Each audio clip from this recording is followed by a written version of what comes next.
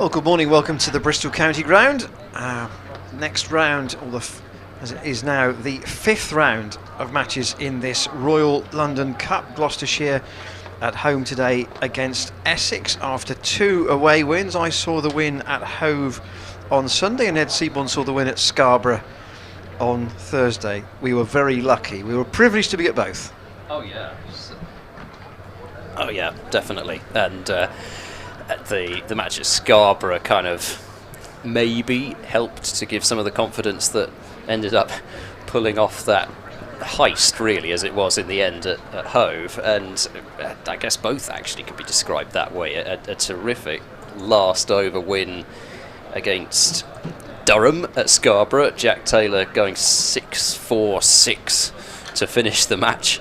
And then the events at Hove, which, well, I must say, I felt as though it had got to a point where even if Ollie Carter, the established batsman, got out, that 10 and 11 probably would be able to see Sussex home, but as it turned out, not quite. That was a very odd decision, I thought, from Archie Lenham to take the second run when there were still 7 balls to go. Even if Crocombe had played a dot for Dan Worrell's last delivery, he left himself with the strike and 4 off the last over, but that is history now. Gloucestershire came out of it with the 2 points, and today they will be batting first. Essex won the toss and elected to field. It follows a trend from their matches in this tournament, where they have got 6 points from 4 games. The table is like this: Lancashire 7 from 4. In fact, all the sides have played 4 games. Lancashire 7 points, Worcestershire 6 with the best run rate, best net run rate of all the leading sides. Essex with 6, Durham with 5, Gloucestershire with 4. Gloucestershire don't have to play any other team above them other than Essex. So today, if they could win, they could squeeze the run rate, possibly even turn it to their advantage, and they would draw level on points. I'll give you the Essex side, and Ed can give you the Gloucestershire team. The Essex team is unchanged, actually, from their last win against Kent, which was very comfortable. So Will Buttleman, Sir Alistair Cook, Tom Wesley, the captain, Michael Pepper, Josh Rymel, made his debut in that game but didn't bat. Essex won by 9 wickets. Ryan Tendershata, Adam Wheater, the wicketkeeper, Simon Harmer, Aaron Nijar, Shane Snater, and Ben Allison, who had a short loan with Gloucestershire back in 2019 and played in the championship game up at Derby. So that's the Essex team. They've won 3 out of their 4. Gloucestershire have 2 wins and 2 losses, but they've won the last 2, and therefore, well, who knows what they could do this week with Hampshire to come on Friday. But today it's Essex. And the team, Ed? Well, I guess rotation, if that's the word, of the Gloucestershire seam attack has continued. So Matt Taylor sat out a game, Josh Shaw sat out a game, Jared Warner sat out the first one, and so in this one it's Dan Worrell's turn to sit out. So that's the one change. Josh Shaw is back into the side and out goes Dan Worrell. So the side is as follows: Charlesworth and Dent opening things up, Tom Lace coming in at number 3, James Bracey, who got that 90 up at Scarborough in his first game back, Graham Van Buren, Jack Taylor, the hero of Scarborough but also of Hove in terms of getting Gloucestershire up to the total that they were able to get to. George Scott also very useful contributions in both of those. Tom Smith, 3 wickets for him, 3 vital wickets at Hove as well. And then the seamers, Matt Taylor, Josh Shaw and Jared Warner, whose tremendous searing Yorker saw the end of Ollie Carter and one of the balls of the season, I think you might have to say. What was your... that was my first sighting of Warner live. Was your first sighting of him live at Scarborough? I guess so. Yeah. I mean, my thought was, he looks like someone who'll take wickets, but you have to, against that, you have to balance the fact that, he hasn't played a lot of first team cricket, and that there will be some fall balls in there, particularly in this format. Yeah, look, he bowls at a pace at which you can't afford to stray slightly in line in particular. You can't afford to give batsman width at that pace. You can't afford to bowl leg side-ish because it's just an easy help round the corner, just use the pace. So yeah, you're going to go for some runs bowling at the pace he does, but equally when he gets it right, he's a really tricky customer. I think actually you could see the Sussex batsmen were not of the level of experience that in general we'll see in the Essex batting lineup today, but you could see that Warner was causing them real problems, that they were worried about the back of a length stuff that Warner was bowling, and I think that's what caused Ollie Carter to get bowled with that Yorker. I think it was a tremendous surprise ball from Warner, and he got it absolutely where you would want it. But it's exciting. He's an exciting bowler. There's height, there's bounce, and he can. I suppose it was Liam Plunkett really who kind of revolutionised that kind of role in English white ball cricket, certainly in terms of bowling those hard cross seamers into the pitch, good length short of a good length, and cramping up the batsman for room. That's the kind of bowler I think that Warner in this format probably is looking at, and Josh Shaw's also provided that sort of bowling in the early stages and also through the middle overs. So there's a couple of bowlers who are looking to do that sort of thing and use their height and use the pace that they've got to try and cramp up the batsman. That's the type of role that I would see Warner doing, and he has done in both the games so far. Admittedly, he didn't take a wicket at Scarborough, but I thought that certainly from the way that he bowled there, the potential for something like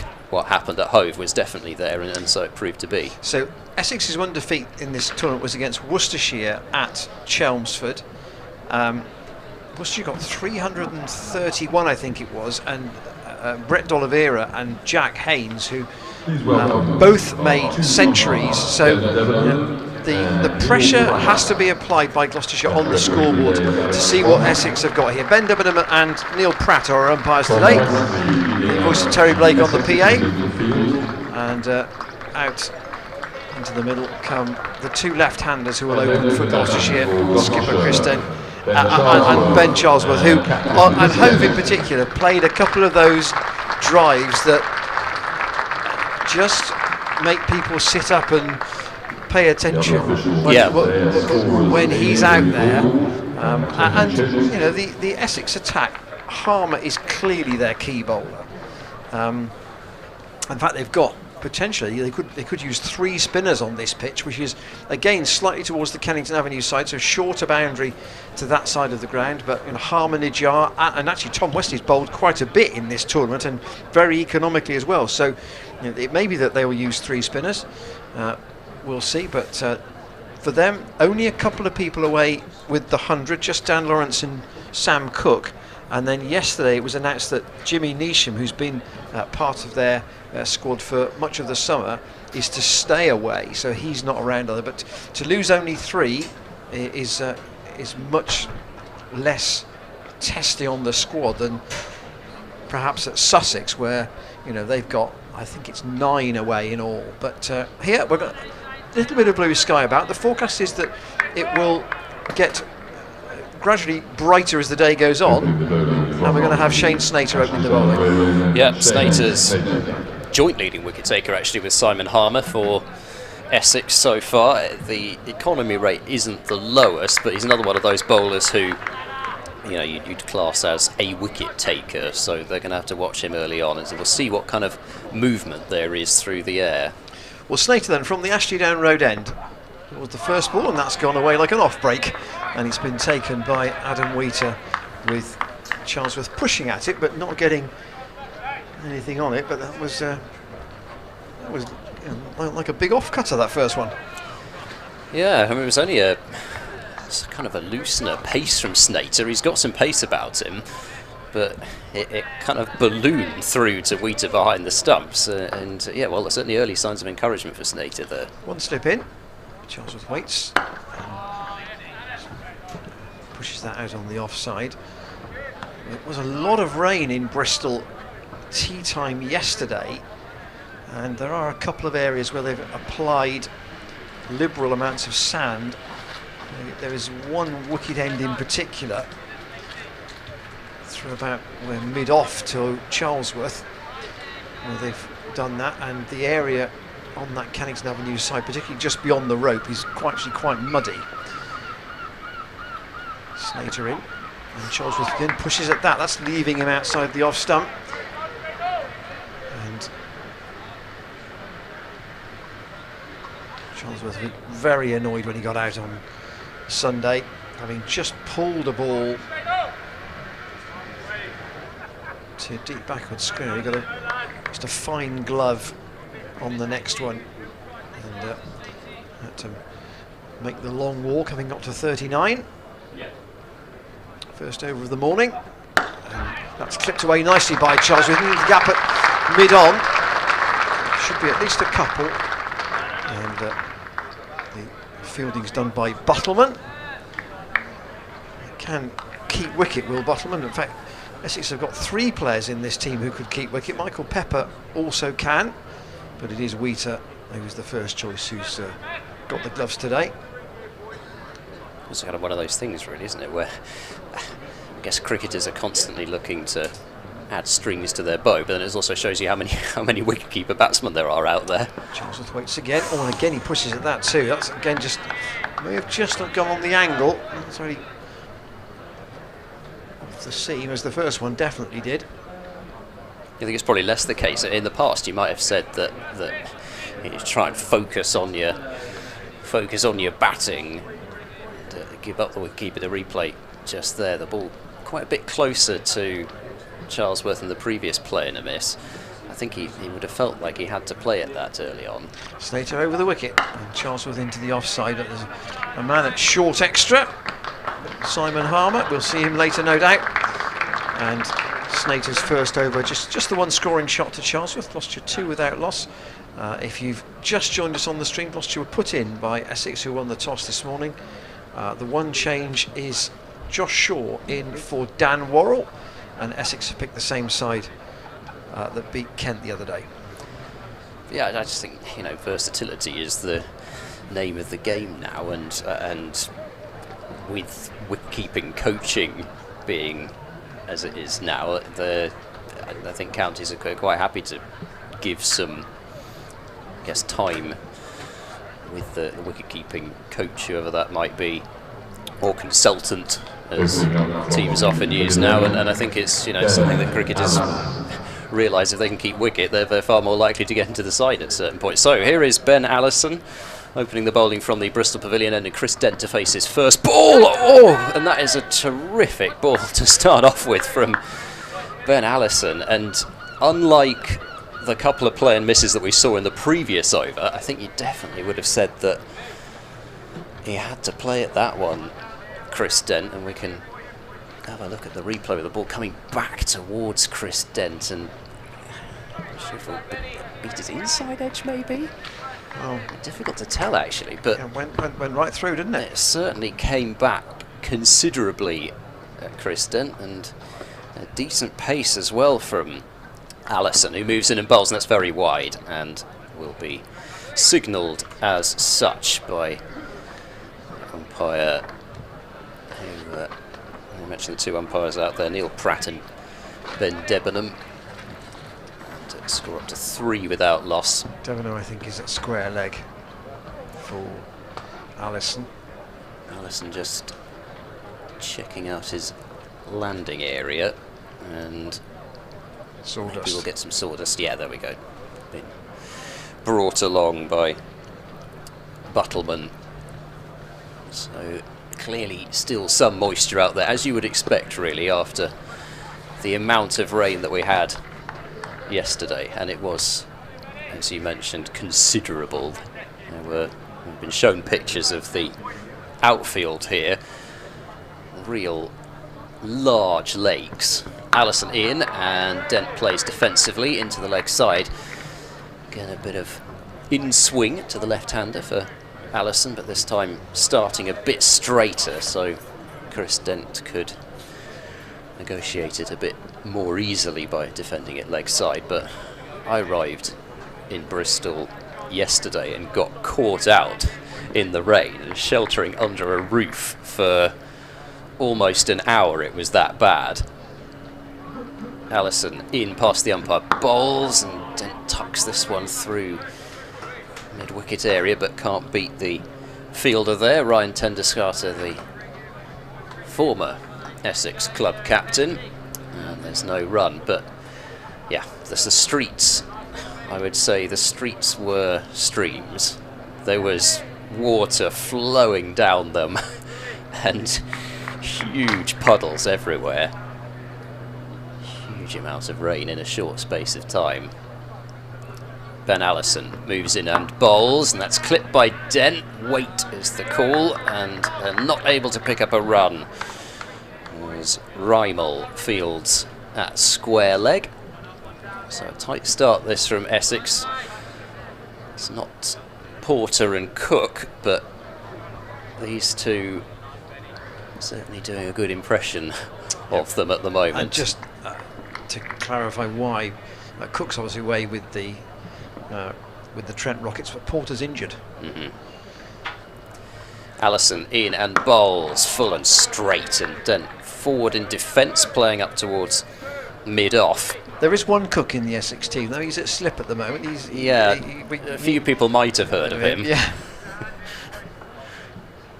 Yeah. Gloucester-born Alistair Cook. Going to get that in. Going to get that in a few times throughout the broadcast. Sir Alistair Cook to you, Mr. Seaborn. Yeah. 6,000 runs at nearly 40 in this format, let alone the thousands he's made in others. Allison bowls. Oh, Dent almost plays on. I don't know how he didn't. I think he played it onto his foot. Yeah.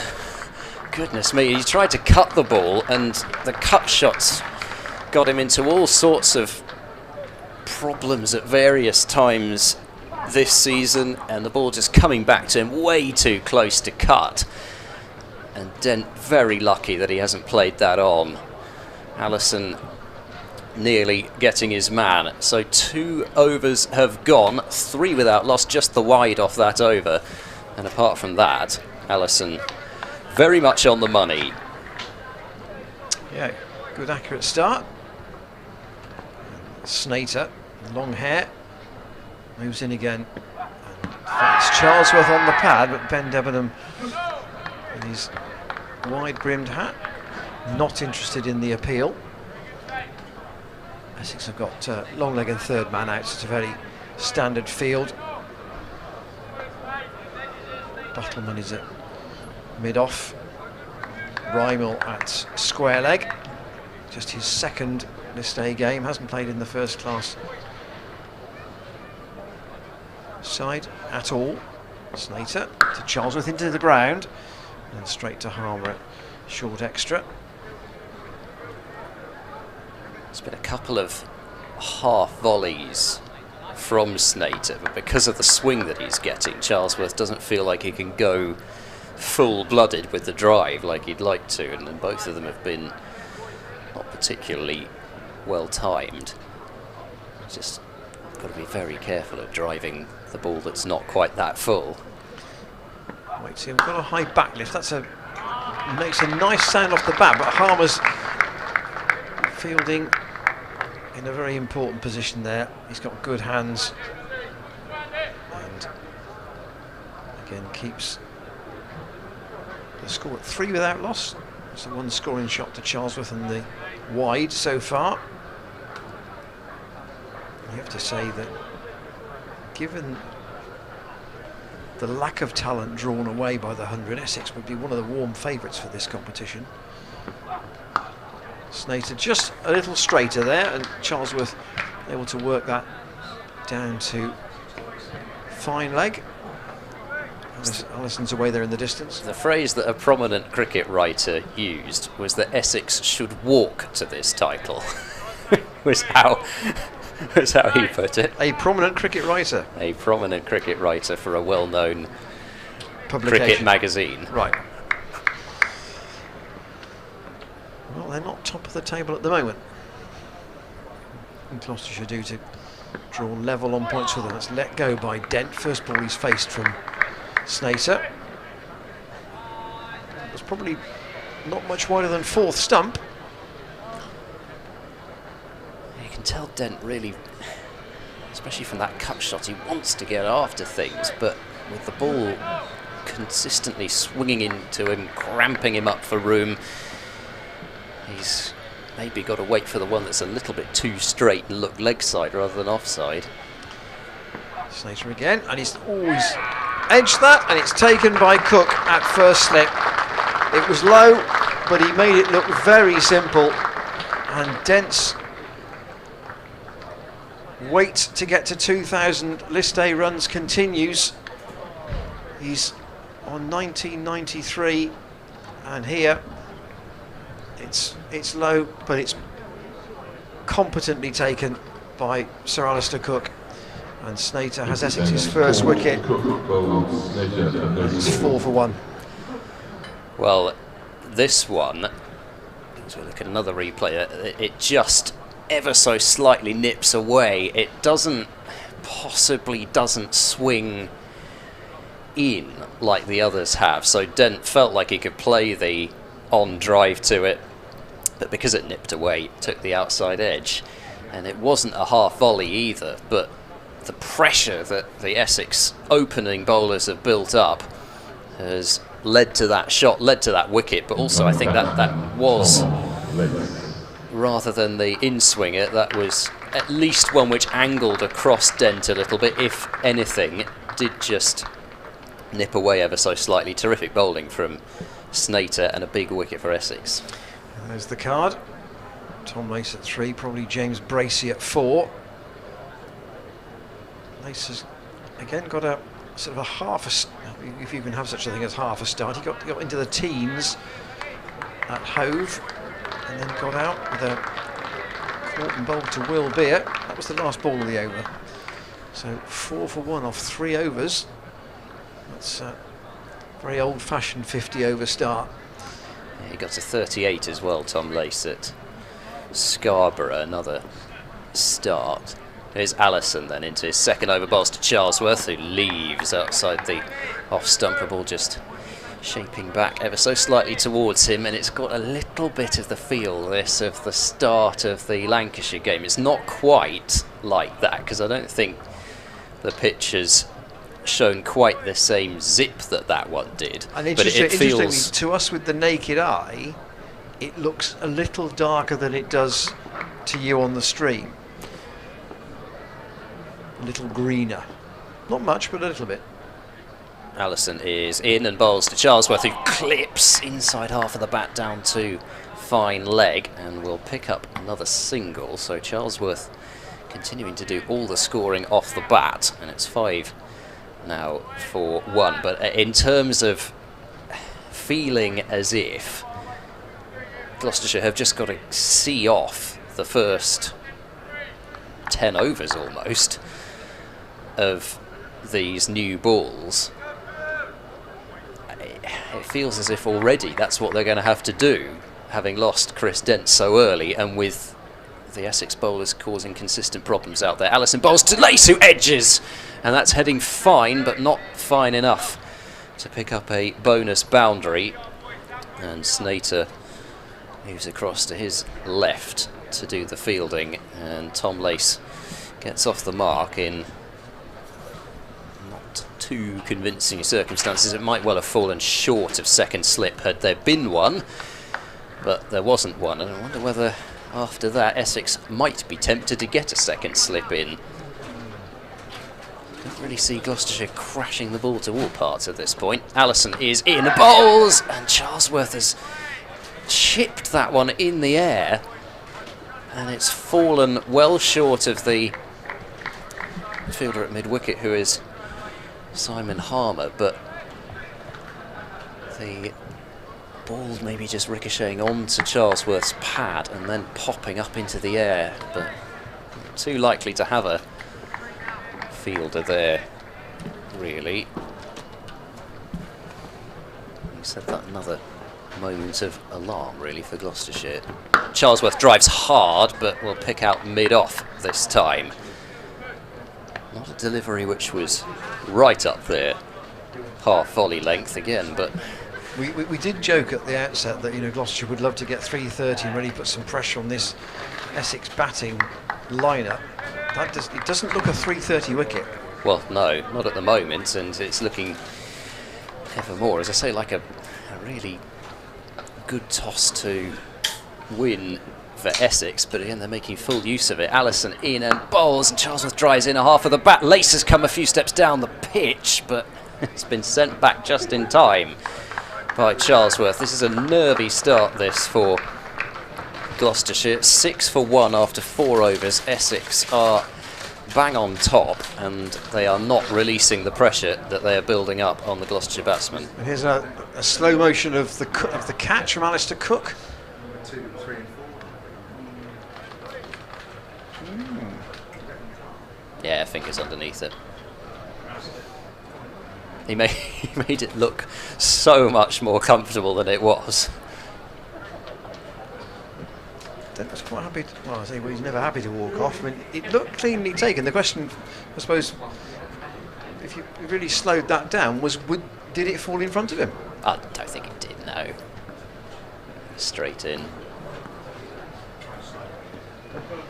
Slater with 2 slips in now to Lace, who punches that past the man at extra cover, out towards the boundary, up wide long off, and they'll try and come back for 3, and they'll get it. It's one of the longer parts of the ground with the pitch where it is today, and Lace off and away. It was his throw that made all the difference on Sunday to run out Archie Lenham. And I'd love to get some runs in this format. Charlesworth back on track to Slater. That was high, and that's gone away off the thigh pad, way down past Alistair Cook to third man. Leg bicycle. Gloucestershire up to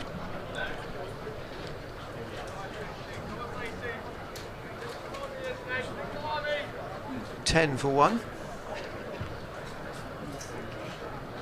One thing we can already say is that this outfield is not fast.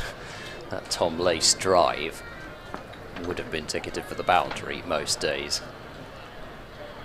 Slater into Lace, steers that away. Down to third man, outside half of the bat. Allison's down there, in front of the... actually with the players' dressing rooms, but also in front of the... where the corner of the man-stand actually starts. Sprinkling in so far, but people may, I'm sure, be coming in during this first half an hour or so. Charlesworth on 4, and that's where he'll stay as again Harmer does the fielding. It's not much bowling two sides of the wicket here from Essex. It's pretty accurate. No, so it really has been a Cook and Porter type opening spell from these two, and they complemented each other quite nicely as well. One slightly taller, one slightly quicker. Slater's a little bit more skiddy, maybe you'd say. 25 years old, bowls comes in the bowls to Charlesworth, and that's defended out to Tenderskata at short mid wicket.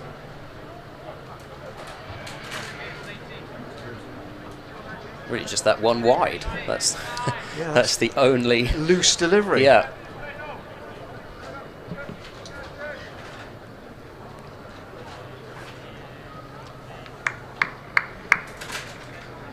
Slater, born in Zimbabwe, but played international cricket for Holland, and again a dot ball to finish his over, up to Buttleman at mid-on. 11 for 1 after 5. We've seen sides put together a much faster starts than that, but maybe Gloucestershire have already worked out that this is going to be a pitch where they're going to have to really attritionally build a total to keep them in the game, and then it may be there may be an opportunity later to really put the foot on the accelerator. But at the moment, It is a kind of an old-fashioned one-day start. If you go back to, dare I say, I'm old enough to remember the days of the Gillette Cup, when it was 60 overs, of course, or 65 when they started. Allison bowls now to Tom Lace. It's played defensively into the covers. Well, think about that, 65 overs. Yeah, it's a long time, isn't it? In one innings. It's a long in time. In a one-day game. A lot of time to bat. But the concept of actually bowling 130 overs in a day, it's almost foreign to many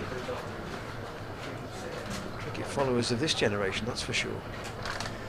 Here is Allison. He is in and bowls another full straight delivery, which is defended by Lace up towards mid-off this time. Yeah, I think also, just going back to the comparisons with that Lancashire match, Gloucestershire have kind of had that match to show them, in a way, what they need to do in this situation. So I think the other thing about this pitch is that I think the ball's not necessarily coming onto the bat well, certainly not like that pitch was.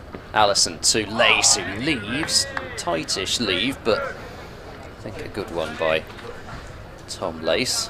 I think it doesn't look like, even once the seaman swing goes, which eventually you'd think it will, it doesn't look like the kind of pitch where at the moment you'd see runs being smashed all over the place. Yeah, there is quite a short boundary towards the Kennington Avenue side of things, so that could still come into play as Allison is in and bowls and beats Lace, who went just feeling for it ever so slightly, and through to Wheater behind the stumps. There's just no release from this pressure at the moment for Gloucestershire. Essex being able to bowl just where they want, and a little inclination of the bat towards the ball, just on that four and a half stump line from Allison. Lace feeling he had to play at it.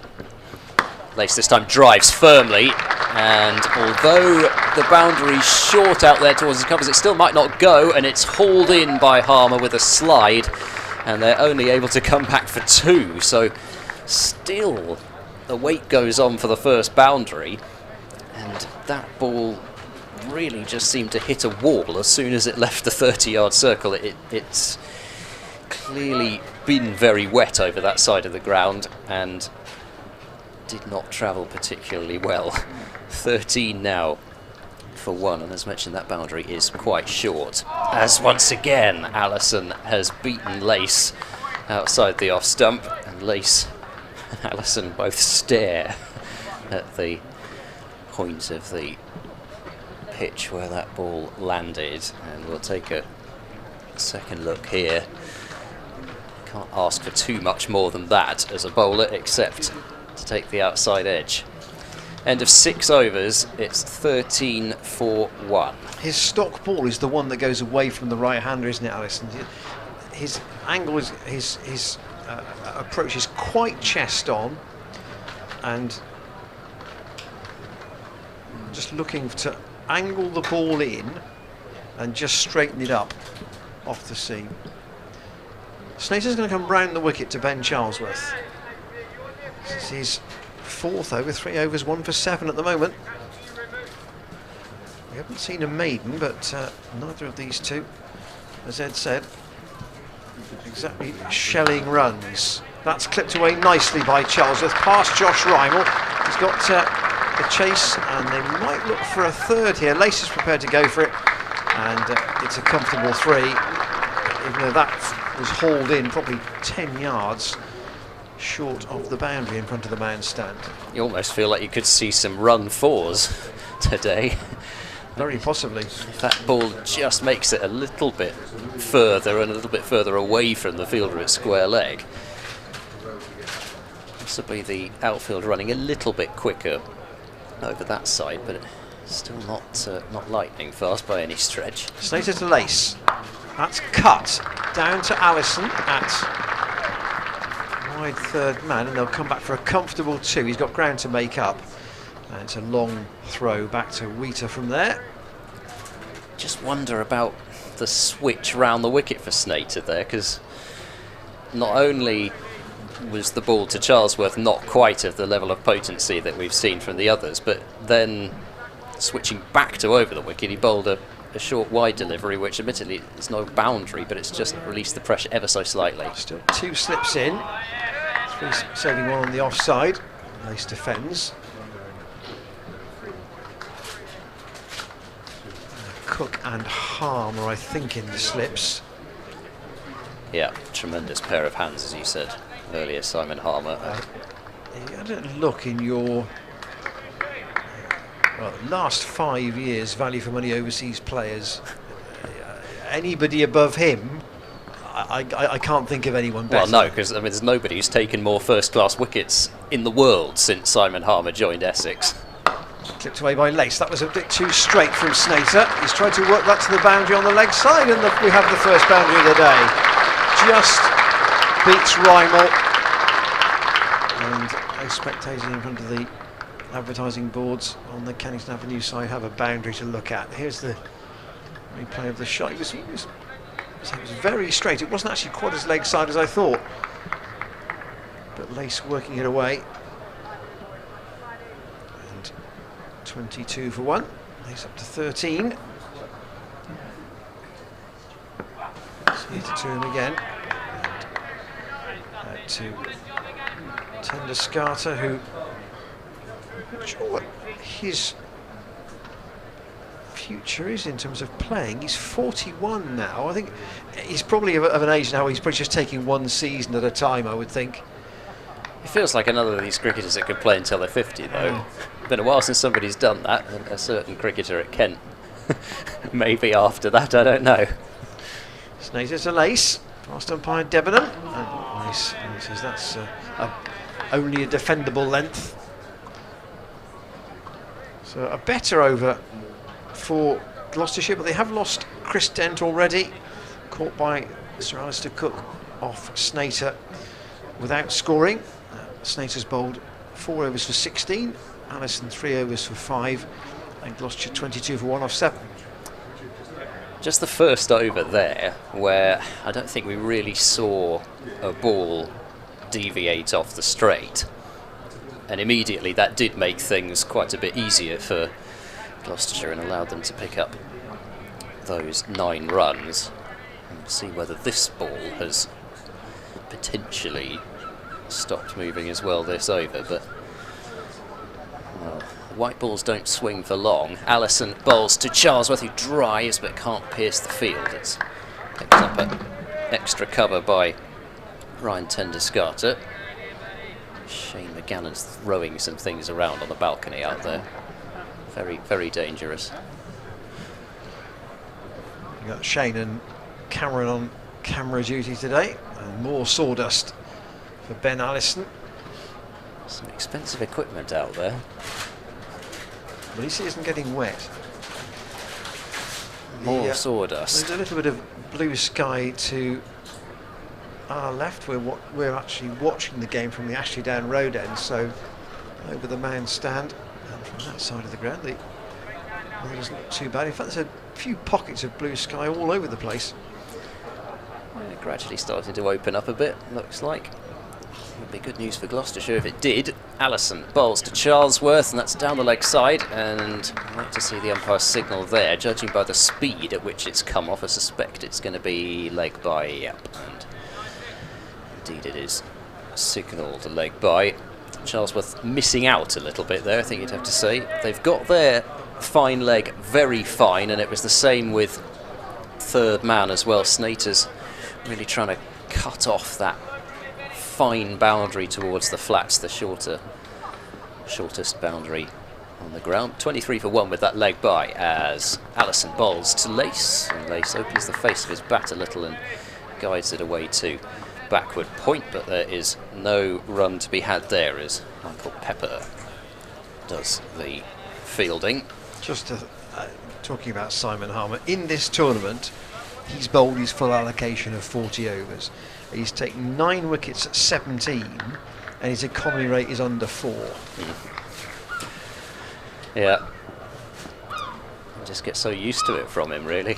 Allison bowls down the leg side and it'll be called a wide. I was going to talk about this when he came on to bowl, but we may as well talk about it now. I believe I read that the Warwickshire Championship match this season was the first time that Simon Harmer hadn't taken a wicket in the second innings of a match since he joined Essex in 2017. It's a good stat. Here comes Allison, and he bowls full to Lace, inviting the drive, but it's come off the inner half and gone up towards mid-on, and there's no run. And then what happened next match? Promptly happened again. 2 matches in a row. That was against Worcestershire when Jake Libby defied the Essex attack. That was at Worcester, wasn't it? It was a very, very flat pitch. They were following on were Worcestershire, but Libby provided the usual Libby vigil as Lace turns that one to mid-wicket, and there's no run once again.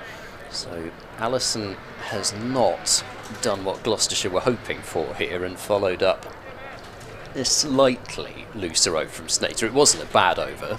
Did go for 9 runs, but it wasn't a bad over. Gloucestershire were hoping that one slightly looser over would bring another, but it has not happened. Just the 2 runs off this over from Allison, who finishes it now and bowls, and Lace defends out towards the fielder at cover. Of course, the single I mentioned was a leg by. Admittedly, Charlesworth could have clipped it to the boundary, but Allison now through 4 overs, and he's just conceded 6 runs. Gloucestershire 24 for 1 after 8 overs. But the other thing with Harmer is another stat that I saw, which was actually courtesy of the same writer, Nick Friend, on the Cricketer magazine. And he had a stat which was, I thought, really quite amazing. It's that since Harmer's joined Essex, no other spinner has taken a 5-wicket haul at Chelmsford, which just shows you that it is not, yes, it turns at Chelmsford, but it is not a Taunton type pitch when they were really trying to put turn into it. Harmer is just that good. Snater to continue from this Ashley Down Road end, the 9th over, penultimate one in the, what you might call the first power play, or the first phase of the innings. And it was actually an interview with the Seam trio that won the Bob Willis Trophy last season, along with Harmer, Porter, Jamie Porter, of course, Sam Cook, yeah, and Aaron Beard. And Porter was saying, really just putting it in terms of, we've got the commodity that every other team wants with Simon Harmer. Oh, and Charlesworth pushes hard at that. And Snater staying around the wicket. First time Charlesworth has really played and missed at Snater.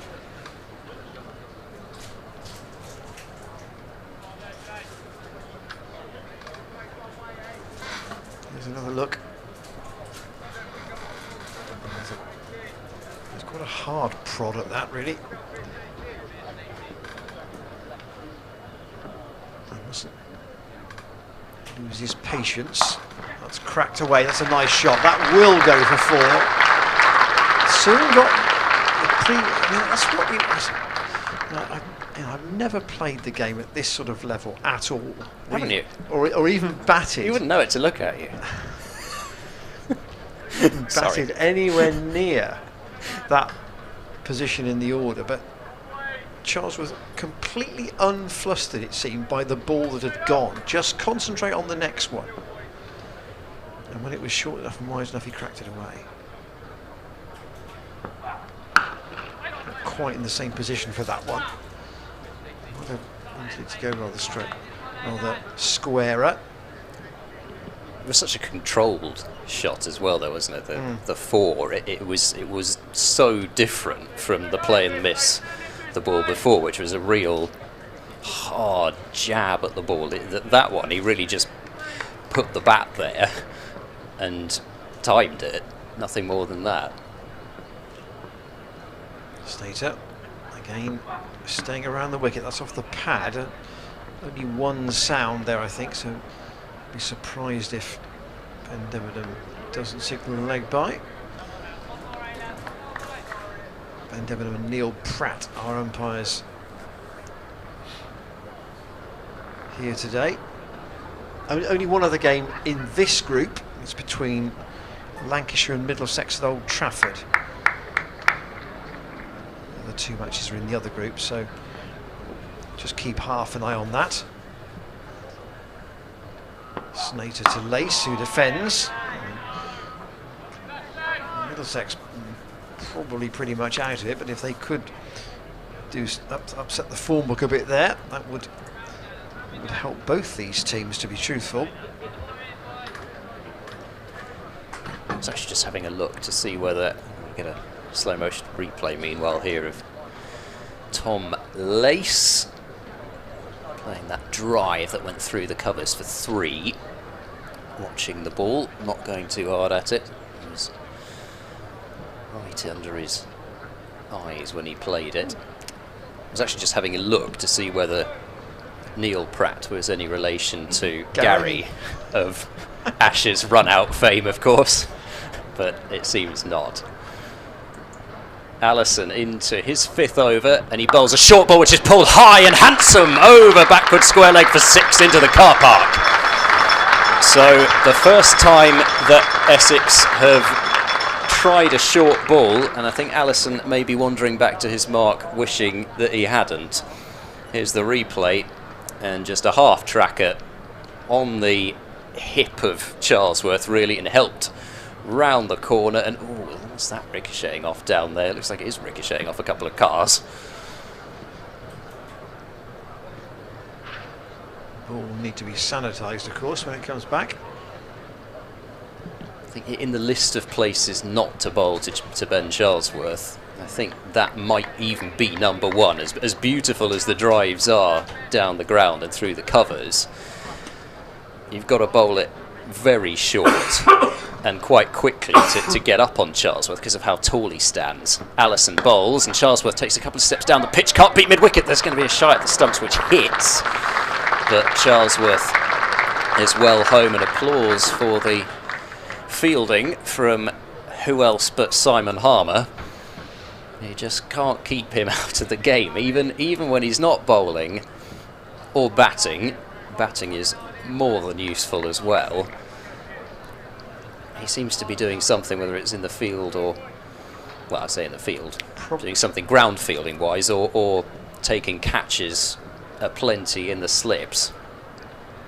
Allison to Charlesworth, and Charlesworth drives firmly up towards mid-off with that high elbow that just makes the cricketing purist purr, but doesn't pick up a run this time.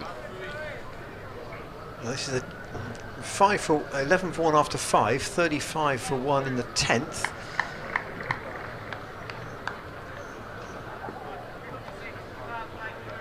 The increase in impetus will be welcome in the Gloucestershire dressing room. Allison bowls full, and once more Charlesworth looking to drive, but picks out the fielder at mid-on. And this is almost, it feels as if the early swing has just gone the last few overs, but this is the period that you've still got to watch things, because Gloucestershire are not going along at a run rate which allows them to lose another wicket too soon. They've still got to try and build things here. Last over of the first 10 in the power play. Charlesworth drives hard and looks frustrated, as I would be, I think, if I just played a shot like that and got nothing for it. Straight to mid-off again, and he's looking a irritated figure as he walks off towards mid-wicket. But that's kind of what I mean, really. I think particularly Charlesworth is now feeling like it's time to start getting after the bowling, but you've got to be careful which options you choose. Did he start very slowly at Durham? I think he started just as he finished, really. It was just a very well-paced innings. Charlesworth drives straight down the ground this time. He'll pick up 1, but he didn't time that one like he timed the previous couple. But he'll pick up a single. And just a few overs put together at the end of the first 10 overs, the first power play, just dragging Gloucestershire back into things, but not to a point where you could say it's been anybody but Essex's start. There's the card, early dismissal of Chris Dent. Shane Snater called it first slip by Alistair Cook. If you are with us on the stream today, don't forget our email is open, if yours is. Thoughts on the game, thoughts on perhaps what Gloucestershire did yesterday, announcing that they want to recruit a performance director ahead of, almost above the head coach. There's our email, commentators@glossccc.co.uk. I had a couple of phone calls from people yesterday who said that's a very progressive move by the club. It does show ambition, and there's, I think in the chairman's blog, also published yesterday, there was the target of winning the county championship by 2025, which is a very bold statement to make. Yeah, definitely. I mean, they're going to have to continue in many ways to seem to punch above their weight if they're going to do that, but at the same time I think they feel rightly that if they can make the right decisions, put people in the right places, then they're not punching above their weight, even if it looks as though they are. But you know, it's a role that performance director of cricket, whatever you want to call it, that is a necessary one, I think, these days. Well, Snater's going to have a 6th over, so he's going to continue beyond the end of the power play, and he's going to stay around the wicket to Charlesworth, who pulls him away into the leg side. He's trying to split the two fielders. He won't quite do it. Allison will stop it, but they'll get a comfortable 3. This is a long boundary out towards the mound stand today. If you're watching in that stand, you might almost have if you had a pair of binoculars with you, it might almost be advantageous. I'm sure, Ed, you're a concert man. You must have been to the odd gig where you're looking at the big screens and the musicians on the stage are like little ants. You have me down incorrectly there. Oh, sorry. No. 39 for 1. Lace tries pleasantly up to mid-off. I was thinking about Dave Townsend actually Fielded by skipper Wesley at Scarborough. He's had the binoculars out to look at the scoreboard, so I was giving him a little bit of grief for that. But I don't know. I mean, it's a necessary piece of equipment, I think, for the cricket watcher, regardless of where you're going to watch it from. Still a slip, even though we're beyond the first phase of the power play now. And Lace waits for Snater in some hazy sunshine. Essex having won the toss, and as in all their matches this season in this competition, they'll be batting second.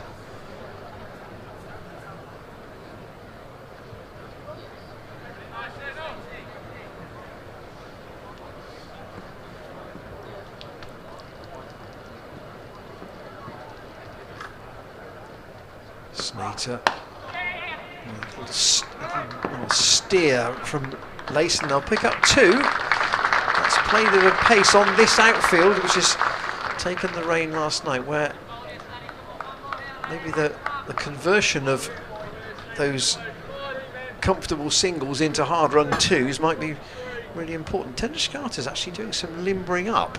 I don't know whether he might be the first change here, and if he is, surely Adam Wheater will be standing up behind the stumps. Snater again to Lace, plays it into his pad. Gloucestershire remain on 41 for 1. Hard to tell whether that one really nipped back or whether Lace just got himself in a bit of a tangle. I think it may have been more the latter than the former, but at least he managed to get something on it from Gloucestershire's perspective. Snater, hair flopping, chopped away by Lace. Very fine, that will only be 1. Down to Allison at third man. So Snater's got through 6 overs now, and as you can see are his figures on the screen. 1 for 26, in fact, once that extra run is added. Just the 2 wides bowled up by Essex so far as well. They're pretty accurate with their radar so far today. Tenduscarter maybe coming on shortly, but first of all, the much talked about Simon Harmer. Simon Harmer. Yeah, they haven't wasted much time, have they? And it shows you the confidence that whoever's skippering Essex, it was Tenduscarter to start with, but Tom Westley, it shows you the confidence they've got in him, and also that they know that he is so effective bowling with the new ball. He doesn't have to have an old ball and a wearing pitch to take lots of wickets. But it'll be interesting to see what kind of field they have for him. It doesn't look at the moment as though they're going to have a slip. Plenty of discussions and plenty of arm waving going on out there at the moment, and I wonder if this is just to make Gloucestershire wait, and the kind of the aura of Simon Harmer as it is now, when you take so many wickets like Harmer has done and win titles, it, to a certain extent, especially because of the spinner, the whole kind of, even though he's not really a mystery spinner, I think it sort of adds to the level of quite fear in the batsman's mind. His first delivery here is clipped straight to short mid wicket, and there's no run. But it kind of feeds itself almost. I'm going to have to face Simon Harmer here. Harmer in, and that's turned a little, but down the leg side, so wide is signalled. Harmer just starting it a little too straight, but indications that there is some turn out there. Harmer twirls in bowls, and that's clipped through square leg. There should be 2, and Lace is going to make it back quite comfortably. Looks like, as you've said, it's a day for more like 2s and 3s rather than, at the moment, whacking 4s and 6s. The time for that might come, but we're not there yet. Harmer to Lace, who takes a step across his stumps and then works into the leg side for no run. I wonder, I might ask this at the end of the over, because Harmer whistles through his overs pretty quickly. Here is Harmer, he bowls. Oh, that one just skids through a little bit on Tom Lace, who I think was expecting to be able to play that one off the back foot like all the others, and then Harmer just fired it in quite full and straight. Harmer flighted and beats Lace as he reaches forward for it. This is Simon Harmer at his best right away here, pretty much.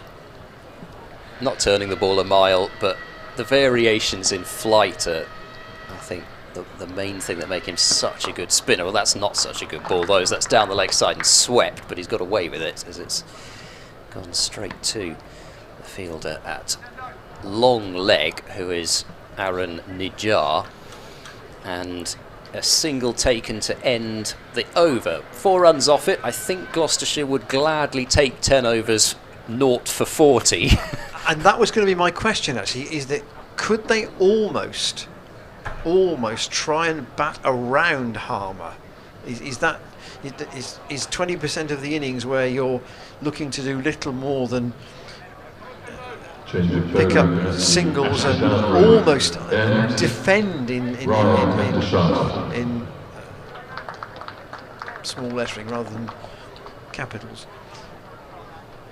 Yeah, I think try and do that. I wonder. His List A record is not quite what his first class record is. So, yes, I think you've got to remember that he's not going to just be allowed to do what he does in red ball cricket and have loads of men round the bat and know that he's not going to get hit out of the attack. You know that there's going to be some opportunities to score, and I think you've just got to say, look, he's a terrific spinner, but if you look at his 50 over record as it is mostly, it's not.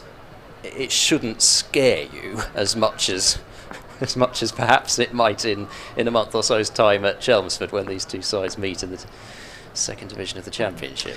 Ryan Tendescata into the attack for Essex. There's an LBW appeal, first ball, and Tom Lace is trapped. LBW, the veteran, strikes with his first delivery on the money straight away, and again Lace has got a start of sorts and is then out, and Ben Debenham firing Lace towards the pavilion.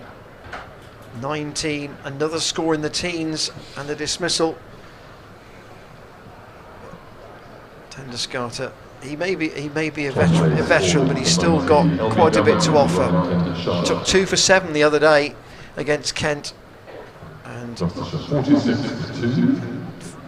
as you can see on the board there, 46 for 2 now, with James Bracey will be coming out to make it 2 left-handers again out in the middle.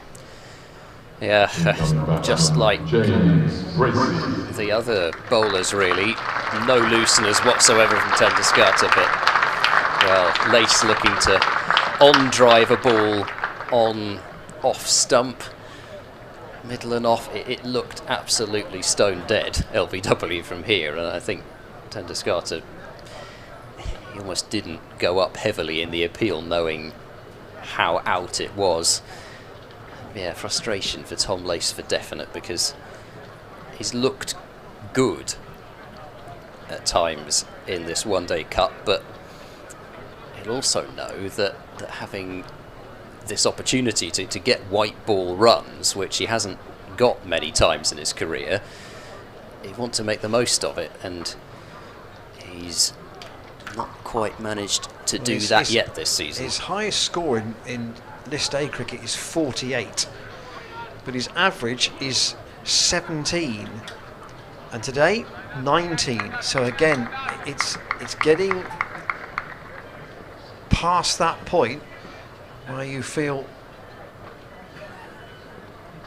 he's at risk of playing an errant shot. Tendescata to Bracey for the first time, and it's back Gloucestershire to the pair that built so much of the total at Durham, at Scarborough against Durham. Yeah, definitely need the same sort of partnership from these two. Bracey was more the aggressor, but not out and out aggression at any point. Around the wicket, Tendescata to Bracey. Dabs that out in the offside, fielded by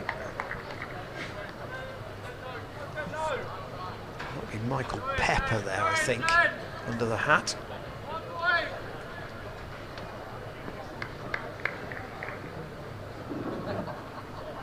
Bracey waits for Tendescata. That's short, it's pulled into the leg side. Didn't really time it, didn't really go after it fully.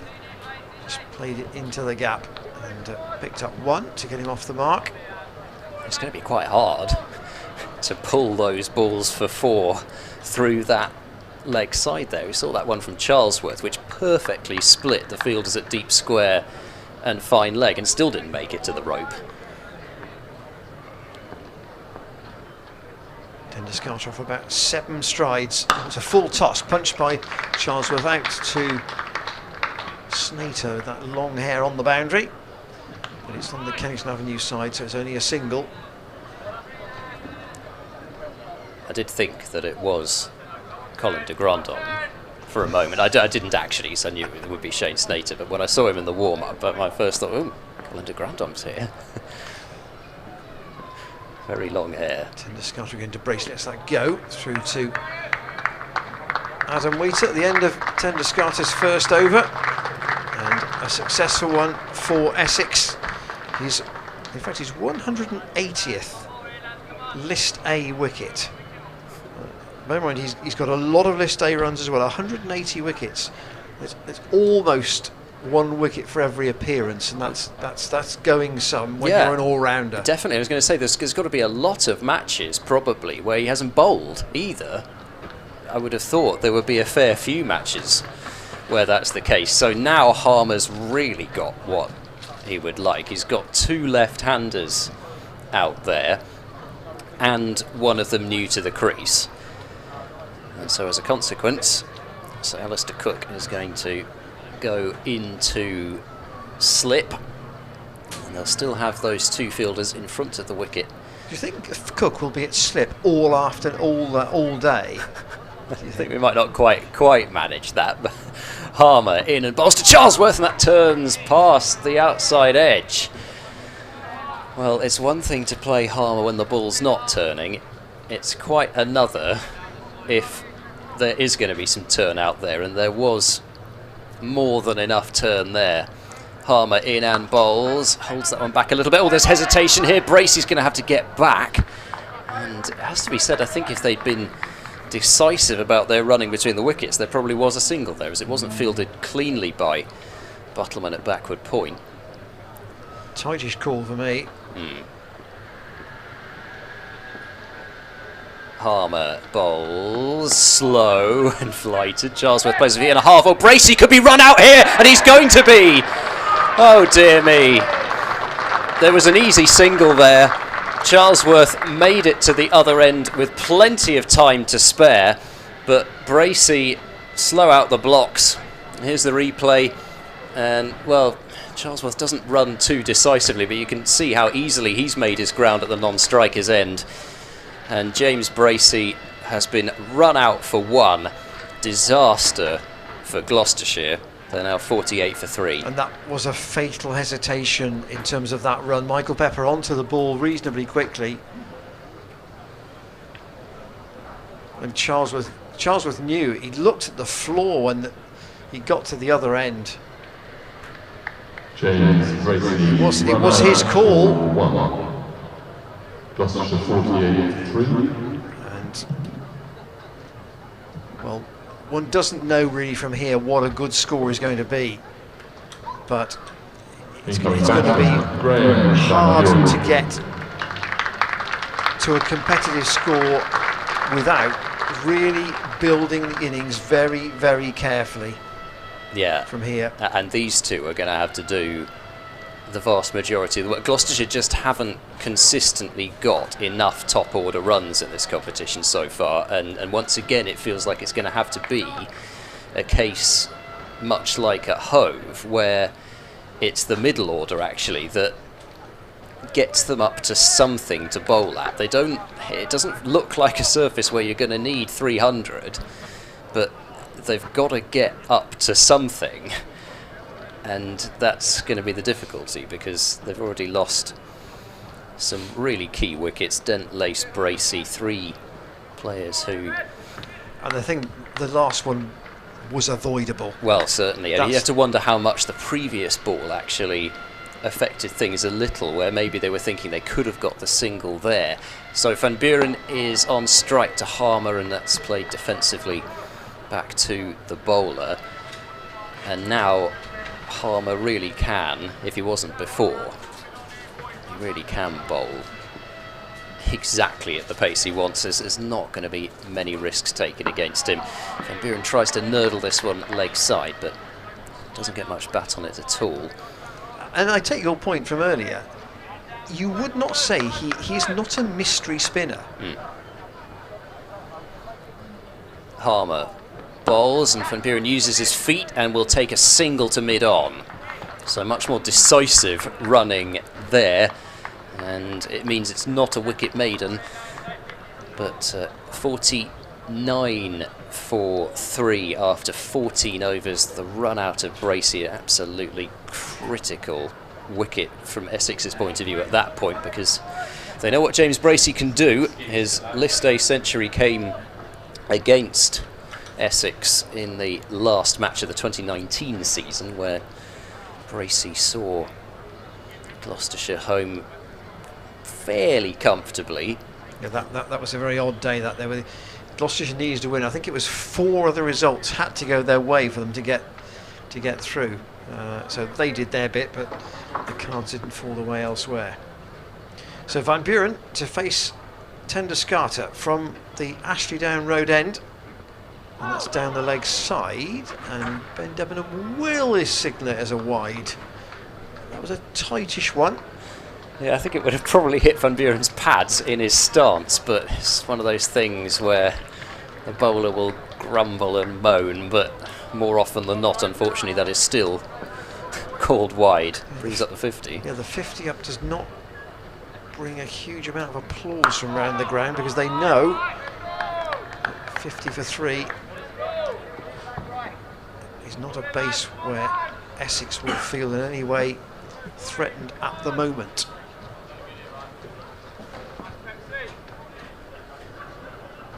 It's going to be a workmanlike total, this, whatever Gloucestershire get to. Van Buren again defends. Looks a great toss to win, doesn't it? Well, yeah, at the same time, Gloucestershire have lost 2 wickets since the ball stopped swinging. They lost Dent when the ball was swinging, but the last 2, I don't think you could just say it was down to the bowling conditions. Well, certainly not the last one. Tender scatter to Van Buren, little dab past Cook, who's not at slip for the veteran all-rounder. Charlesworth hasn't had a great deal of the strike in the last few deliveries. 22 off 38 for Charlesworth. 1-4 and 1-6 to his name. Oh, look at that. What a meeting of minds on the roof. Tender scatter again round the wicket, and Charlesworth defends. We've got Neil Prescott up there and the Gloucestershire Chief Executive Will Brown. Well out of the way of any public attention, in terms of audibly anyway. Tender scatter pushes that one a bit further up, and Charlesworth tries to drive it past Wesley. That is a very lofty perch up there. Right on top of the pavilion. You can see the steps to the left. I don't think I've ever seen anybody sat in that position to watch the cricket. I don't think... That's a very private conversation. I don't think the public are going to be allowed to do that. Tender scatter again to Charlesworth. Again, he was straight on the money with the first ball that got Tom Lace out, and since then very little loose from Tender scatter. 1 for 4 from 2 overs.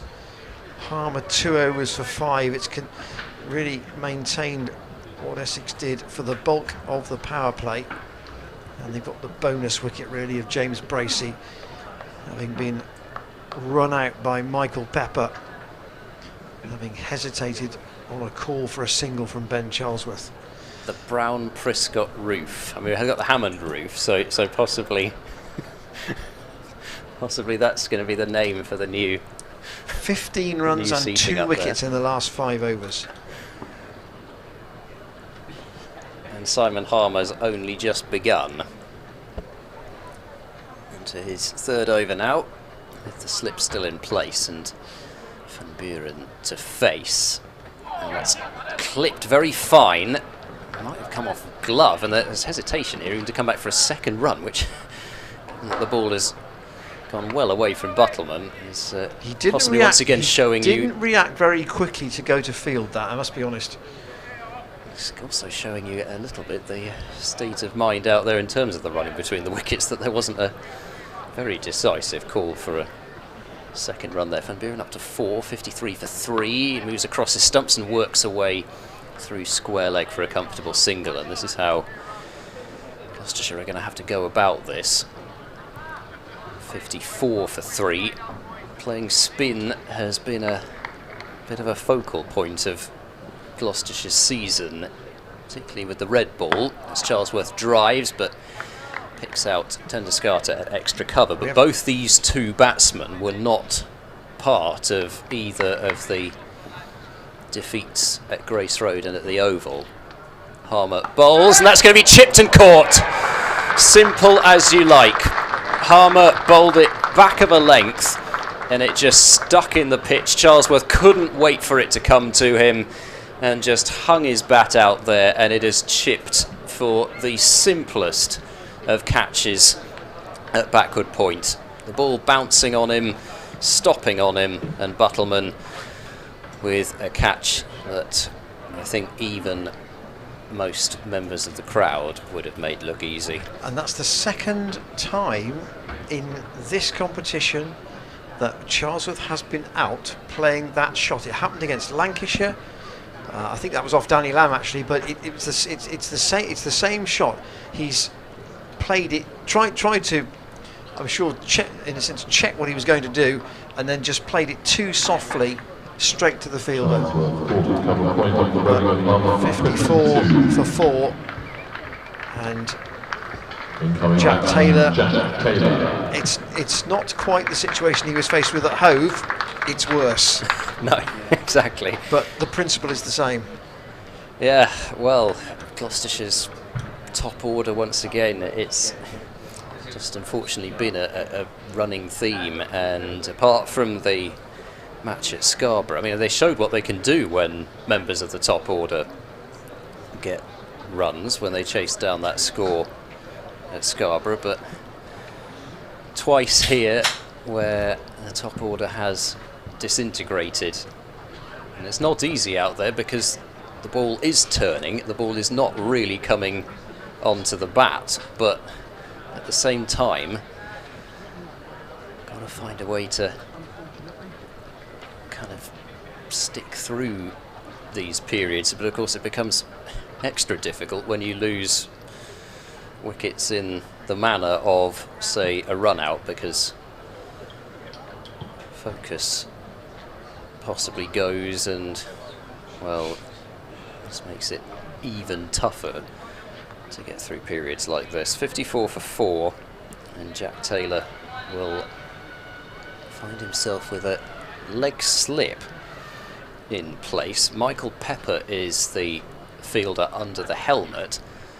Looks as though they're going to go with leg slip, but not conventional slip, and this is for the ball that we've already seen from Simon Harmer, where it just turns down the leg side and the batsman instinctively plays that little clip fine, and leg slip very much in the game. So Jack Taylor on strike to Harmer, who bowls slow and turned into the leg side just in front of square, and Jack Taylor won't pick up a run. Just the one ball remaining in this over. But we've had 16 overs and only 2 boundaries, and the 6th that Charlesworth hit. Harmer bowls. Oh, Jack Taylor played that one very late. He waited until almost beyond the last possible moment to move the bat down, and it squirted away off the inside edge. So an over which has produced a wicket. 54 for 4. Whether Harmer bowled that ball that got rid of Charlesworth intentionally or not, it doesn't really matter, but I would love to know whether he did, whether that's what he was after, or whether the ball just happened not quite to come out like he was hoping, or whether he deliberately just bowled it a bit shorter and tried to get it to stick in the pitch and turn. Maybe that's what he's seen already. Tender Scarter in to Van Buren, who will get a single. It's a tightish one. It went past the fielder at short mid-wicket, who, needless to say, is one S. Harmer, and in the end up to mid-on. And Jack Taylor will now take strike to Tender Scarter for the first time.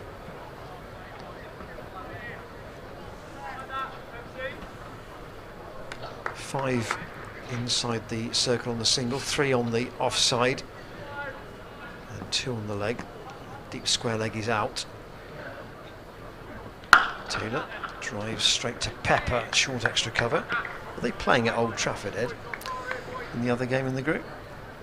Let me refresh my page. They are, yes. Middlesex are 75 for 1 after 16.5 overs. See what they can get there. Tendescata to Taylor, steers that down to third man. Nijar is down there. Remember, Essex with Harmer in the attack already and two other spinners they could use. We're going to see a lot of pace off, I think, here. Tendescata you wouldn't describe as anything else other than a gentle medium. That's back foot chopped by Van Buren and a good stop. Alistair Cook, I think. Just to prove he's not just a slip catcher in this day cricket. 56 for 4 in the 17th.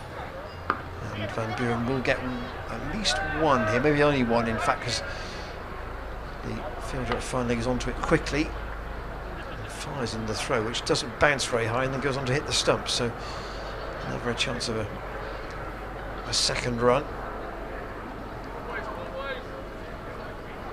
I mean, at Hove, Adrian Harms and I were talking about how late Gloucestershire really went on the attack, and the answer was very late, only about 4 overs from the end.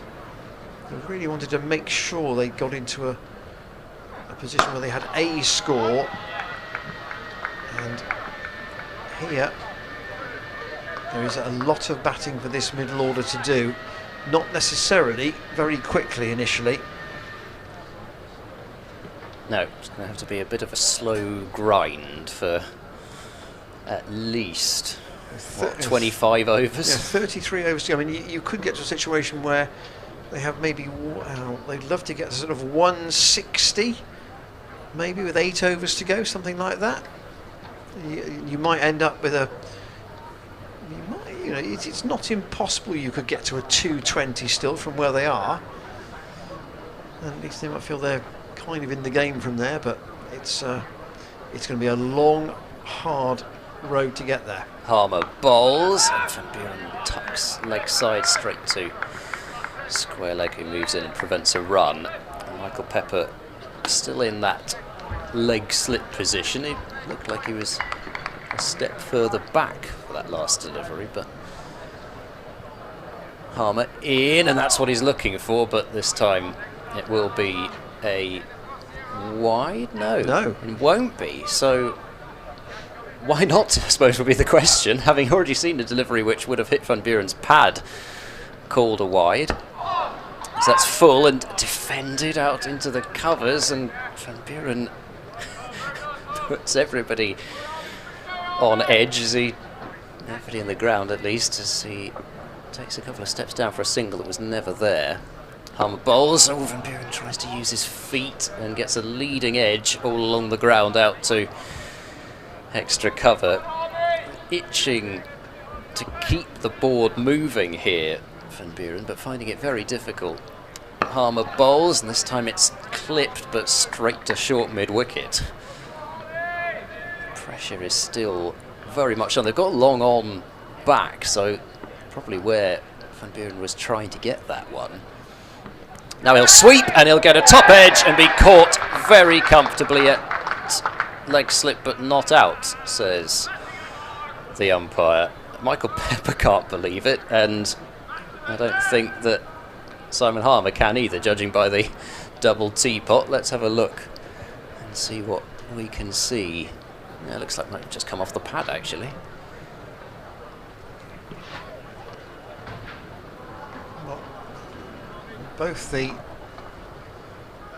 leg slip Michael Pepper and wicketkeeper Wheater were pretty sure, but then from Essex's position they're obviously going to appeal for what they thought was a maybe off the glove, but Neil Pratt didn't agree with them. Tendescata doing a good handbrake job for his team here. 3 overs for 6 at the moment. And Jack Taylor on strike to him, and that's punched towards but not past Westley. Good diving stop, and they just pick up 1 run. So the run rate barely over 3 at the moment, but that is not the concern. The concern is the wickets column. It's going to take a lot of work to raise the run rate with the field Essex have got at the moment. It really is an in-out field. You've got everybody who's in is very much saving the single.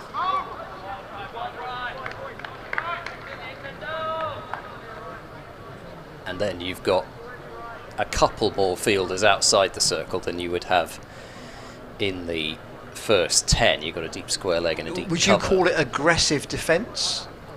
It is, isn't it, almost? In terms of the players literally not giving you anything. Those inside the circle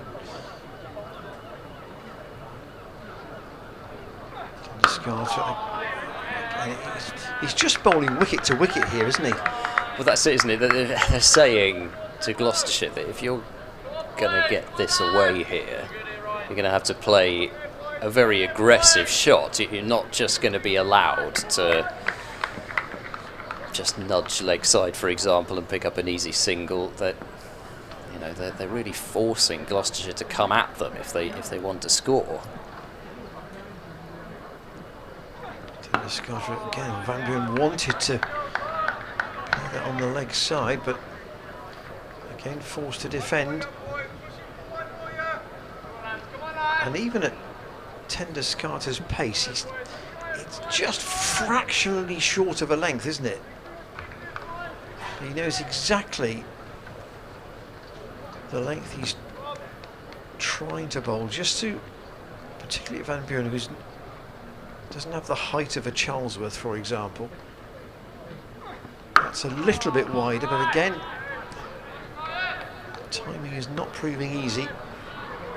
Wickets to fall for Gloucestershire. Dent without scoring.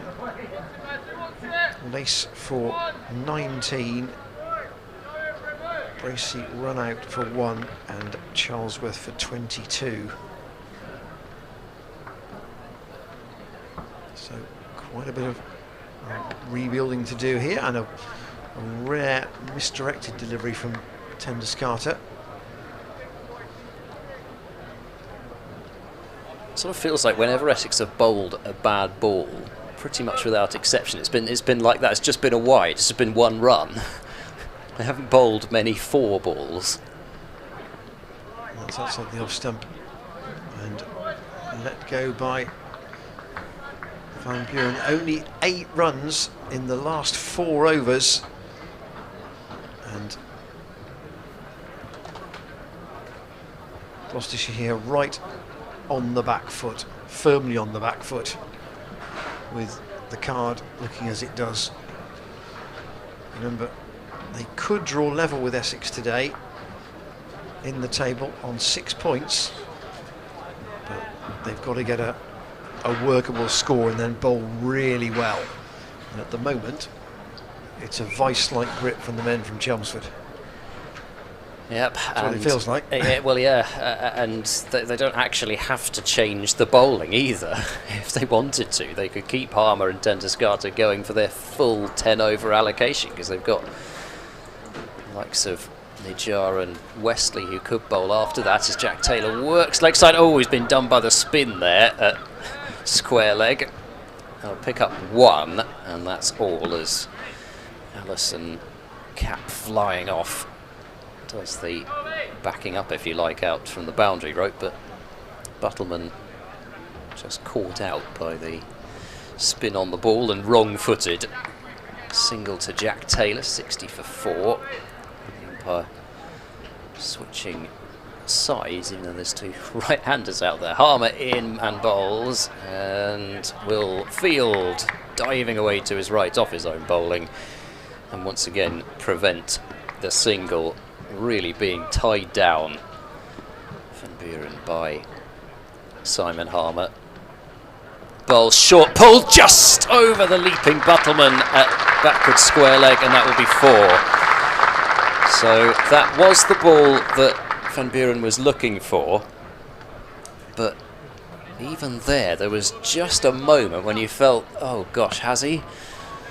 just out of reach of backward square leg. You can't quite see him in your shot, but I promise you he was there, and it was over him by a couple of feet probably. So first boundary to Graham van Buren, who then uses his feet and clips straight back to the bowler and then has to do a full pirouette back into his crease. Imagine these two would have faced a fair bit of each other in South Africa, as well as the occasional meetings here, as that's a bit shorter and cut by Van Buren. A little bit quicker, that delivery as well, as he'll pick up a single out to deep point, unlike Charlesworth's, which really just seemed to hang there, and Charlesworth's bat hung there and the ball hung there after it hit it. Harmer in, and Jack Taylor swats that one straight down the ground, and they will just pick up one as long on will field. So it's slightly better over that for Gloucestershire. It's produced 7, and the score 66 for 4 after 20 overs. Gloucestershire are losing wickets regularly, but well, these two are going to have to try and immediately put a stop on things, and if they can, even if they can just score at 4 and over for a while, that would be brilliant. They don't have to worry about scoring anything better than that. Even 4 and over is going to be a tricky task with Harmer and Tendusgarter wheeling away. 66 off 20. And often we've seen 66 off 10 in white ball power plays.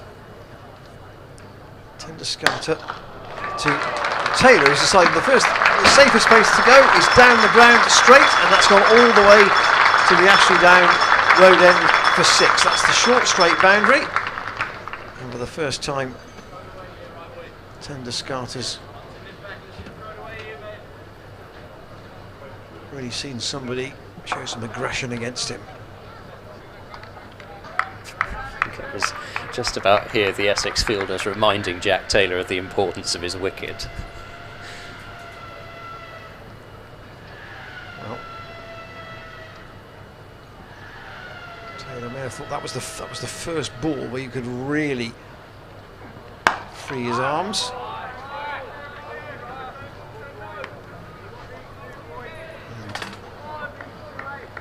I was talking to Adrian on Sunday about how loud or quiet, as a relatively young side, the Sussex players were in the field. I get the impression that the Essex boys probably a little bit more of Somerset's volume. Tendusgarter to Taylor, slower ball, and that's driven straight down the ground as well, but very well stopped. Good diving stop from Butterman. Very straight mid on, and keep it down to 1.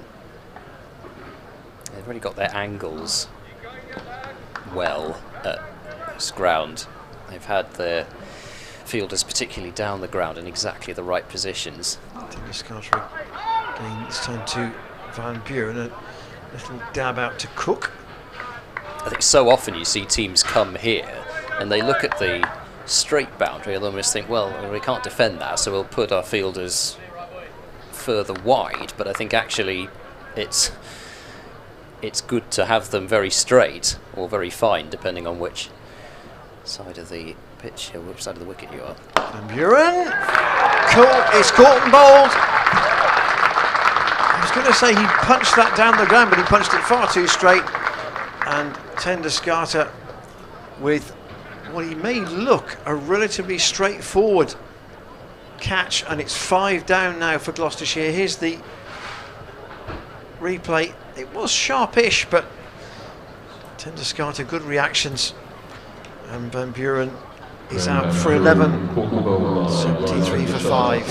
And that actually, because the batsmen feel like they're going to have to drive it very straight in order to get 4, that's, I think, maybe what's caused that dismissal as much as anything else, because they clearly felt like they were going to try and take the attack to Tendusgarter, not allow him to bowl, but because mid-off and mid-on are so straight, you've really got to hit it straight as a die, and that's what Van Buren was looking to do, and drove it very hard but didn't keep it down. And Gloucestershire really very much in the mire now, I think, considering, well, batting to come, Smith, Matt Taylor, Josh Shaw, Jared Warner. These two have got to bat for, well, these two would have to bat for almost the entirety of the rest of the innings for Gloucestershire to get up to any sort of a total that they could, even just something to bowl at, never mind a total that you'd think they had a chance of defending. Yeah, 73 for 5 is not a great looking card in a game where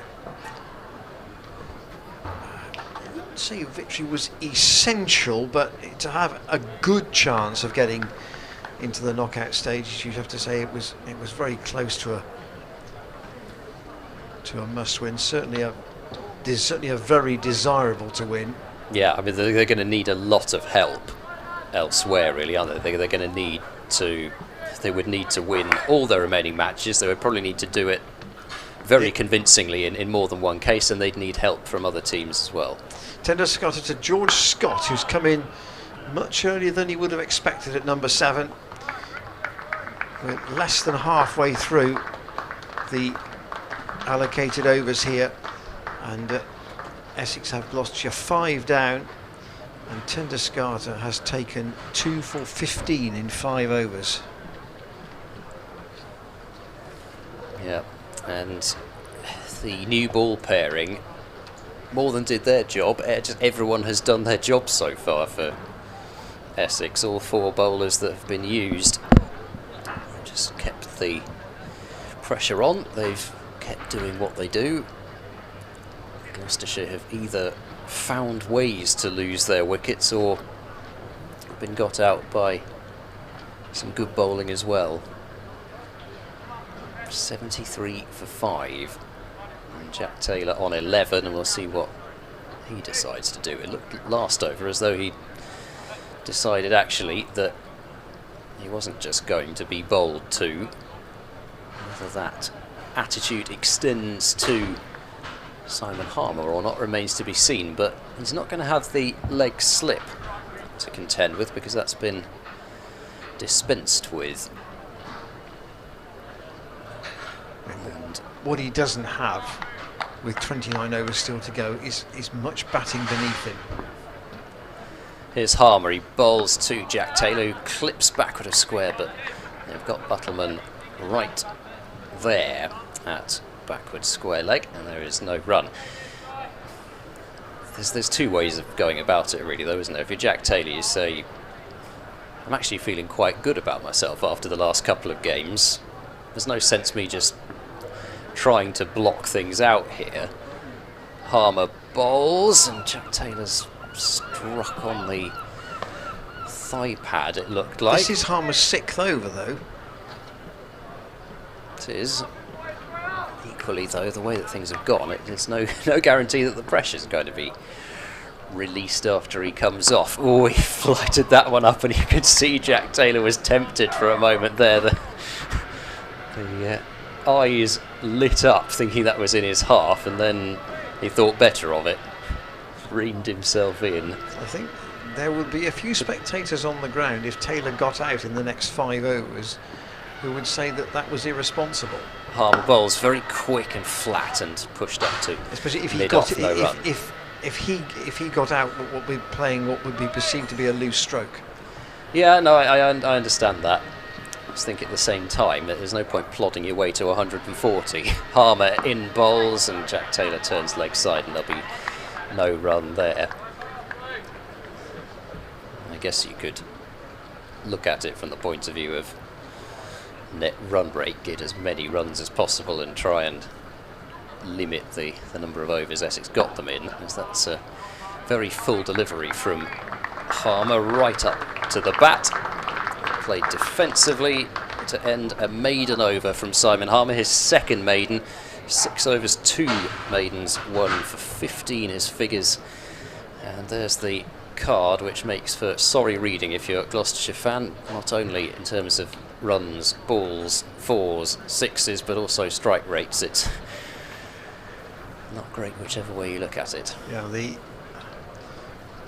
if it was 73 for 1 off 22, you'd say, okay, they're going very slowly, but at least there's wickets in hand. But the wickets column is the massive problem here. And Tenduscarter, who mightn't have thought he was going to bowl this much today, is keeping going.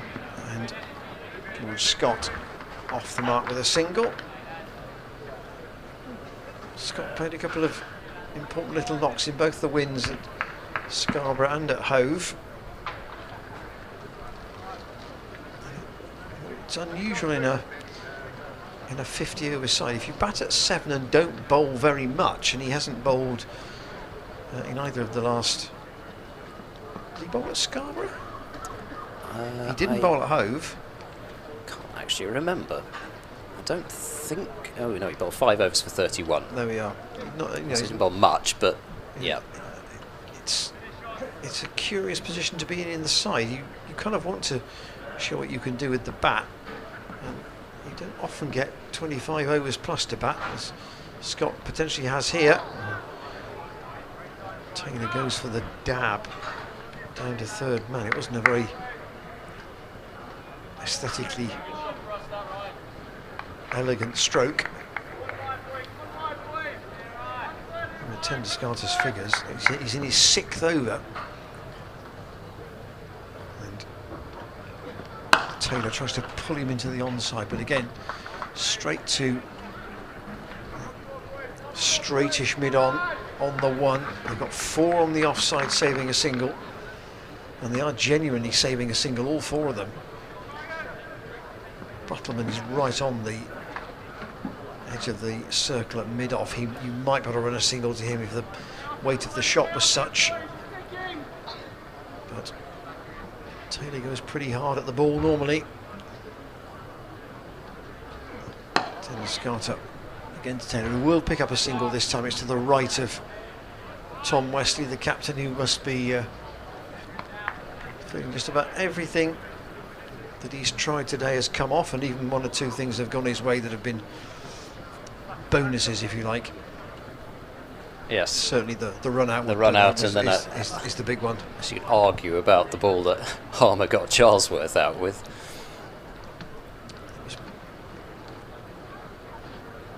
Timing was completely wrong from Charlesworth on the shot, but he plays it very effectively when he does time it. Scott again defends. He's had some more than solid contributions, George Scott, in the competition so far. He made 43 against Lancashire of 84. You suspect he might have to play a similar innings here. He's got it to Scott once more.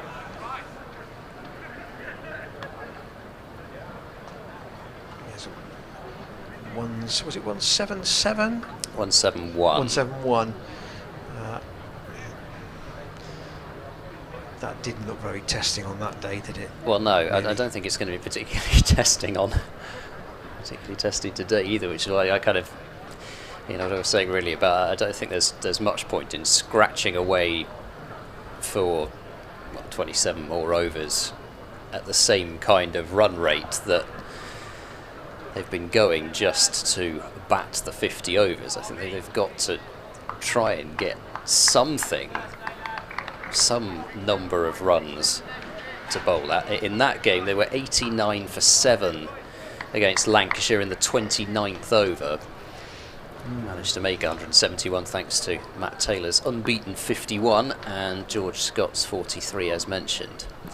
Harmer to continue from the Bristol Pavilion end, and he bowls, drags it down a little bit. Jack Taylor works leg side, and deep square leg will come in. Just the single. Jack Taylor up to 13. A couple of cameos in the last 2 games, more than useful cameos from George Scott. 25 off 15 balls at Scarborough, and hit a couple of big sixes in that one. Not just big in terms of distance, but I think the over he got out in was 6-6 wicket, wasn't it? I think you might well be right, actually. Yes. I was listening to. Sounds familiar. I was listening to you and Martin Emerson describe affairs up on the Yorkshire coast. And of course, that set up the chance for Jack Taylor to do what he did in the last over. Harmer to Scott, flighted, and Scott pokes nervously. Front pad looked to be well outside the line of off stump, so even if there was an inside edge onto pad, it wouldn't have been out LBW, but certainly not played with much confidence from George Scott. The leg slipped back in place for him. Harmer bowls and skids that one through.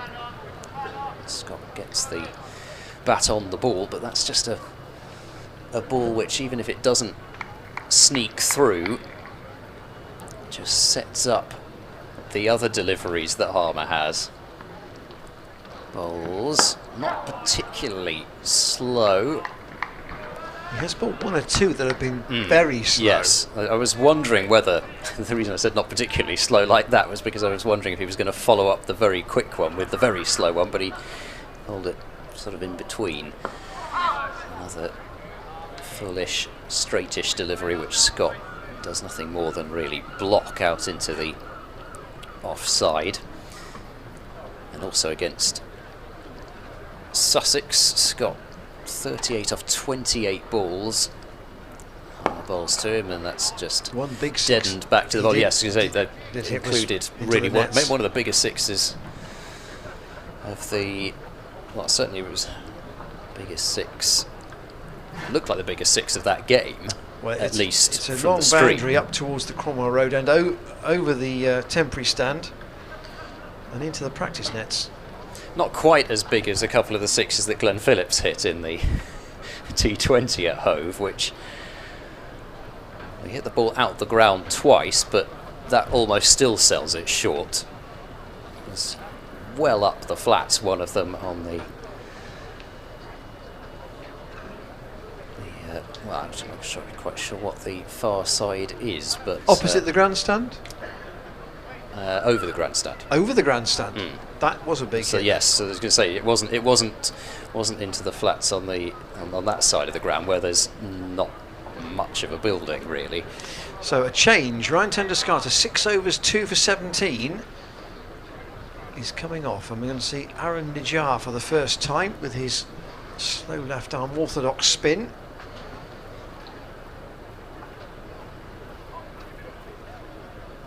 So again, the two right-handers have the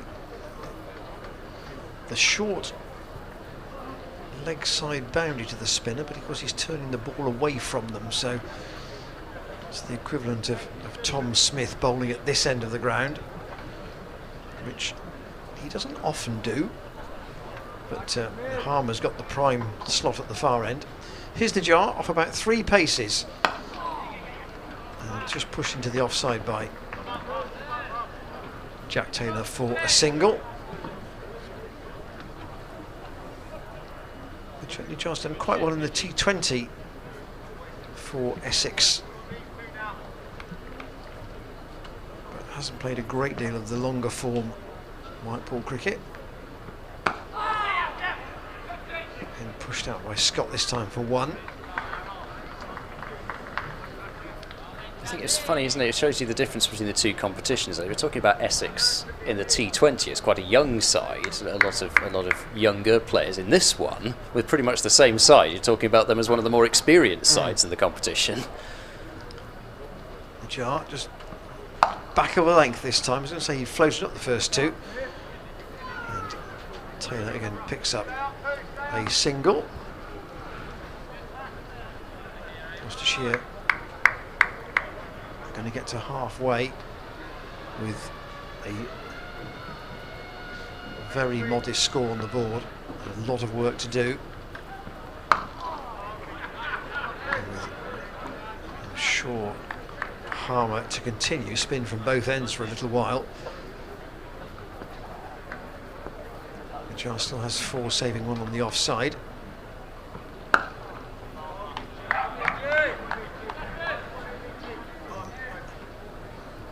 They're going to have this innings at their tempo, aren't they? Here they're 25 overs in an hour and 40 minutes, so they'll be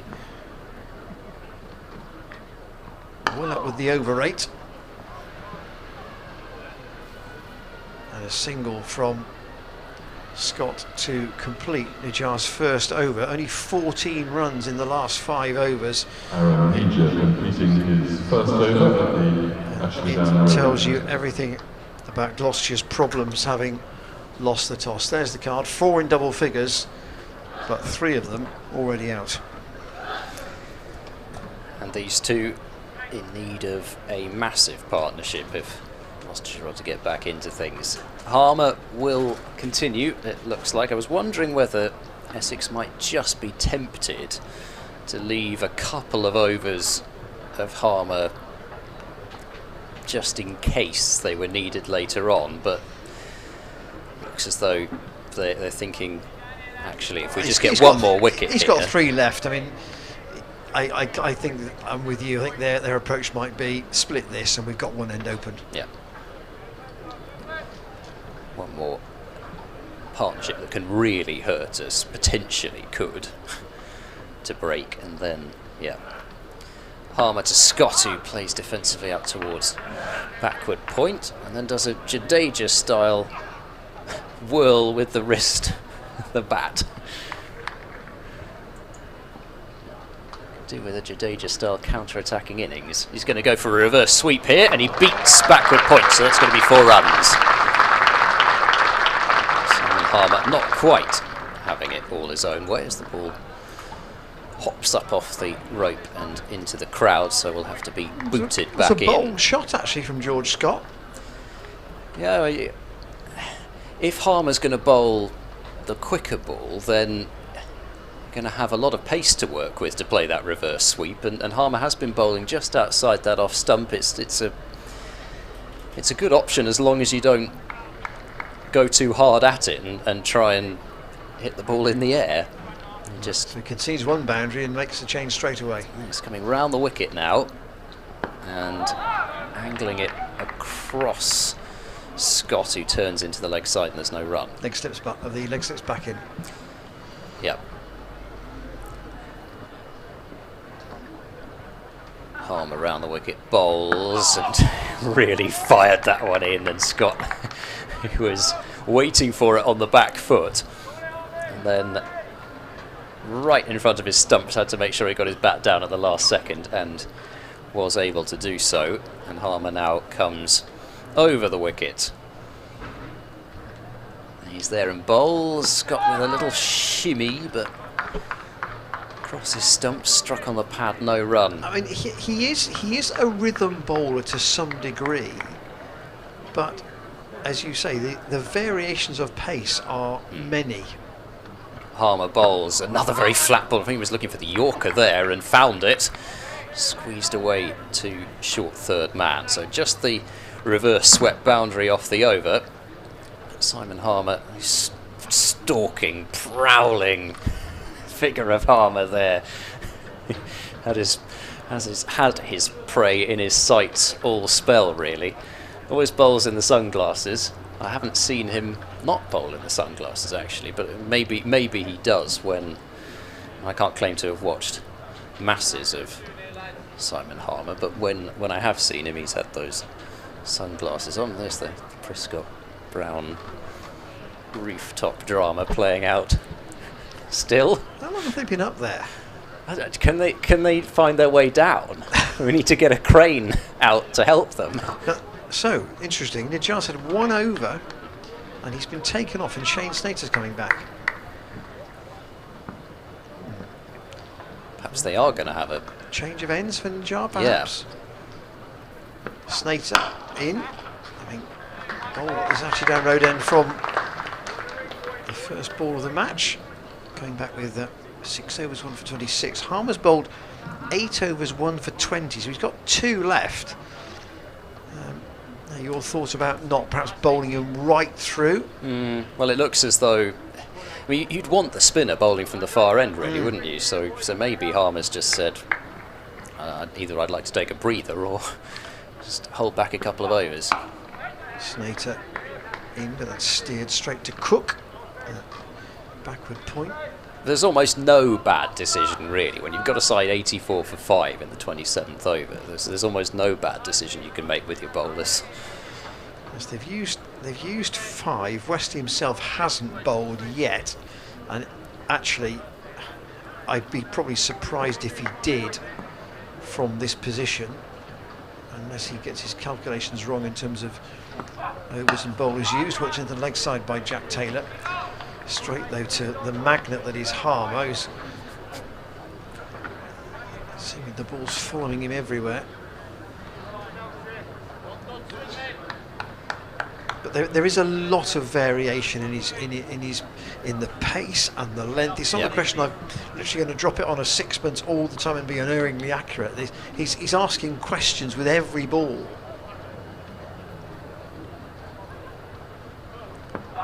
Snater into Jack Taylor, clipped away. There will be a chase around the Kennington Avenue leg side boundary, and they'll come back for 2.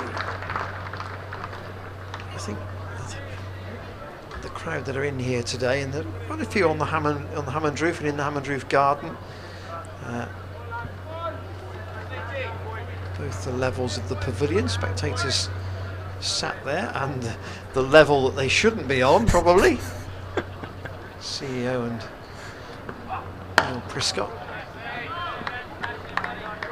having a chat out of everybody's earshot. But those that are on the ground today, I think actually, whilst there is an argument that, 5 overs of Jack Taylor in overdrive would be entertaining, they probably would rather see Gloucestershire crawl to a total after 40 overs and then have a go than not bat the overs through. Taylor will steer this off a thickish edge down to a fine third man. Is it stopped? It is just by Najjar, and they'll come back for a second. He did want to save 2 runs there. Well, everybody in the pavilion is signalling 4. Everybody's signalled 4 apart from the fielder. So now we have a situation saying where he didn't know. He's saying he doesn't know, and the entire ground is now shouting 4. I don't think shouts are just going to get louder and louder. I think Jack Taylor's asking the umpire, and the umpire said, well, the fielder said he doesn't know. Whether we can see a replay of that last shot from Taylor and see whether it'll tell us anything. There's the score at the end of the 27th, with the victory being 2. Looks to be okay. The ball's certainly short. I don't think that he was in contact with the rope at the same time as the ball. Anyway.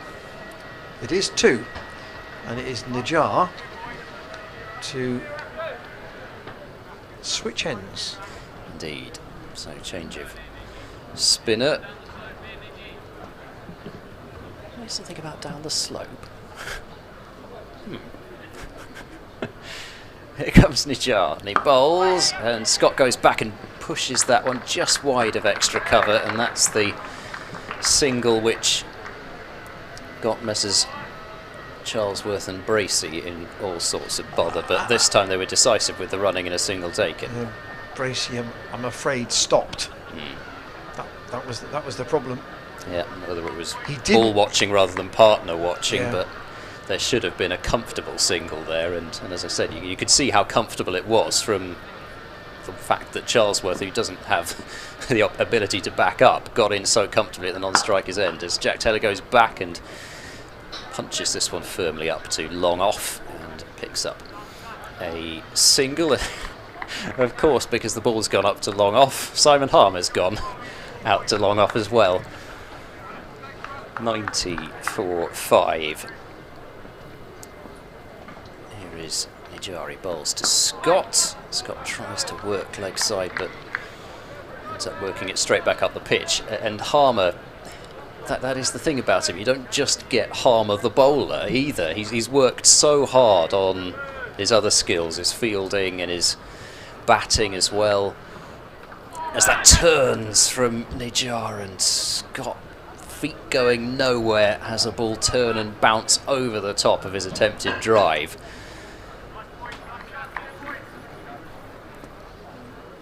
As Nijar moves in once again and bowls, and this time Scott gets away the shot that he was trying to execute the previous ball and picks up a single out to deep cover, 91 for 5. But he's talked about it, Simon Harmer, about how he's felt that he's had to work on the batting, work on the fielding, because it's not easy to get into that South African side for multiple reasons. There's a back of a length delivery from Nijar, which is pushed to Snater at short mid-wicket, so no run there for Jack Taylor. 3 runs off the over, 91 for 5 after 28 overs. Here's another look at the replay of that piece of fielding from Nijar. I still think it looks as though it was fine to me. I think you can understand why he said he didn't know. Yes. Because the ball was short of the rope. He obviously at one point was straddling the rope. But I think it was a fair call from him that he had no idea whether he was in contact with the ball at the point at which he was in that position. Snater had 6 overs at the top. He's coming back for a second one here with George Scott on strike, still trying to get going, but offer some support for Jack Taylor. Won't be a single there. Wesley does the fielding. Taylor's got 20, and it's a bit of a one-stop shop in terms of, you would feel, somebody who can really accelerate the Gloucestershire scoring, but he's got to really bat quite a while yet.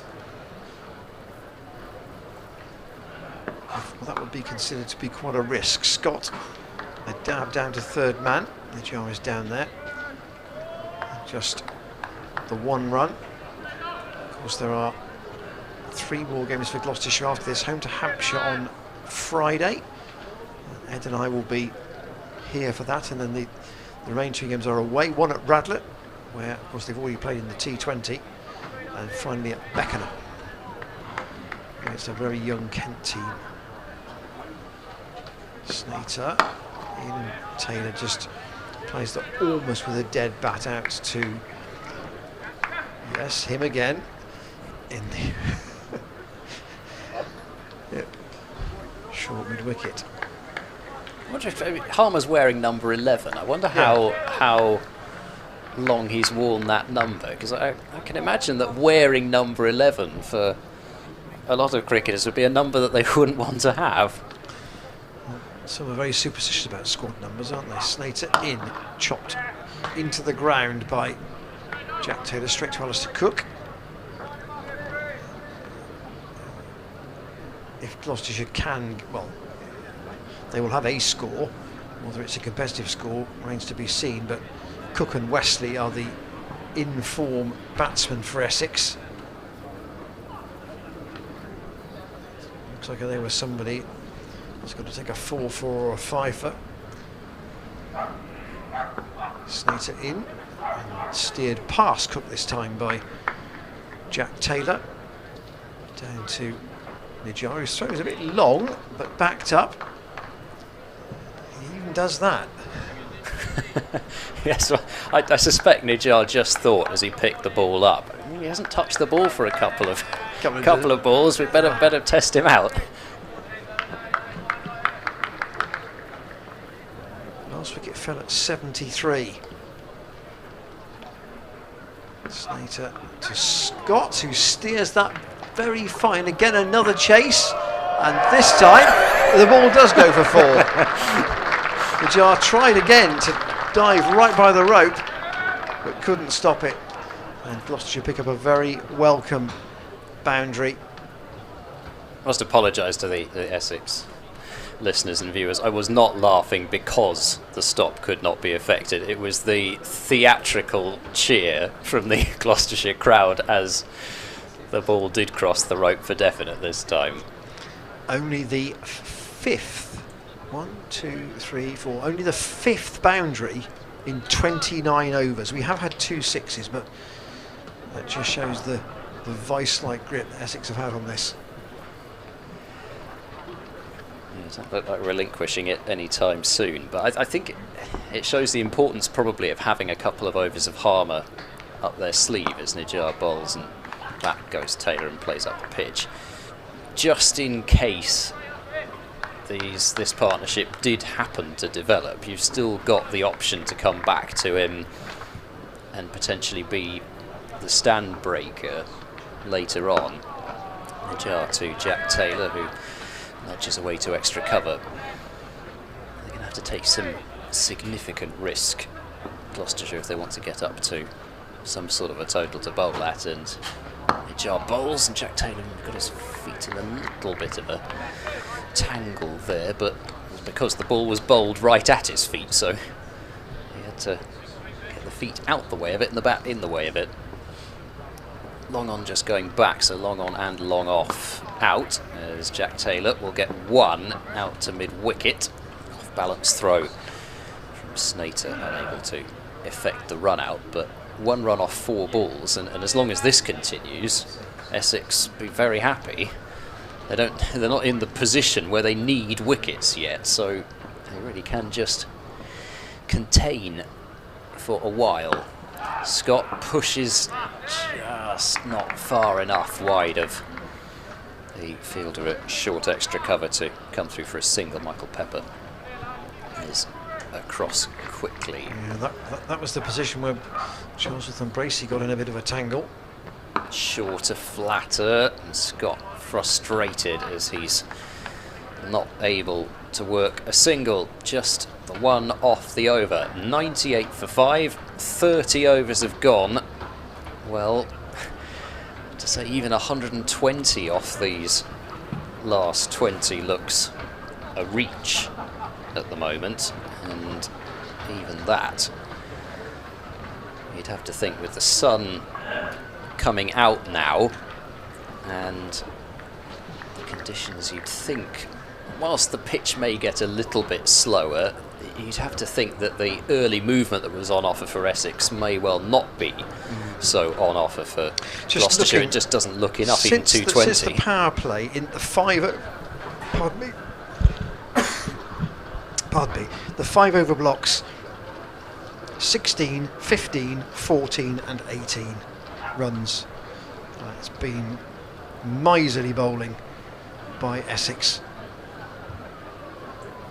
When Snater's bowled 8 overs for 36, nobody else has gone at more than 3 and over. Been a performance to justify that scribe's favouritism of Essex in this tournament.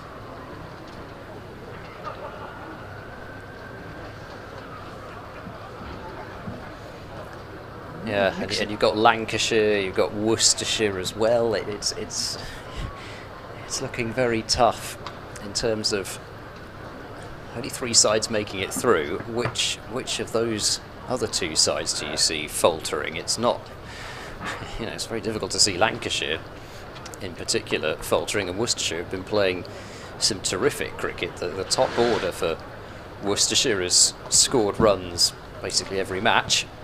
So Snater's bowled 2 overs and he's now been replaced. Tenderskart coming back. 6 overs, 2 for 17 for him at the moment. Lace and Van Buren, his 2 victims. And to Jack Taylor, first delivery is outside the off stump. And what is a very pleasant afternoon now. Even the match Worcestershire lost, they still scored 289 in 41 overs against Middlesex, are undone by Eskenazi got 100, didn't he? Tenderskart, again, say gun barrel straight, really is. The one ball was a little bit wide. Taylor hit down the ground for 6, but other than that, he's bowling stump to stump basically. Almost metronomic, you would say. Yeah, and Gloucestershire are still feeling like they've got to play straight against him. There's a huge gap on the leg side. There's nobody actually saving the single between wide mid-wicket and then backward point. Looking round that way. Only 8 strides, Tendusgarter, for his run. And not the best bit of fielding out there by Jack Plum, who's out as a sub-fielder at the moment. I wonder whether the person I would look for not to be out there would be Alistair Cook.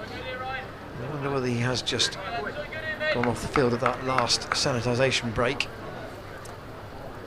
That's where Cook would normally field. That's where Plum is. Backward point.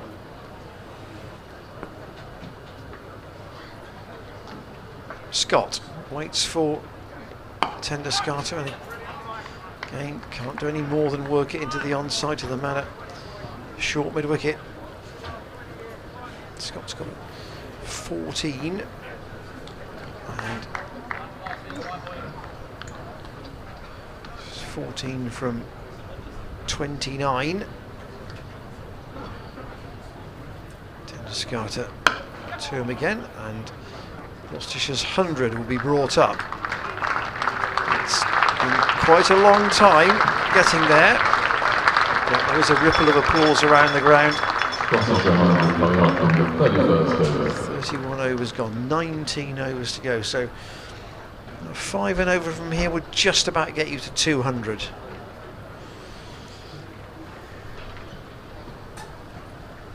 But the issue is that both these two have to stay there. Yep, they do, for almost all the remaining overs. Najjar continuing, so he's got he or the Essex 5th bowler still have 7 overs to get through. Long off and long on up now, and he bowls short, and that's cracked away by Scott through extra cover, and that's going to be 4.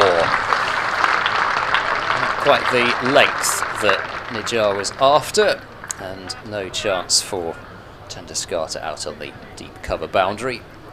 And Scott getting the timing that he would have liked there, and that one, well, it's very wide actually. It didn't quite stick, seemingly, like that Simon Harmer delivery that got rid of Charlesworth. Najjar bowls, and Scott squirts that one through the covers. I think about 2, but won't get it. Short boundary out there, so even with a fair bit of ground for Tendusgarter to make, couldn't double it up. 105 for 5. Long off going back for Jack Taylor, and Harmer going into slip.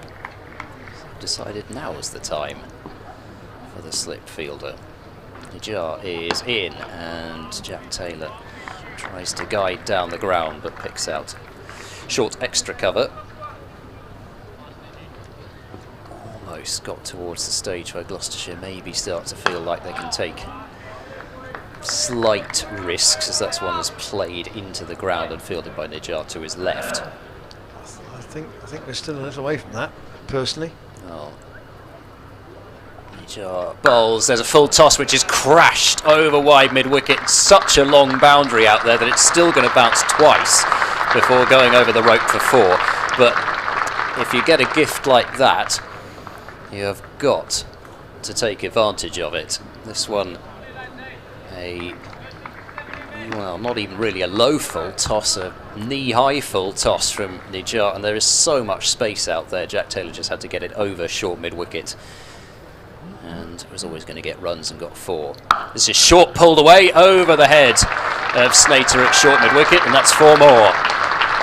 So for the first time in the entire innings, Essex have something to think about, with Najjar not landing that over at all how he would like, and 13 runs off it. That one just a rank short delivery, and as mentioned, all you've got to do is get it over that short mid-wicket. There's just so much space out there.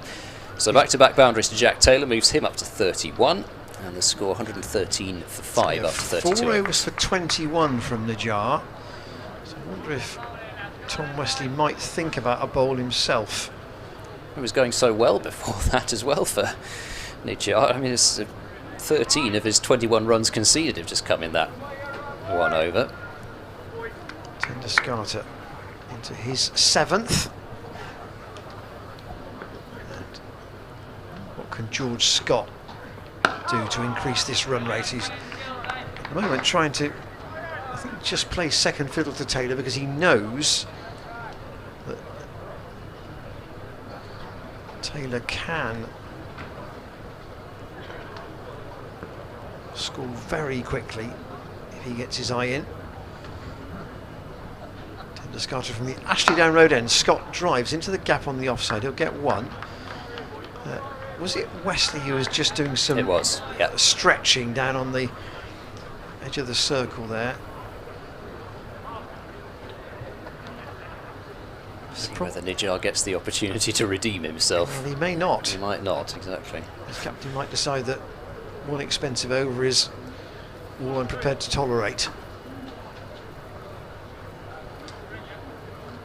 Yeah, the fact is, like you said, even if Gloucestershire hadn't felt like it was time to take a few more smaller risks, the deliveries in that over were such that it put them away, even if you're 40 for 5, never mind 114 for 5. Alistair Cook's back on the field. I just spotted him. Taylor worked into the onside. They'll pick up one to Snater in front of the sprinkling of spectators on that Kennington Avenue side, watching the game from ground level as they do there. No temporary stand there now, of course, with the internationals having been completed on the T20 as well. Then Tenduscarter in again. Kind of weight from George Scott. And these two have added 42 at the moment.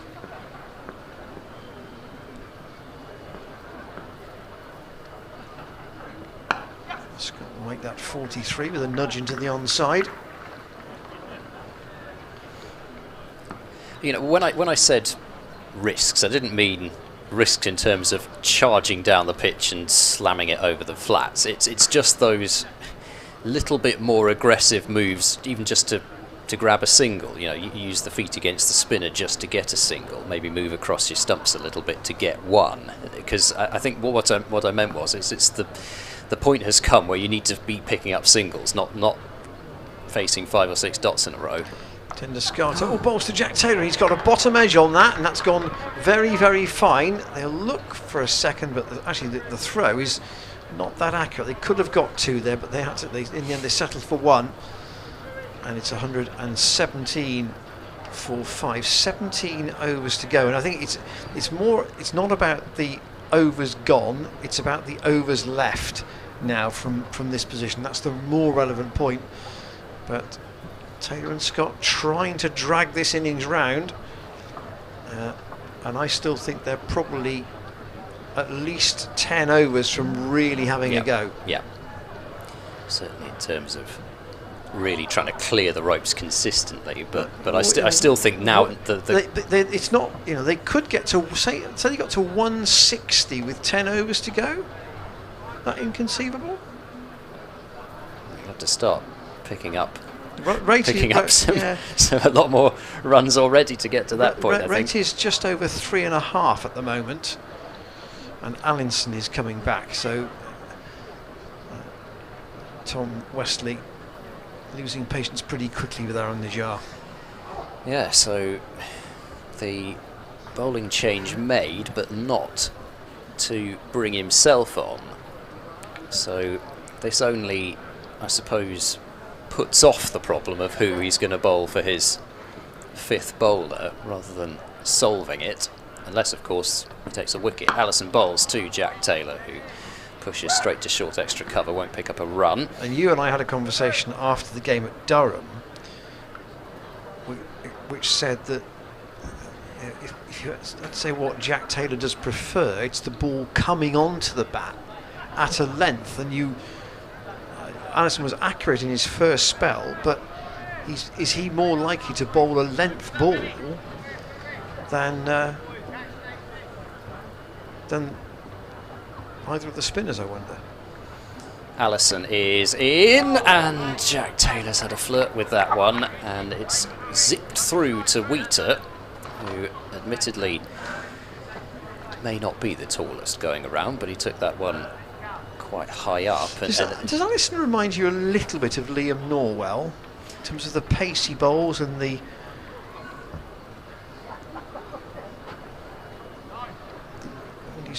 he's trying to do? A certain amount in there. I think the thing about the length, though, is that at this stage Jack Taylor's probably not looking to launch for the fences. We'll see. No. I thought next ball might be a swipe over mid-wicket, but it's not. It's just a guide down to third man for a single. But I think if Allison bowled that kind of length and that kind of line as well later on, then you might see the same problems that Chris Rushworth found at the end of the innings. But because Gloucestershire still aren't at that point, he can afford just to continue doing what he did in his first spell, really. George Scott on 22. There's Allison bowling, leg side-ish, and just chopped into the square leg area, and they'll come through for a single. I'm sure there's a feeling of they've been here before, of these two. Match that Ben Allison played for Gloucestershire on loan was a match at Derby in the 2019 season. Turned out to be a pretty extraordinary match, that one. As here is Allison, and he bowls. Jack Taylor tries to cut, no timing whatsoever, and fielded by Sir Alistair Cook at backward point.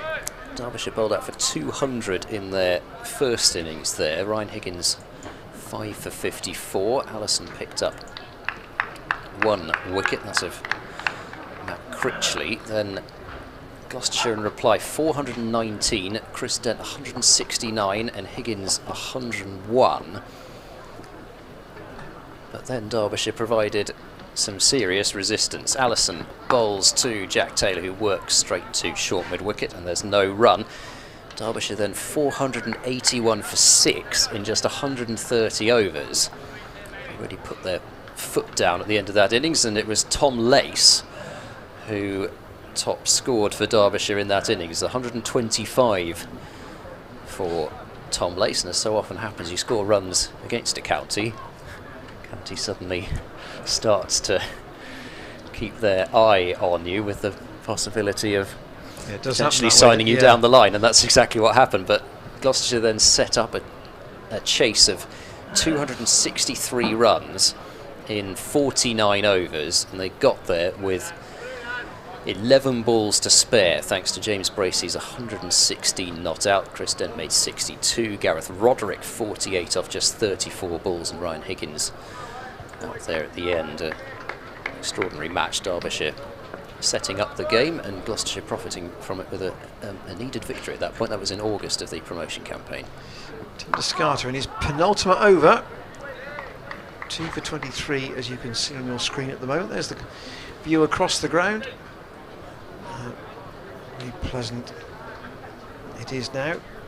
Allison in that game, just to finish off, he bowled 1 for 30 in the first innings in 12 overs and 3 for 109 in the second innings. Just got it in. That's too tight for George Scott to work away with any force on the offside. Straight to Alistair Cook.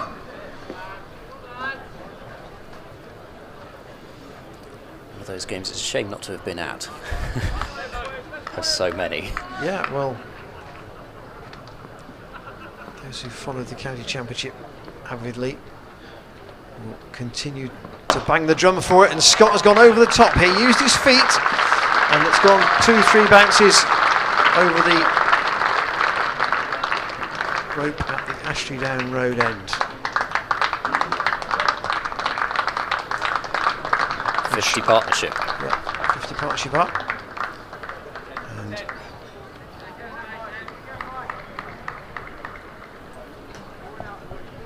21st over Graham Van Buren was out. So they have been patient about it, these two. And Scott again to Scott. The cry was no there. And Taylor was off hunting the single. He wasn't going to get it. I think there ought to be a fine for every time we mention Simon Harmer's name, because again it was he who did the fielding.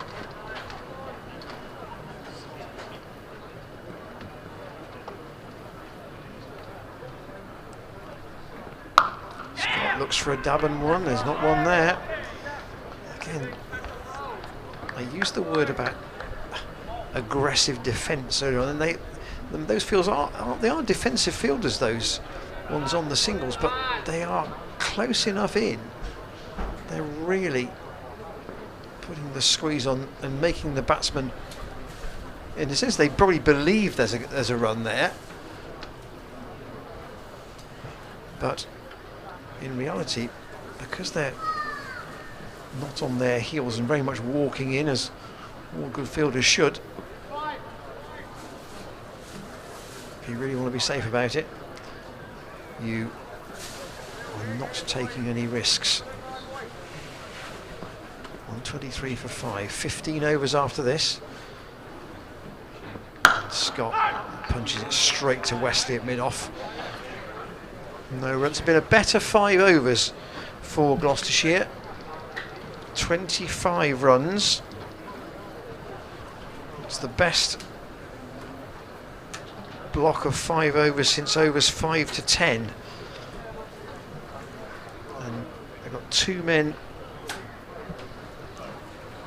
who have got some kind of established start here, still in with 15 overs to go.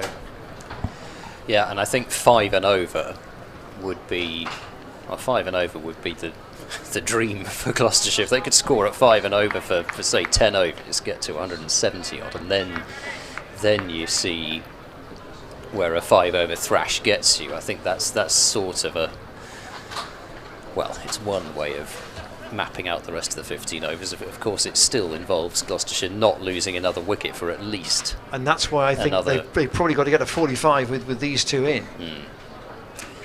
So Allison continuing, he's in and bowls wide, and Jack Taylor slashes at that one and misses it. And his haunches looking back towards the umpire. Been a million miles off wide, but then at the same time it wasn't a million miles off taking his outside edge and being the end of Gloucestershire's biggest hope remaining in this match. You were surprised that wasn't given a wide, actually. I think he was, yeah. I mean, it was close to being both things. Allison bowls, and this time Jack Taylor does guide it away just behind point. You might think about 2 here, even though it's quite a short boundary, and they will take on the arm of the fielder down that 3rd man. Let's pull the applause for the 2 runs there. Jack Taylor was after the previous ball, but still not a shot without risk, really. Just hanging your bat out there to a bowler of Allison's Taylor's pace. 36. He's only hit. Well, he's hit 1-6, but only 2 boundaries. So it really has been. I use the word grind. It has been an attritional accumulation. Yeah, they both came in the space of 2 balls in that Nijar over as Jack Taylor tries to work it into the leg side, but does not pick up a run this time. So still they have these 6 overs of the 5th bowler to bowl. Snater's bowled 8, Harmer's bowled 8, Tenduscarter may well bowl out next over. And the other thing is that it's pretty much got to be spin as well. It can't be seam unless there's somebody who does bowl some seam that I don't know about. One of the wicketkeepers, for example. Oh, there's another dangerous shot from Jack Taylor. This one very close to him. And I wonder if that one might cause him just to put away that little dab. 3rd man is a bit wider than he was. That's the only thing, I think, to be said for that shot. He may have been looking for the very cute tickle down to fine third man, which may well have brought him a 4, but I'm not sure it's really worth the risk of that at this stage. But yeah, and unless either Buttleman or Pepper can bowl some medium pace that I don't know about. Allison bowls wide of the crease. He jumped wide of the crease there, but just solidly in behind it, Jack Taylor. And it would be quite a call to put Josh Rymel into that situation. He was only making his second List A appearance. He's not played in any first-class matches. He's only played one T20. You would think that Westley himself is the most logical choice. Last ball of this Allison over, and he bowls. Jack Taylor stabs at this one, but can't beat backward point. A tumbling Cook was able to prevent runs, so just the 2 off the over. 125 for 5 after 36 overs. That's the end of Allison's 7th over, just conceded 17 runs. The only thing, though, is that the longer Essex leave this 5th bowler, the more likely it is that he's going to come on at a point where Jack Taylor and George Scott are looking to hit him hard. Oh, Alistair Cook was doing a bit of limbering up there. Of course, he does have a Test wicket to his name and an impression of the late, great Bob Willis to his name as well. I didn't mention him in terms of possibility for some medium pace, but he is one. I think officially his bowling is referred to as right arm slow. Oh. So I think we can probably count Cook out. I mean, Westley's numbers actually in this competition have been very impressive in terms of economy. He's down at less than 4 and over. So you would have thought that he might be the call, but 14 overs to go. So it's going to be, I would think, probably a good quarter of an hour inside the allocated time for this innings. Essex have only bowled 5 wides. That's pretty disciplined. And Gloucestershire, unfortunately, having lost Dent early, got to 46 for 1 between Lace and Charlesworth before Lace was out of Tenderscarter's first delivery, LBW. James Bracey run out after hesitating on a call for Ben Charlesworth for a single. Michael Pepper's throw to the striker's end saw Bracey depart for 1, and then Graham Van Buren also falling to Tenderscarter on a caught and bowled. Sharpish chance, but one that he would have expected to have taken. And now, with Tenderscarter having his last over, I was going to say finally Wheater is standing up, but in fact he's changed his mind. He's going to go and just stand back. Felt like he needed the helmet on to stand back. Yeah. Perhaps we'll stand up to Jack Taylor, but not George Scott. So Tenderscarter's last over of his 10 to Scott, who finds the gap past Sir Alistair Cook. Point out to Snater in front of the man stand, just a single. I'm sure these two are probably breaking down these last 14 overs into various little phases as to where they think they want to get to and where they think they can manage the attack. Yeah, the first goal probably is see off Tenderscarter and see who comes on after him. Yeah, Snater's only got 2 overs left. They might trust Harmer for a couple of overs from this end, potentially. So Taylor does now have Wheater standing up. Tenderscarter. Just the ideal job for his team in the middle overs. Nothing fancy, simple skills. He's only had that straight 6 off Taylor and 1 other boundary in his spell. I think that was the George Scott one. Yeah, over mid-off. But they've given him, or he has given the batsman, nothing to hit square of the wicket at all.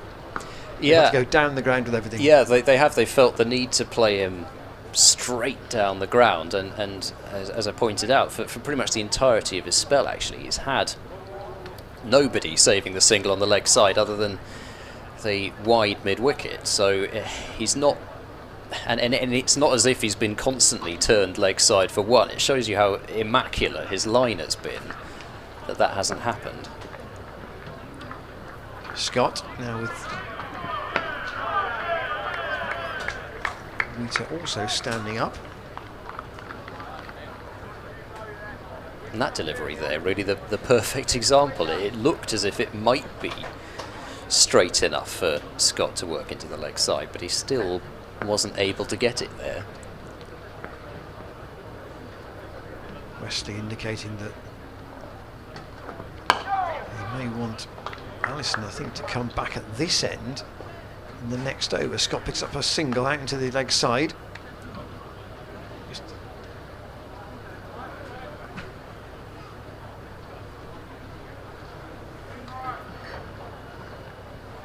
He's got 3 overs left, so he's got to work out Wesley whether Nijar is going to continue or whether he's have to fiddle some overs from elsewhere. Taylor on 37, gets a very, very fine nick. It's a chase for Nijar. He won't be able to haul it in, and that's a welcome boundary. Rita standing up, could do nothing about that. That's the last delivery of Tender Skata, and he's finished with 2 for 34. That doesn't tell you how well he's bowled. Genuine outside edge from Jack Taylor. There was nothing really in terms of a steer about that one. It would have just been a regulation dismissal in the championship, but they batted for long enough, these two, that there's not going to be a slip in position. So Simon Harmer is back into the attack. 8 overs, 2 maidens, 1 for 20. So still not ready yet, Essex, to give up on their, I guess, their hopes of breaking this partnership before they go to their 5th bowler. I can't imagine Harmer's just going to have 1 over and come off, so to imagine Harmer will bowl both of his remaining overs. Harmer to Scott, and Scott dabs at this one, and it's going to go fine, be fielded at short third man, but no, they can't take any risks at all against Harmer here, but then at the same time, if you're just going to block against him, it's not that easy either.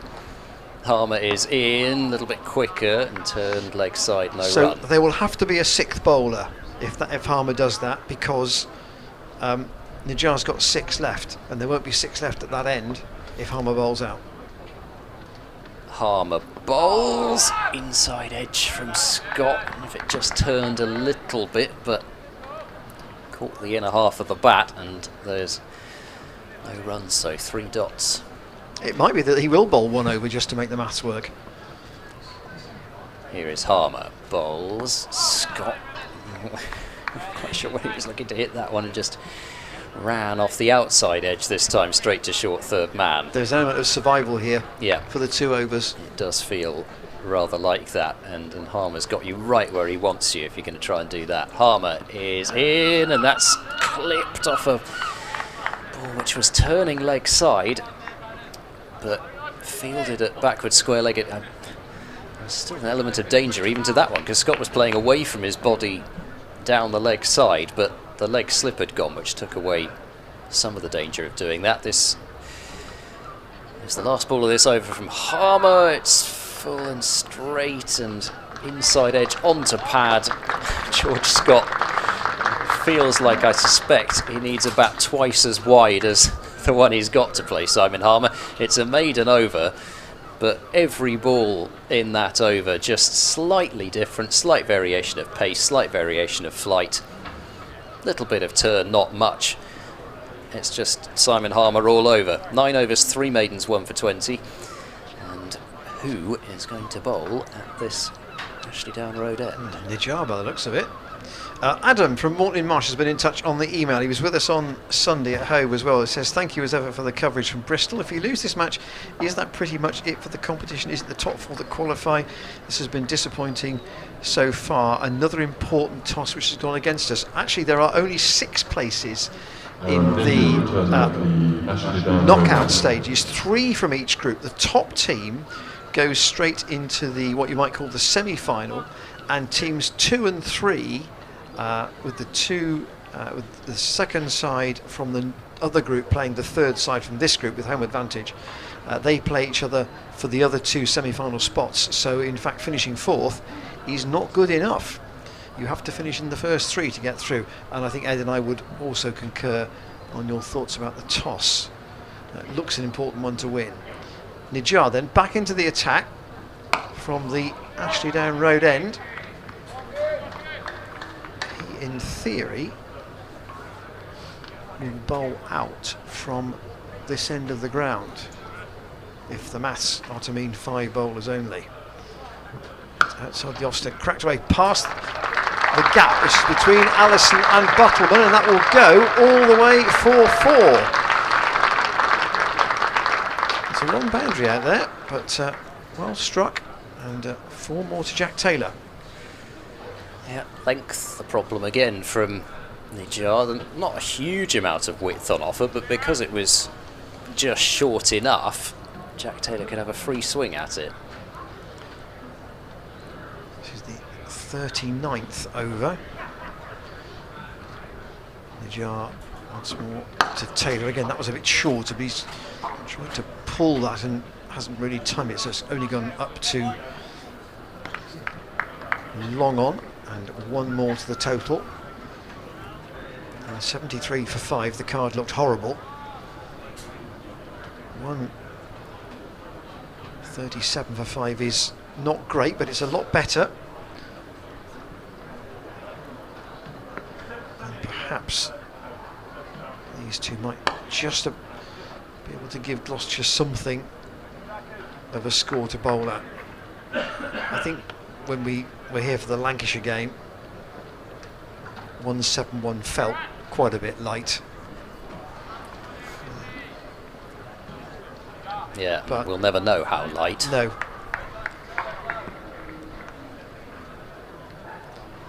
Nijar in again, and again cut by Taylor, but they worked out that's his strong area. They've got 2 behind square. Cook just in front, and Wesley had extra cover. That's a bit straighter from Nijar, so it'll go up to long on, and Harmer comes in for Essex just to prevent Gloucestershire getting any more than a single. So Nijar's got through 5 overs now. 5 of his allocated 10. Thunderscart has bowled out, and Gloucestershire 139 for 5. 11 overs to go, and this is the last one from Harmer. Jack Taylor's drawn the short straw, so it's Jack Taylor who's got to face it, but George Scott got through Harmer's penultimate over. Jack Taylor needs to get through this last one from Simon Harmer. Harmer past the umpire in and bowls. Jack Taylor works away through square leg, so able to do something George Scott couldn't do, which is get himself up the other end. And probably if you're Gloucestershire at this stage, you're happier to see Jack Taylor at the non-striker's end than George Scott, because it is still Jack Taylor who can cause the most damage. 40 for 5. Harmer bowls and Scott drives, but they've brought up long off, so there's no run. Timed nicely by George Scott. He certainly had the measure of the pace of that delivery from Almost Harmer. struck it too well, actually. He not quite timed it. There might have been a single in that. Yeah, mid-off is only a step off the 30-yard circle. Slower from Harmer and floated up there a bit more. Just nudged away out into the point region. Gloucestershire are going to have to score at a run a ball almost after this just to get up to 200. It's the task that awaits them. Harmer flighted and played, well, relatively comfortably by George Scott. It's into the leg side. You can't help but enjoy watching this. Harmer bowls and Scott goes back and works a single into the leg side. Fielded by Michael Pepper at Only mid-wicket. conceded 2 boundaries in his spell, which at the moment is 1 for 22. You are privileged to watch Yeah. Simon Harmer bowl. He is in, last ball. He felt a real tempter there, knowing that all Jack Taylor was going to do was defend it, and it's defended. The out applause into tells the you covers. everything. Exactly, one wicket for 22, but he might as well have taken a fiver. 141 with 10 overs left, Gloucestershire, and the last 5 have not exactly raced along, but they're still there. Scott and Taylor after 40 overs. 17 off the last 5. But and Harmer gets a good hand from the spectators down to our right hand side as he moves there. I mean, these two have put on 68. If they'd have put on 18, Gloucestershire would have had no chance, I would suggest, of winning the game. They still might have a chance of a score here.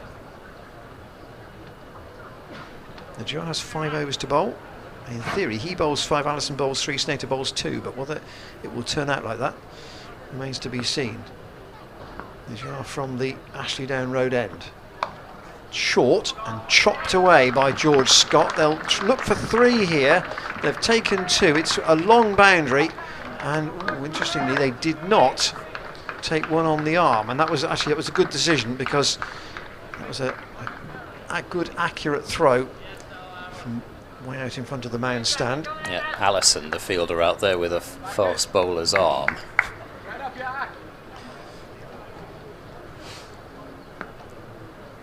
Scott to 33. Wants 1 there and he'll get it.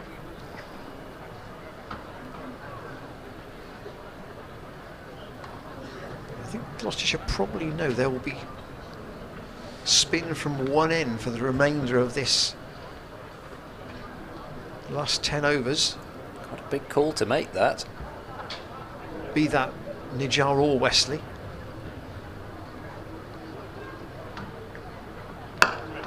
Taylor only wants 1 there. It's floated up by Nijar, but up to Simon Harmer. At least for now, they'll be quite happy to score. Well, so far they're scoring at around about 7 and over off Nijar without taking any risks at all. They'd like to keep that going. Scott waits for him. Again, it's chopped, but in front of square. A bit too straight, that, from Scott. Wanted to put it wide of, I think that's Michael Pepper when he turns round. No, it's Wesley, in fact. That short extra. Jar in again, and Scott will get 1 this time. He's turned that neatly onto the leg side.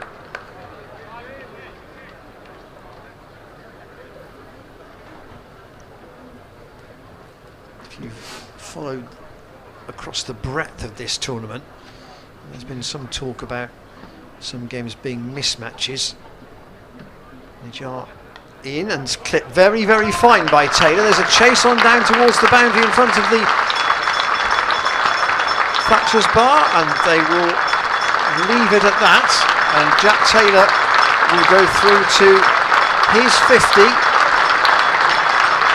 71 balls and 4 fours and a 6, and a second successive half century after his 49 not out at Scarborough.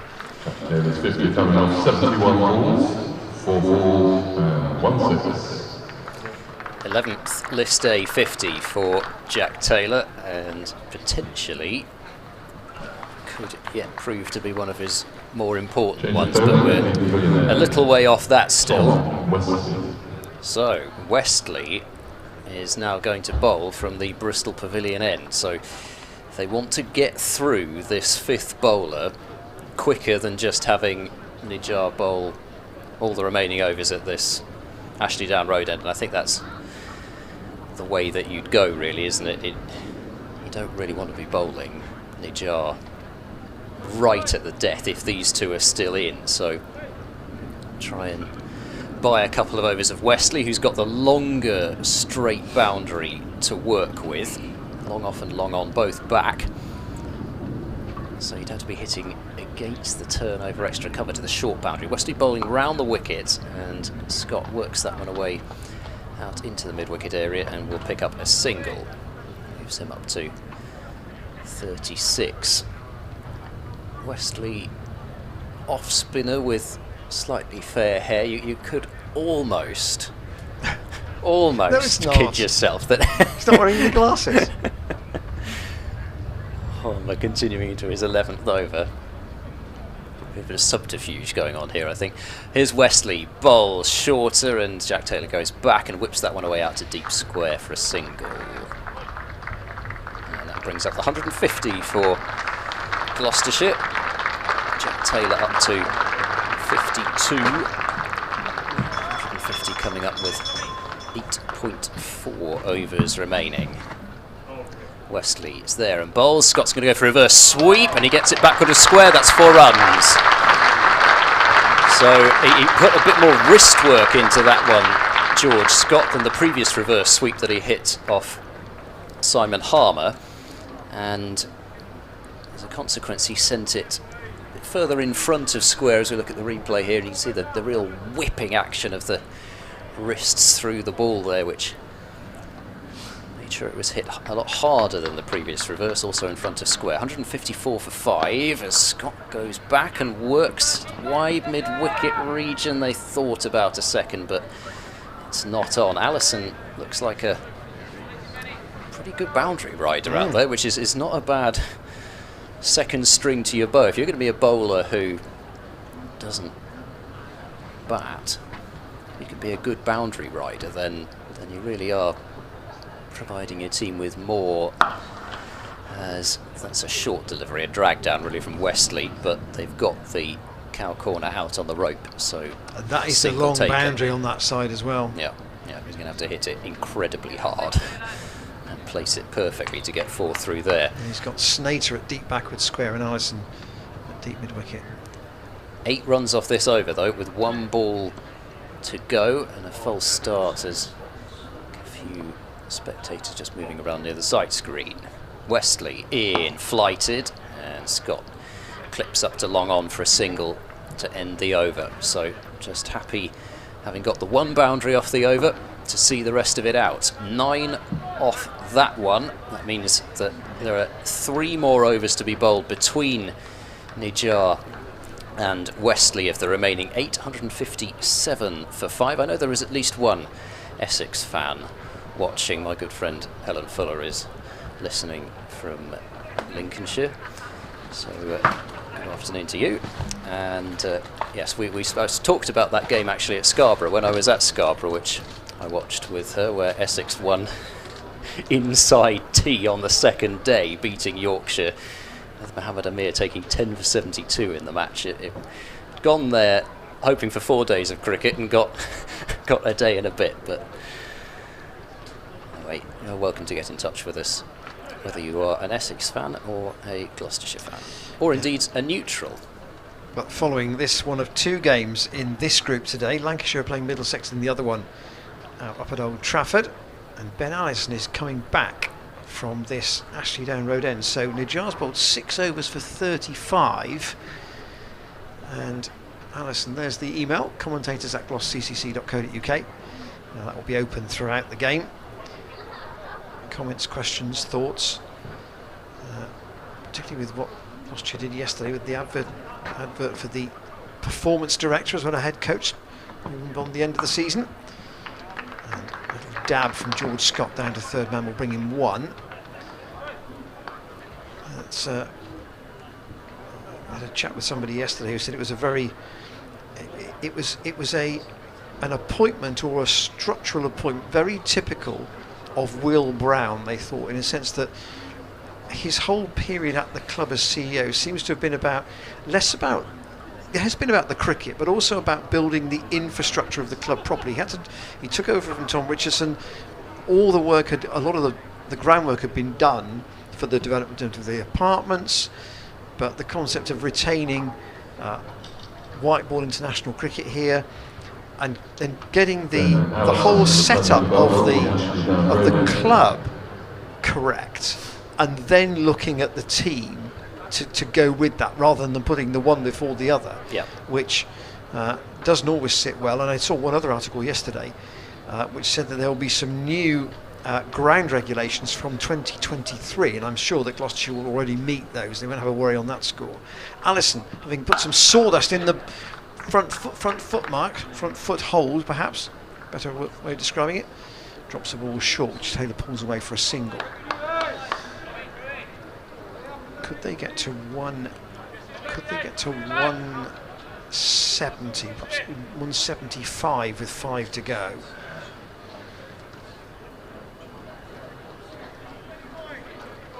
Gloucestershire supporters would have been saying they've got to bat most of the remainder of these last 29 overs when these two were brought together. Allison to Scott, a little dab out on the onside, but again the ball is quickly through. Middlesex still going well, Ed, at Old Trafford. They aren't. No, they're 190 for 8 now, having been 117 for 2.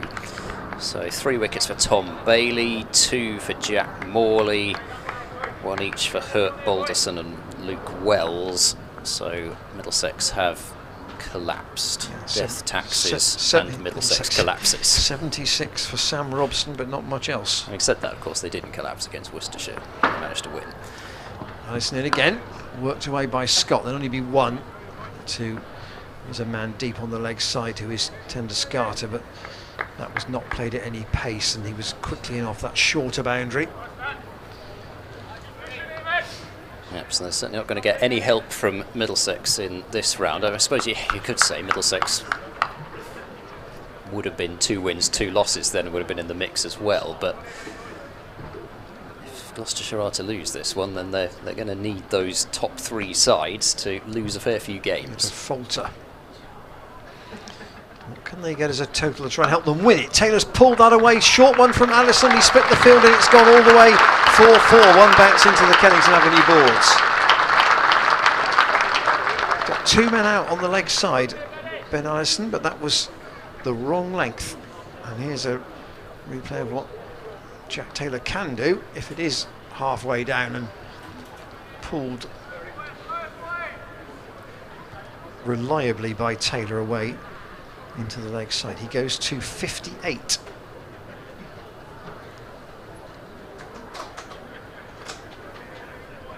Still didn't take undue risk there, Jack Taylor. He wasn't looking to hit it out the ground, just looking to pierce the gap.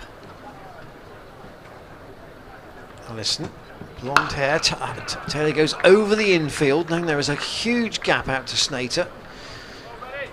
There's probably a good 40 yards between the fielders inside the circle, and Snater is way out on the extra cover boundary on the mound side. So Taylor takes his total of 59 there. Scott on 44. Scott's only got 1 previous List A 50 in his career, and a chance to get a second one here. 7 overs to go. Yeah, a score starting with a 2. Anything of a score starting with a 2, Gloucestershire would take, I think, from this situation. Well, every 10 after that would be a bonus. Well, Westley will resume for 9 off his first over, and he bowls now to Jack Taylor. He bowls a short one, and that's cracked away backward a square, but he's picked out Shane Snater at deep backward square leg, and will be a little bit cross with himself there, because whilst it is tough to find a gap because of the large expanse of outfield on that side of the ground, he could have maybe helped it backward of square rather than straight to the fielder at a deep position. Scott works leg side, sets off quickly for the first run, but there's never a second there. Allison in off the deep wide mid-wicket boundary. I was just about to say that was the gap. That's the gap you want to try and pick for your 2. Yeah. Yeah, you've got to have the fielder go sideways and forwards, not just forwards like Allison had to do there. Jack Taylor just taking a moment just to slow down Westley, if anything else. Westley is in and bowls, and that's turned into the leg side. Westley is not going to have a shot at the stumps, just content to limit them to 1. And so we're talking in terms of what the Gloucestershire total might be. I wonder whether Essex are worried at all about what the Gloucestershire total might be. Shouldn't think yet, but a couple of really big overs potentially could change things a little. Scott goes back and works that one up towards long on, and a single is taken. And the only reason it would be just for the manner that it happened, just because Gloucestershire, I hate to use the word momentum, but you did see it at play a few times against Gloucestershire, as it were, in the T20. As Westley bowls to Jack Taylor, who pulls without timing and will just get 1 out to deep wide mid-wicket. Still just singles. Essex will be quite happy with this off Westley. But there are a couple of situations where if you'd offered Gloucestershire a particular total at the start of the 20 overs, they'd probably have taken. But because of the fact that the runs came in a flurry at the end, it felt like Gloucestershire were chasing too much. Wesley bowls to Scott, and that one, well, it acts like it stayed down on him, but I'm not actually sure that it did. And it will be a single once again, wide of backward square leg. So just 6 singles off the over. I think Wesley will be pretty happy with that. There's the card. Jack Taylor 62 off 79. He's got that strike rate almost up over 80 now, and George Scott 47 from 71. It's been a terrific partnership between these two because they knew they couldn't lose their wickets at any stage, and they've built it up to a point now where they can try and launch for a score somewhere about 220 they might be looking at. Still think they might wait an over or 2. We'll see. Nijar is back into the attack from this Ashley Down Road end. Worked by Scott into the onside. Another single for him. The thing 99 the stand is now worth. Is this too good an opportunity to turn down, though? Nijar bowling with the short straight boundary. Are you going to get a better opportunity to clear a rope than this? Well, that's what they've got to weigh up. Taylor may be the more aggressive judge of that. He's gone straight this time, and it's caught by Harmer. At long on, Taylor judged that was the moment to try and attack. He didn't appear to go right through with the shot. Almost as if he didn't feel he needed to. It was almost a clip. And Harmer just like shelling peas. But a good effort from Jack Taylor from a very much a back foot position. The stand was worth 99. And he is out for 62. Yeah, I think, like you said, he didn't necessarily go for the full-on flay, but for me the thing was that he didn't use his feet. He just tried to hit it from the crease, and for me it just wasn't quite full enough that he could get the easy elevation. I think it was just dragged back enough. If he'd used his feet, he probably could have made it into that kind of half volley length that they can get underneath so easily nowadays. But because he stayed where he was, I think that robbed him of a bit of power, but also meant that the ball was just a little bit further back on him than he would have liked. But I do think, though, that the time had come for that shot personally. Well, what can Matt Taylor do? He had time against Lancashire to bat, and he ended up getting a half century here. He's been put in above Tom Smith, presumably because there is a thought that he might be able to hit a longer ball.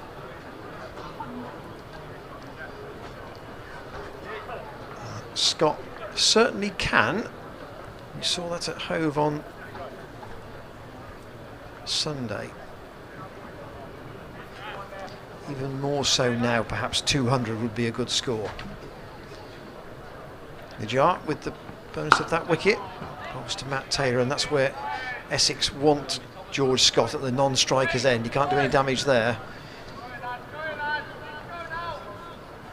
Nijar, a very gentle approach, short, and Matt Taylor just pushes that into the offside. He'll get a single. Scott will have to take on the bulk of the aggressive scoring, you feel.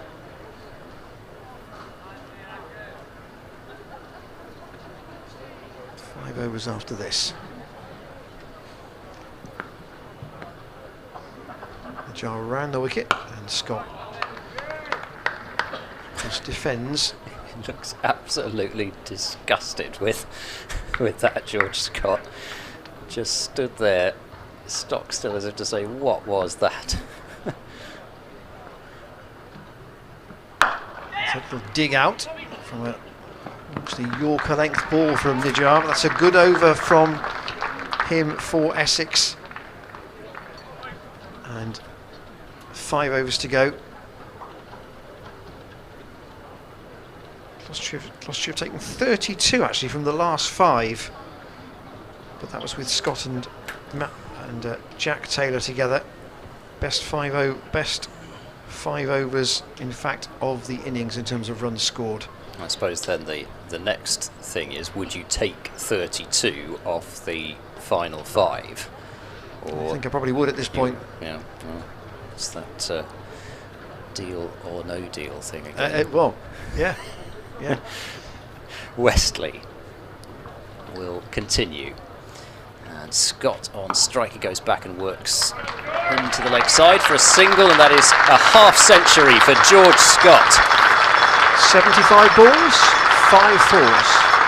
So George Scott reaching his second List A half century, his third half century in first team cricket, and he's picked a terrific time to do it. He's looked in decent touch all of the One Day Cup. Wesley bowls to Matt Taylor, who goes back and guides the ball into the gap in the covers and sets off for a single. That's pretty much all Matt Taylor has to do, although having said that, I suspect if he gets one in his half, Matt Taylor still has license to go after it. He can hit a long ball. Wesley in, and paddle sweep comes out from George Scott. Wasn't a bad option, he's just not got very much bat on it. I think he waited almost for that to come to him. It was very, very slow from Wesley. They've got the fielder who is Buttleman he's almost a backward square leg. It's not really even on the 45. It was a good option, just only a single this time. Matt Taylor on strike, works down the ground, will just be 1, as Long On has a long way to come in, but with the short throw able to turn it into 2, and Wesley still just going for singles. Yeah, only conceded the 1 boundary, Wesley. It's pretty admirable considering that he's not exactly done masses of bowling in his recent career. Wesley in, and that's quicker, and Scott this time works it back to the bowler, so now even a dot mixed in with the singles. What looked like it was going to be an opportunity to score for Gloucestershire has turned into a bit more strangulation. They can go back to their seamers after this ball, by the way. Scott works 1, and they are going to turn it back for a second, and they're going to make it quite comfortably this time. So some applause there for the running between the wickets, but it's still not a bad over from Essex's point of view. Just 6 runs have come from it, and the score 180 for 6, pardon me, and as I say, that's the end of the overs of Nijar and Wesley that they have to bowl, and you rather suspect that that will be the last of both of them. Yeah, those 10 overs, if that is correct, have cost 58. 59, I should add. 3 overs for 59, and the 1 wicket of Jack Taylor. But you know, right at the end there, it could have been a real problem for Essex, but they took the wicket just at the right time, just as it was Nijar bowling to the short boundary. If you'd had the big over there, then they could really have gone after Wesley from the other end, and things could have spiralled out of control, but they could have been looking at a much tougher final 4 overs with the seamers than they are at the moment. Could Gloucestershire get, well, 40 would be dream area, I think. 30 more realistic. Snater is back. He and Allison will, I'm sure, bowl out from here. And Snater's 8 overs to this point have cost 36. He's got the 1 wicket. Bit of Chris Dent early on. Caught by Sir Alistair Cook at slip.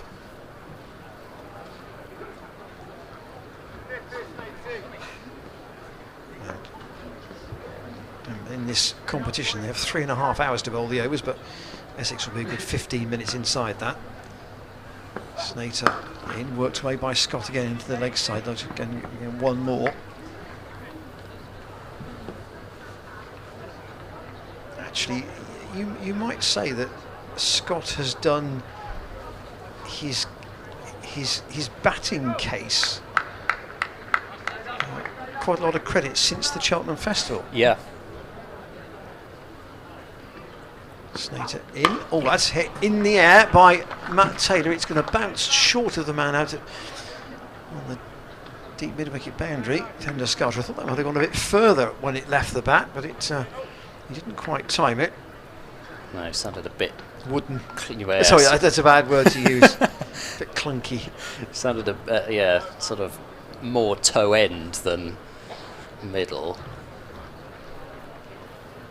It's the Matt Taylor shot though, that pickup. We saw at that the leg side. once or twice in the Lancashire game. Yep, indeed. And, I can remember him doing it a couple of times against Worcestershire, I think it was, in the Bob Willis Trophy last season. 3 overs after this. What does George Scott left? Scott got left. And the answer is he's tried to luff that into the Kennington Avenue car park. Oh, that's hit a roof.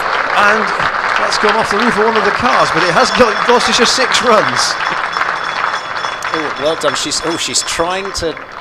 Oh no. Well, she tried not to pick it up, and then a gentleman just walked over and picked it up anyway. The natural thing. And Scott has hauled that away. Really thudded off that roof there.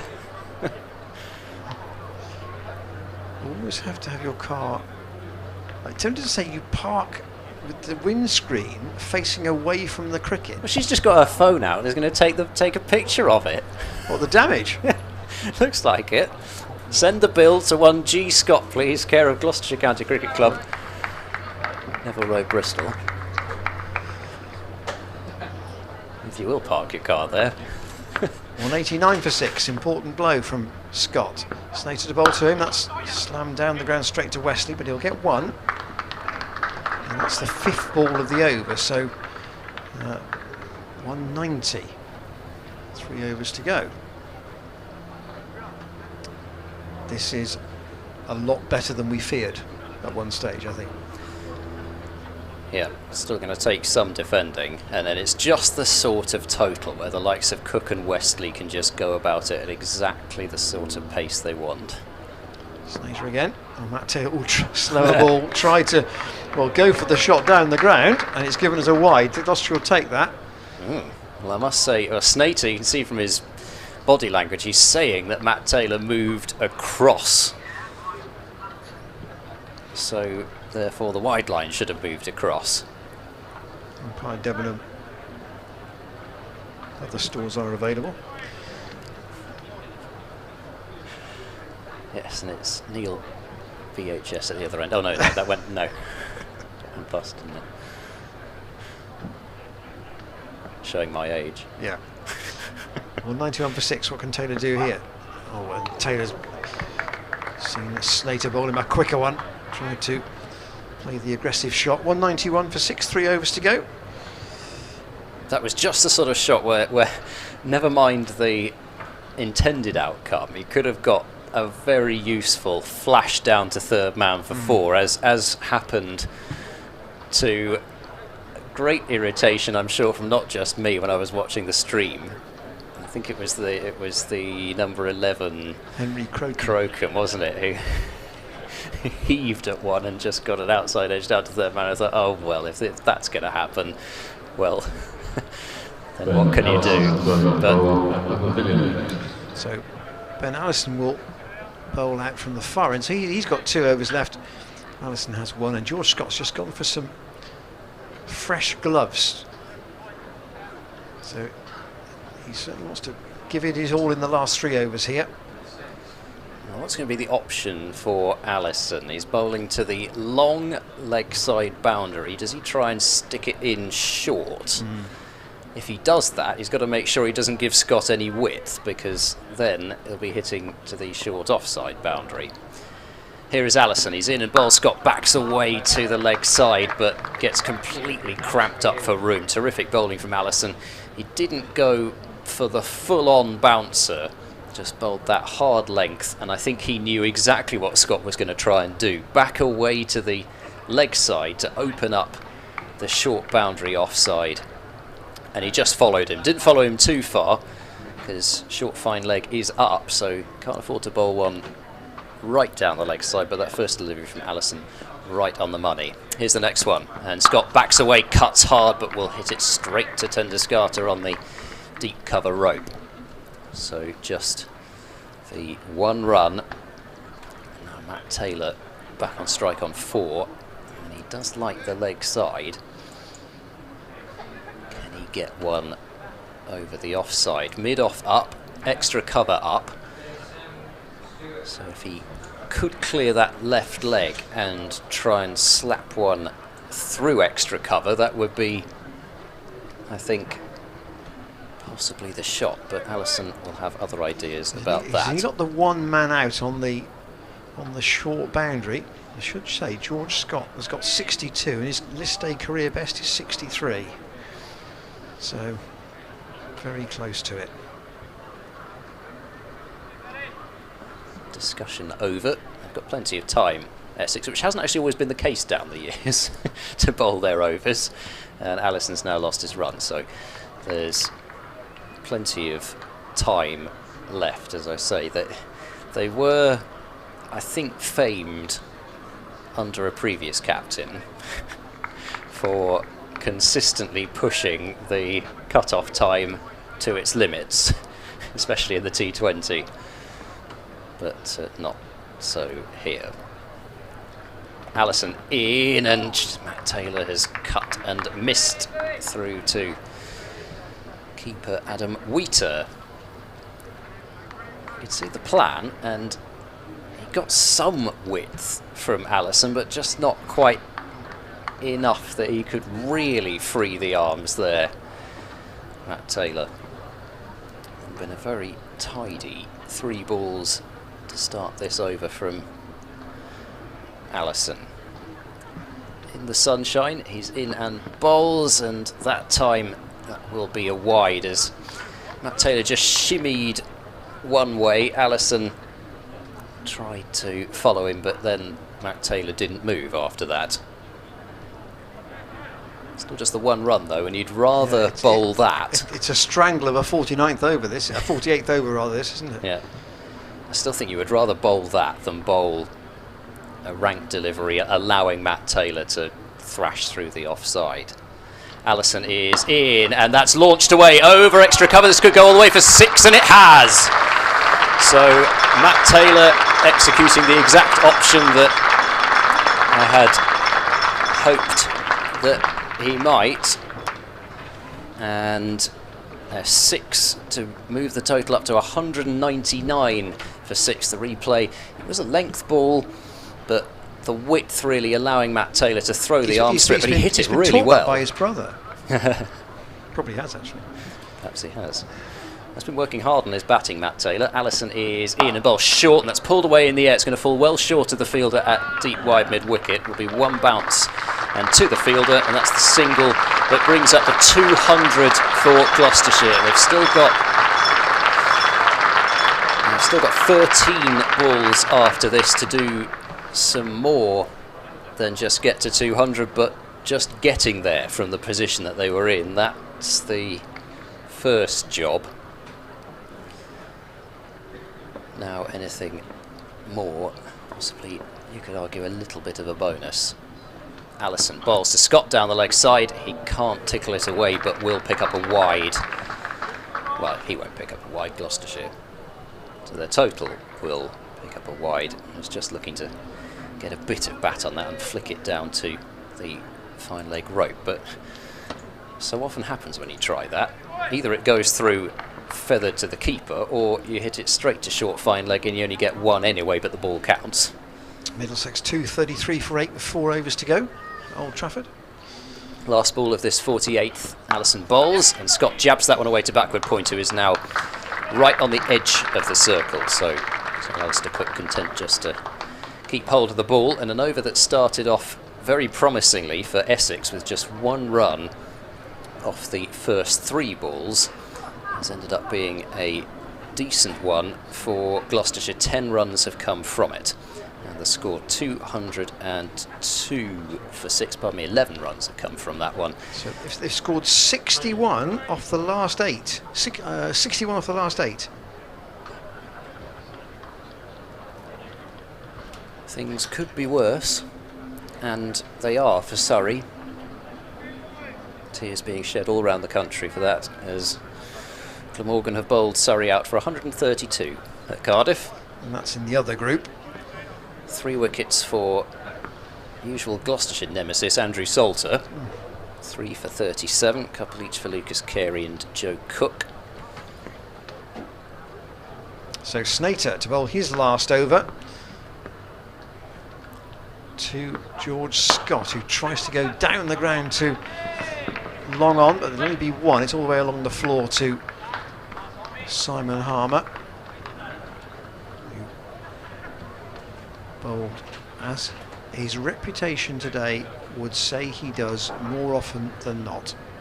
Miserly economy, always threatening to take a wicket, and he ended up with just the one today, but 10 overs, 3 maidens, 1 for 22 was an excellent return. Last but 1 over, Snater to Matt Taylor, who was him a slow Yorker outside the off stump, and Taylor can't do anything with that, and it goes through to Wheater. Terrific bowling from Snater, because not only are you keeping it away from the short boundary, but also you can see Matt Taylor, he really wants that pace on the ball, and Snater's identified that, and if he bowled every ball there, I think he'd be quite happy. 4 out, either straight or on the leg side, and that is going to be called a wide, I think. Yes, that was, even Snater couldn't argue about that one. I was going to say, even if Matt Taylor is moving across his stumps, which he is, that one's pushing it a little bit too far. So just to confirm, this is George Scott's career best List A score.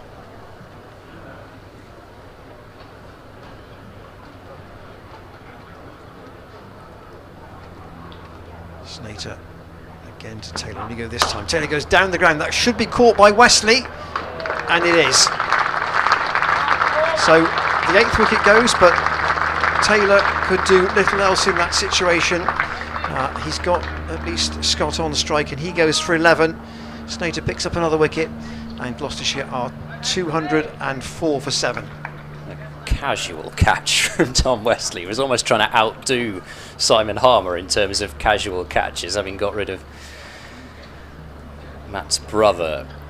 But yeah, as you say, that ball was in the slot, so no harm in going after it, and at the very least what it's done is allow the batsman to cross, and Scott will be on strike. They haven't quite got around to instituting the rule that's in the other competition going on at the moment in this one. I have to say, I actually kind of like the whole thing about batsmen crossing and not you know, you shouldn't be profiting from a wicket. The new batsman should be on strike. Maybe that's just the bowler in me coming out, but I actually happen rather to like that one. Well, just to prove that there is a new audience out there, a former colleague of mine, not a big cricket fan, in their time at a previous employer, said that they were at the Oval last night and that they really enjoyed it because of the relative simplicity of the cricket. Snater then into George Scott, with the batsman having crossed, and Scott has sliced that in the air, and he's going to be caught by Nijar. Oh, Scott goes, and Snater is going to be on a hat-trick, and it's a pity that that's happened with 9 balls still to go. So Gloucestershire's 2 main contributors here have gone in the same over. And it was a slap really by Scott, but he'll get a good hand as he walks off, having made 64 off 86 balls. Yeah, it's not quite been the storming finish it looked like it might be at one stage, but once again, it's hard to blame Scott for going after that one. It was wide, just looked to throw the hands through it, but it's the change of pace from Snater that's done it, and so Snater's now, with those 2 wickets, overtaken Simon Harmer and is now the leading wicket taker for Essex in the Royal London Cup, and he's now going to be on a hat-trick, and it's the kind of hat-trick situation where you see them taken with only 8 balls left in the innings, Josh Shaw and Tom Smith having to make full use of those 8 deliveries. He can't just sit there and block it. There's definitely a chance for Snater to get it, and looks as if it is Shaw, so the batsman not able this time to cross. So Snater now has 3 for 48, and he has 2 balls to go of his spell. This is the hat-trick ball to Josh Shaw, and he plays inside it. It's a good line length that, I mean, you might argue he should have bowled at the stumps if nothing else, but 2 wickets and a dot in the 49th over. Very good from an Essex point of view.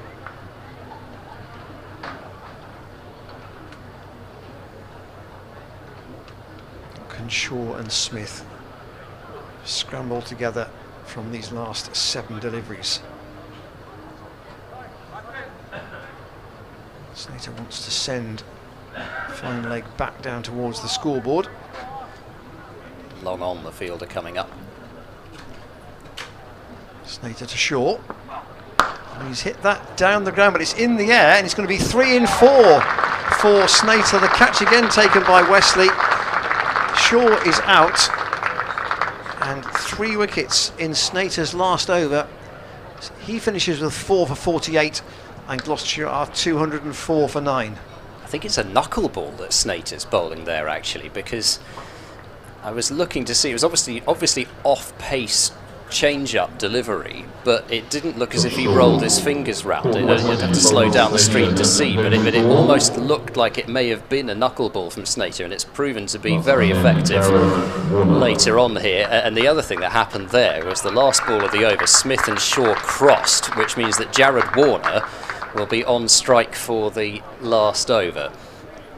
If Gloucestershire could get, you tend to think in blocks of 10, if Gloucestershire could have got 6 off the last over to get them up to 210, then that might have been the target, but it's made all the more difficult now with Shaw going, and as I say, just once again it's the change of pace that's done the trick, because it was a length ball, and Shaw I think had the right idea trying to hit down the ground, just yes, 172 for 5 with Jack Taylor and George Scott in the 45th over.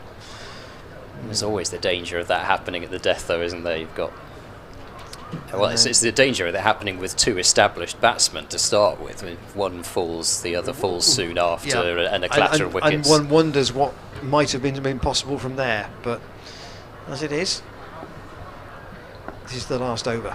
Allison to bowl it. Warner on strike. Here is Allison. He bowls, and Warner hits this one high up in the air. This is going to be a comfortable catch at cover, and is taken no problem. So that is the end of the innings, and Simon Harmer who's taken the catch, and I think he just, for the sake of doing so, decided to take it over his left shoulder rather than his right, just because he can. And that makes it 204 all out. 4 wickets in 5 balls to finish the Gloucestershire innings. 204 all out. Essex very much on top for nearly the entirety of that innings. Just the one partnership between Jack Taylor and George Scott providing considerable resistance. George Scott top scoring with 64 off 86, 5 fours and a 6, and Jack Taylor 62 off 80, also with 5 fours and a 6. Providing some resistance, providing some fight. Whether it's enough is now down to the bowlers, who are going to have to bowl out of their skins to defend this. Yeah, that's absolutely true. No Dan Worrell in the side today. The spinners will have a huge role, and Gloucestershire, as we just have a look at the first wicket, that was Chris Dent. The camera's going to actually run through the wickets here. That was the start of Gloucestershire's problems with Essex winning the toss, and some brief highlights coming here from the Gloucestershire batting display. They were at one stage 73 for 5, but that stand was worth 99 between Jack Taylor and George Scott, half centuries for both. But as Ed said, it's now going to be a real team effort from the bowlers. Snater, from his 10 overs, 4 for 48. Allison, 1 for 36 from 9 overs and 1 delivery. He got the last wicket. Harmer, 10 overs, 3 maidens, 1 for 22. Tenderscarter, 10 overs, no maidens, 2 for 34. And then the final 10 overs split between Aaron Nijar, 7 overs, 1 for 38, and Tom Wesley, 3 overs for 21. We'll leave you for a few moments with the highlights of the first innings, and we'll be back with you for the resumption at about 10 minutes to 3, with Gloucestershire having to defend 204.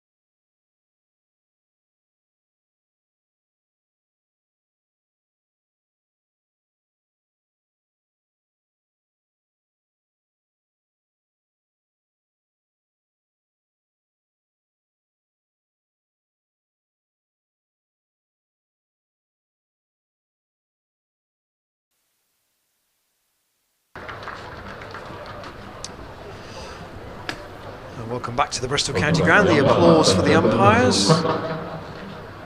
Ben Devon and Neil Pratt. And the Gloucestershire side will shortly be followed by the Essex openers, who we expect to be Sir Alistair Cook and Will Buttleman. William Buttleman and Alistair Cook. Confirmed by Terry Blake. Gloucestershire 204 their score, dominated by that stand of 99 for the 6th wicket between George Scott and Jack Taylor. 62 to Taylor, 64 to Scott. The next highest score was Ben Charlesworth's 22 earlier in the innings, but Gloucester were 5 down in the 21st over, so to actually get to the last over was something. And to get a score that gives them an outside chance, you would say, all logic would say it's Essex to lose from here, but weirder things have happened on a cricket ground than Gloucestershire bowling out Essex for less than 204 here. Yeah, I suppose what you would say is if you were ever going to try to restrict a side to a very low total, then Bristol might be one of the venues that you would choose to try and do that. Josh Shaw's going to open the bowling from this Ashley Down Road end. Jack Taylor in at slip. And the right-handed Buttleman to face. Short balls to him. I think it's a slower ball first up, actually. And just punched up to Ben Charlesworth at mid-off. George Scott was doing some bowling in the interval, so as just in case. You wouldn't necessarily expect him to have a bowl in this format, but might it be a pitch where he could just be a stand breaker? Because it's all about wickets here, Ed, isn't it? Yep.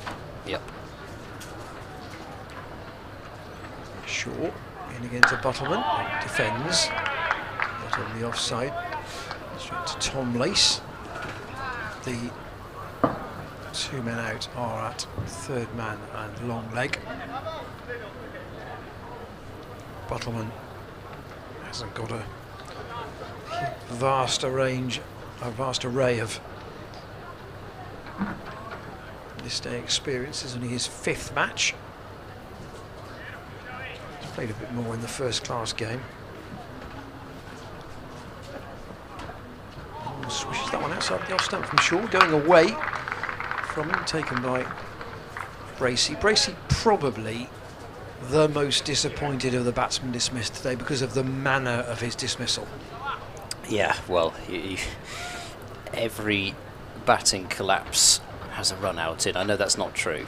And just as one of the things that people say, I know it's not true at all, but yeah, you don't want a run out to compound a batting collapse. Short runs away from us. And bowls to Buttleman, who pulls that down the ground. He doesn't time it, but he will get a run up to Chris Dent at mid-on. And that brings Gloucester-born one A. Cook on to strike. If he'd hit the ball that badly anywhere else other than straight over the umpire's head, then Buttleman would have had his 3rd duck of the competition. I'm sure he'll be particularly glad to have got off the mark when 2 of your first 4 scores are 0. So Shaw then 2, Alistair Cook. Outside the off stump, lets it go. Essex haven't played here a lot in 4-day cricket in recent years. T20 wise, obviously Cook largely has stepped away from that too, so he wouldn't have batted a lot here.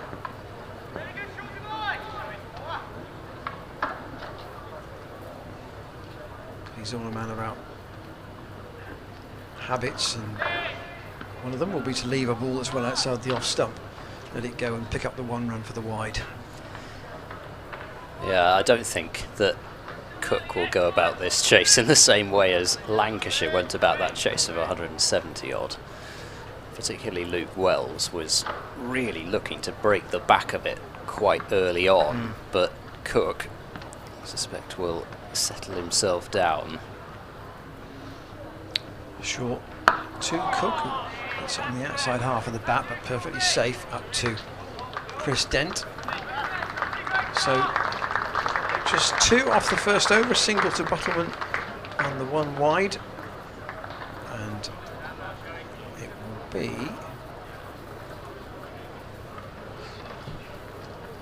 I think, Matt Taylor from the other end, because Jared Warner has come in from long leg, but he's still got his cap on, so I think it will be Matt Taylor from the other end. Yep, so left armour on straight away. Matt Taylor will start off. Looks like he's going to go round the wicket straight away to the right-handed Buttleman. There's one slip in place and short mid-wicket. Fielder extra cover's not really a short extra cover. Inviting the drive through that cover region if Buttleman wants to go after it.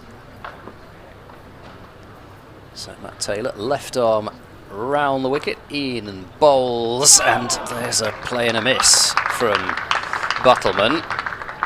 Ball just shaping away a little bit from the right-hander, so working against the angle, and Buttleman playing a little distance away from his body there. Through to James Bracey. Jack Taylor is the fielder at slip. Here comes Matt Taylor, he's in bowls, and Buttleman guides that one just to back points left. Oh, this could be a run out, would have been out with a hit. Scott, the fielder at backward point, and he was fielding well behind point in the end when he picked the ball up, so he would have had more than just the one stump to aim at, but Alistair Cook gave it up quite early on. Here's the replay, and Cook just jogging really. He backed up a long way, but there's not a single there, certainly not a single with Cook at the non-striker's end, and a big early opportunity that for Gloucestershire, and they were not able to take it. 3 without loss. Matt Taylor over the wicket to Cook, who tries to work that one in familiar fashion through the leg side, but doesn't get any bat on it, going well down the leg side. Sort of half chance that you've really got to take a tight total like this. It not quite the same as the Phillips catch in the T20 against Middlesex. But that was a motivational moment, an inspired moment. A run out would be the same. Matt Taylor bowls to Cook, who pushes away from his body at that one, but no outside edge. Really seen many traditional outside edges like that. Been a fair few plays and misses in the first innings, but no catches for Wheater behind the stumps. Chris Dent just that one outside edge early on, caught by Cook at slip. Matt Taylor bowls, and that's come off the pad, and a good stop by James Bracey. Lurched onto it to his right and made sure no leg buys. He's not finding the middle of the bat at the moment, is Sir Alistair Cook, but with an average in excess of 3 figures for the one-day cup this season, admittedly helped by 2 not out, but still he's in fine form.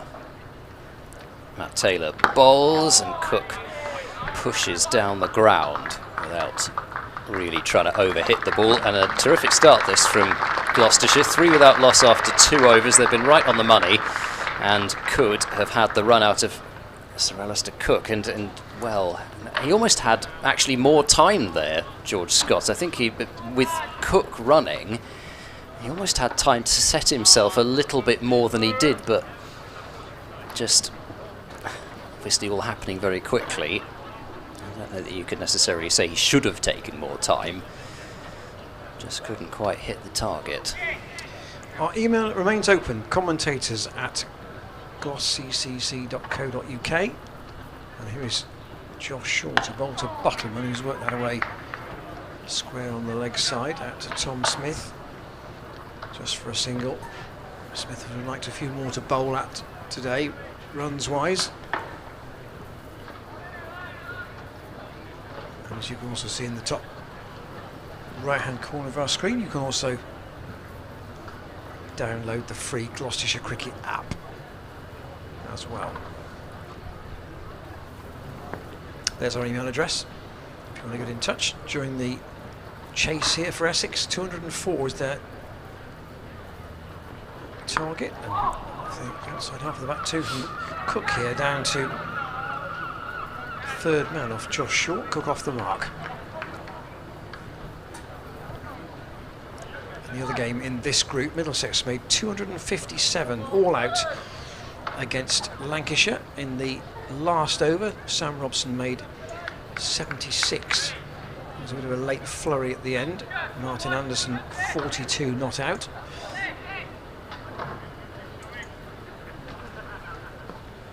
Here Gloucestershire hunting early wickets. Short of Battleman, right off the bottom of the bat there, but they've timed it well enough up to mid-on, which is where Chris Dent is, to pick up one run. And one of the other games going on is taking place at York, between Yorkshire and Warwickshire, and the last over in the Yorkshire first innings, bowled by Ethan Brooks to Matthew Waite, and I'll read out that last over after this ball.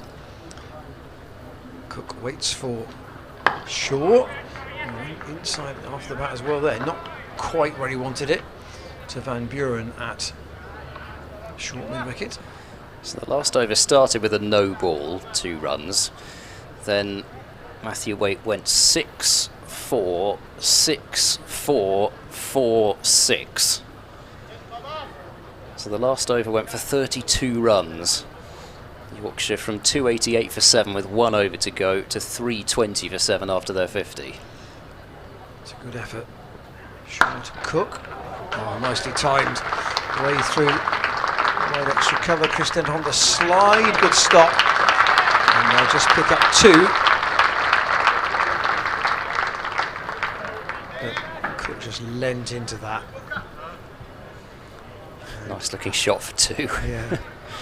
He will feel a lot better having just felt that guy to the middle. I think there was a lot of quite warm shards from around the ground. I think whilst they want Gloucestershire to win, I think the crowd would be too disappointed with seeing Sir Alistair Cook bat at the same time. Short to Cook. Inside half of the bat again. Quite exactly where he wanted it. Down to Charlesworth at mid-on. So 8 for no wicket.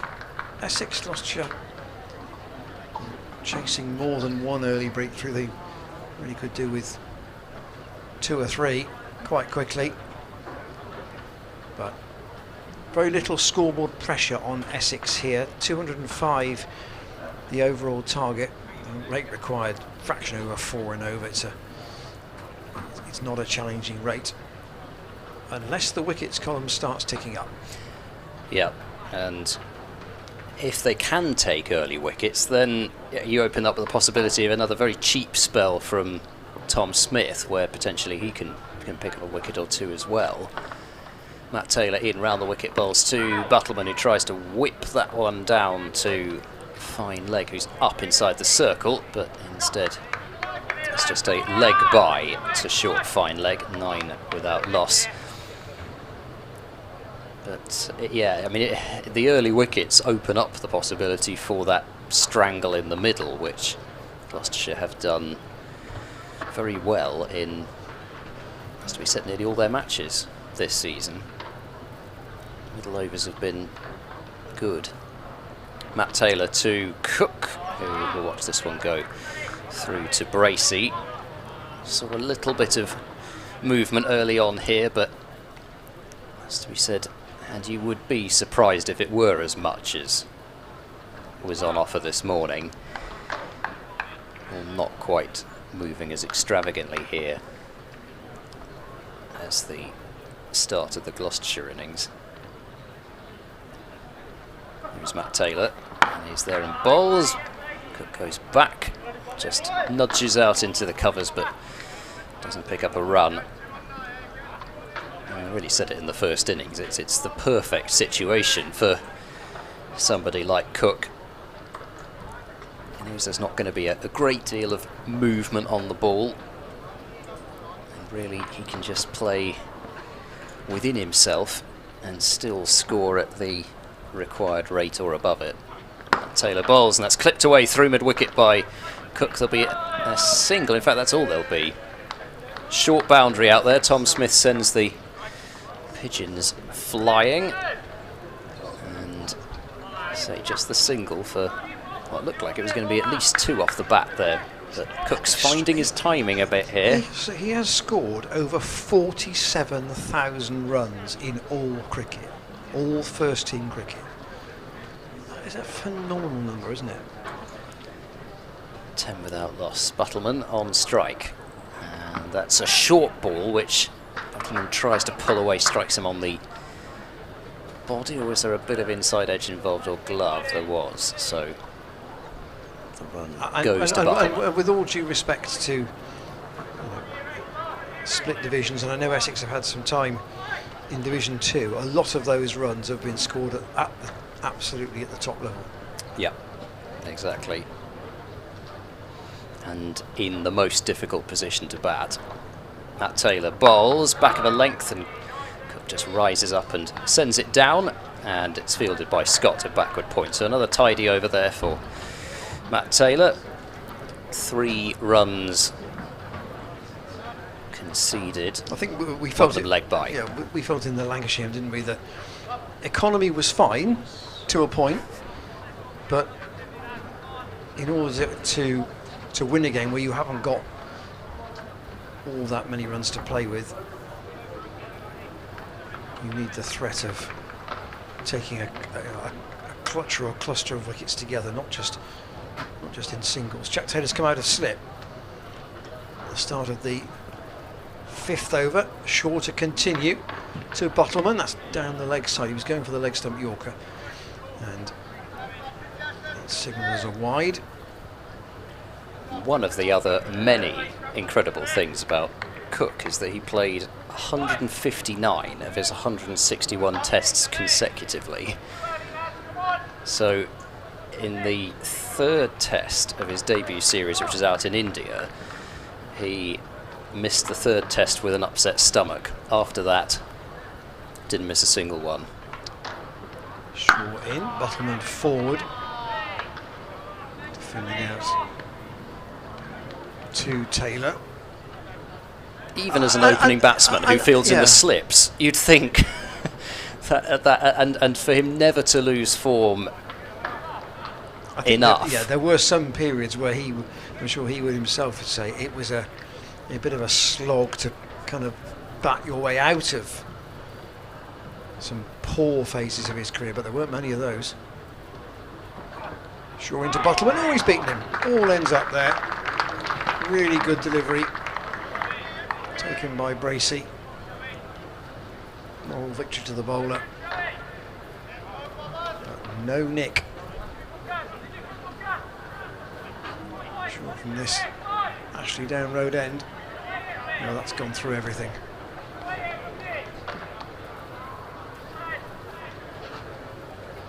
No Dan Worrell on the Gloucestershire side today. That's why Shaw and Matt Taylor are sharing new ball duties. Buttleman again has to defend. So Wesley will probably come in at 3 for Essex, and then Michael Pepper. Josh Rymel, just his 2nd List A match, and then arguably the kind of the insurance in case there was a problem. Ryan Tenderscarter, Adam Wheater, Simon Harmer, 6, 7, 8.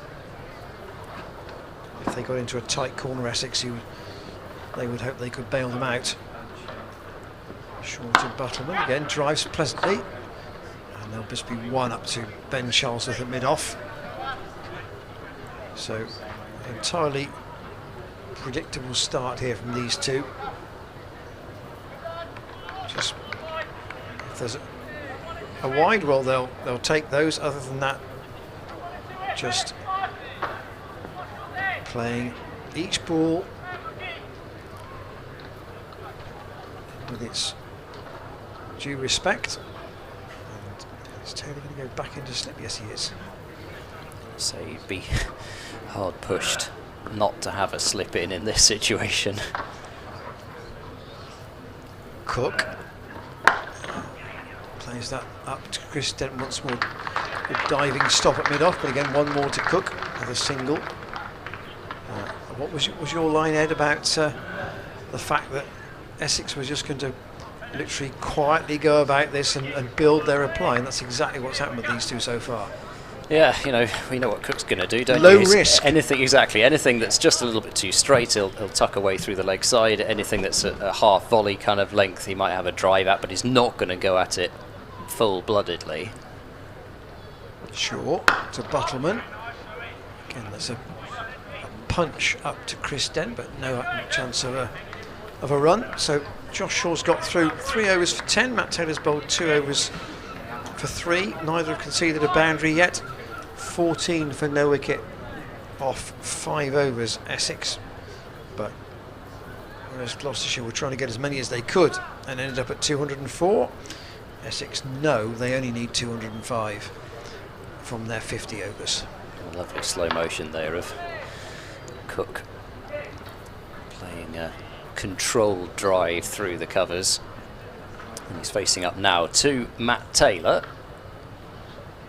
who is up to the wicket, and he bowls a very full delivery, which is forced up to mid-on by Cook. Was timed nicely, even though he really did little more than jab the bat down on top of the ball, and there's no run.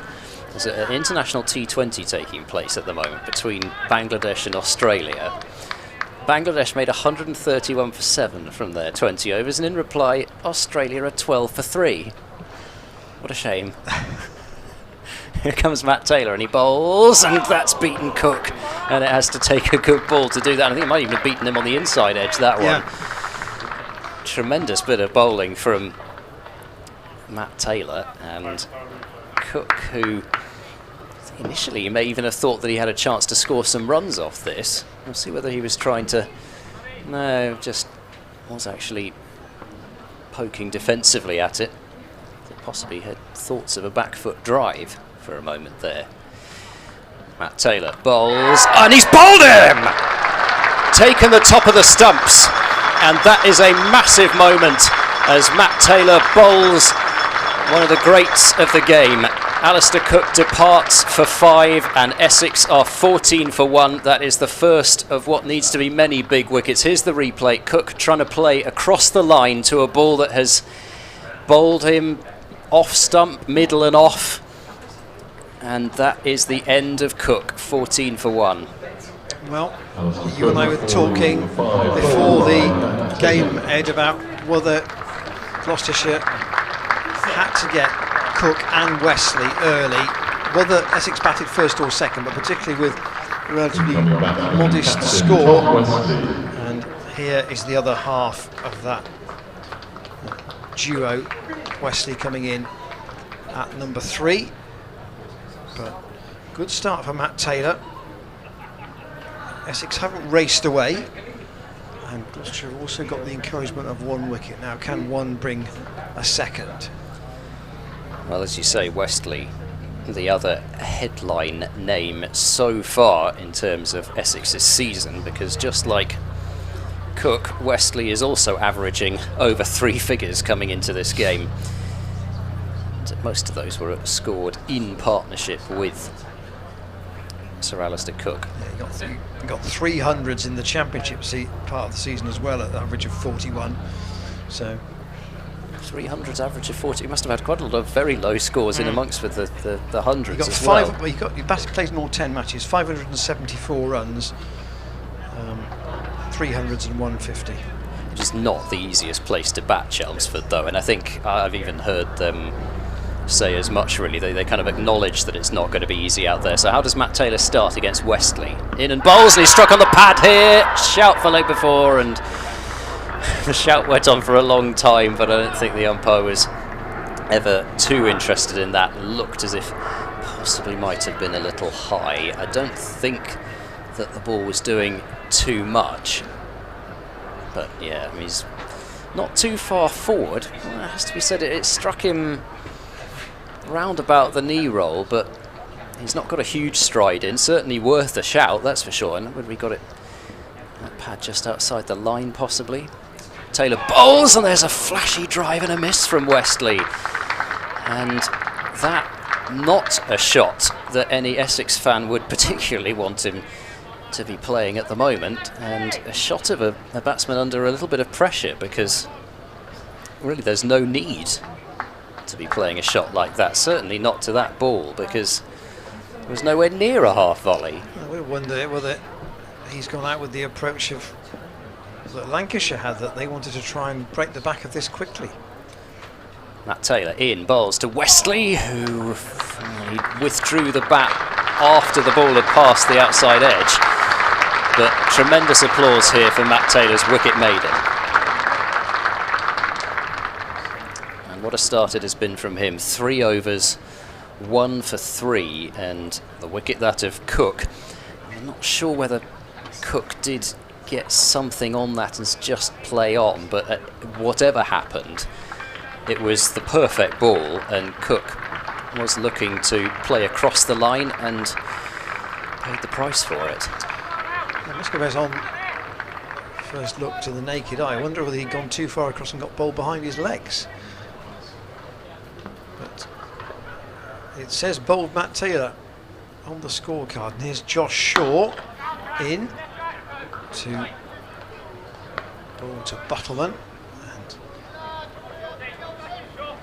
Chris then persisting with a 4 on the single, saving the single on the offside. Scott, Lace, Jack Taylor and Ben Charlesworth, respectively. We've got a man down at third man, who is Matt Taylor. And Shaw past umpire Devon, who drops it short this time, and not very timed by Buttleman. Out to Tom Smith.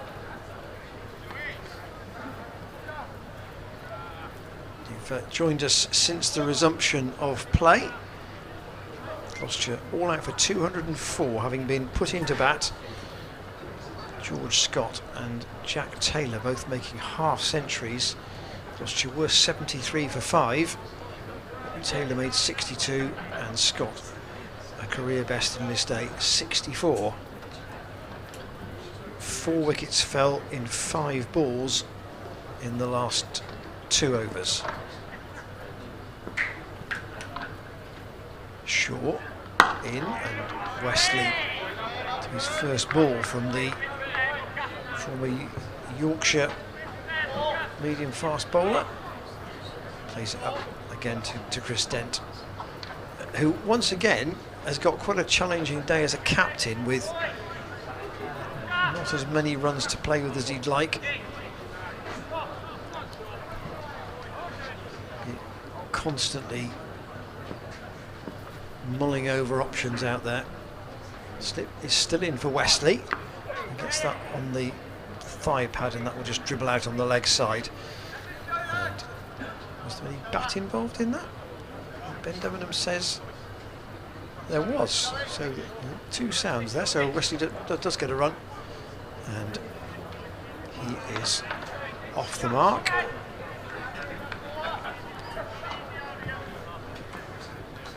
How many overs Gloucestershire will look to use their opening bowlers for. Shaw to Buttleman, and that's clipped to short fine leg. Good stop by Jared Warner. I'd have thought that there might be a case for a double change at 10 overs. So which would be the 2 then? I mean, Warner would, you feel Warner would come into the attack fairly soon, but would you go Tom Smith straight away? I think so. think that's what you'd need to do. Opener Bottleman works again for Shaw, but against back over length and fielded by Jack Taylor. It's tidy from Josh Shaw, 4 overs for 12. Matt Taylor's bowled 3 overs for 3 runs and the wicket of Cook. Gloucestershire today, though, with if they're going to use a 6th bowler, George Scott would be probably the favourite, but a little bit like Essex, they've only got 5 frontline bowlers in the team, so they've all got to, as John Bracewell used to say, come to the paddy. Yeah, well, Ben Charlesworth did bowl in the first match only a couple season, of, but only, yes, only a couple of overs. He hasn't bowled since, much. So that may be an indication of not wanting to overexert his shoulder.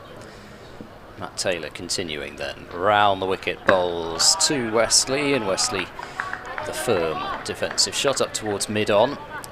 Matt Taylor often takes wickets in bunches. Gloucestershire need him to have one of those inspired spells like he had against Middlesex at Cheltenham, where he really did just run through what was admittedly a very low on confidence Middlesex lineup, but it's something that he has often done in his career.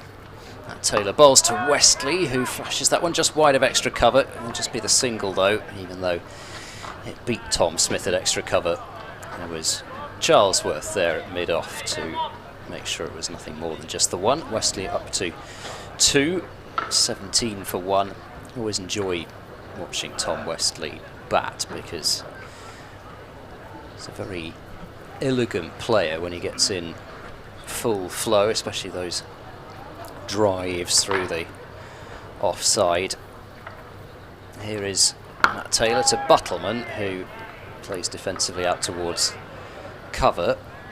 Reached a little bit away from himself to play that one, did Buttleman, but middle of the bat on it. And a good record, of course, in List 8 cricket for Tom Wesley. You'd expect nothing else from a player of his calibre. Past 3,000 runs this season, average just under 39.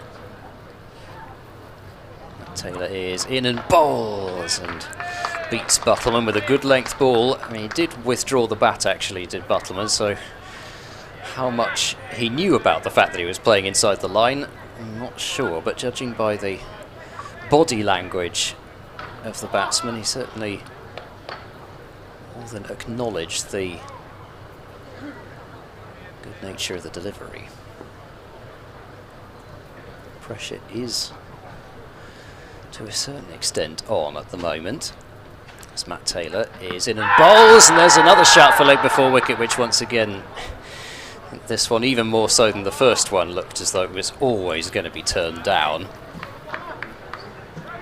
Plenty happening out there though. Enthusiastic support for Taylor's appeal from both Bracey and Taylor's brother at first slip. Leg side. Leg side and high, possibly. Look to have masses going for it, but still making the batsman aware of the pressure that he's under. Matt Taylor bowls, and that's defensively played. Well in behind that one was Buttleman, but it ends another terrific over from Matt Taylor. Just the 1 run off it, 4 overs, and he's just gone for 4 runs with a maiden and, most importantly, the wicket of Cook in there as well. How long do they keep him going for? Certainly 1 more. Yeah. Maybe even 2. I think you've almost got to, unless the next over is a poor one. Long chat between skipper Wesley and Buttleman at the end of that over. No doubt the more experienced man saying to the less experienced one, no drama here. That's clipped away nicely by Wesley. That'll be 4 away through mid-wicket. That was all about the timing. He didn't really hit that very hard at all, but absolutely in position. Nothing Tom Smith could do about that. Yeah, that's really not where to bowl to Tom Wesley, is it? Probably was just about leg stump line, that's the problem. It doesn't have to be too straight for Wesley to whip you away through that region when he's in form, and he certainly seems to be. As a result, the slip has come out now. Jack Taylor again into the offside. Can Shaw straighten his line up here? He can, and as a result, Wesley can only push that out to Ben Charlesworth at mid-off.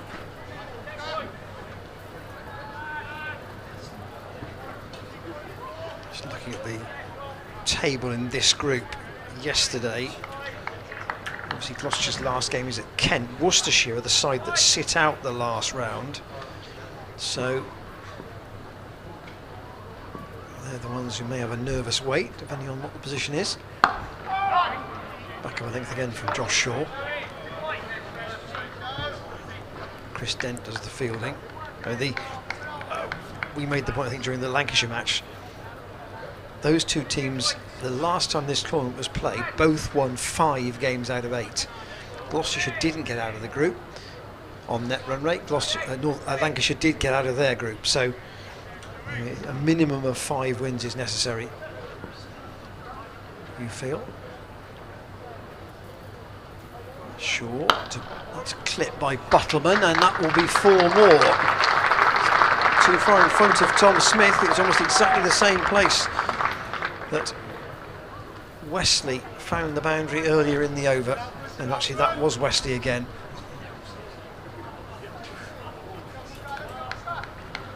Yeah. Actually, that was even more leg side, to be fair. He just can't bowl to Wesley there, and certainly not with a short leg side boundary like this one. Short again to Wesley. That's a better line. And he defends. This is Shaw's 5th over.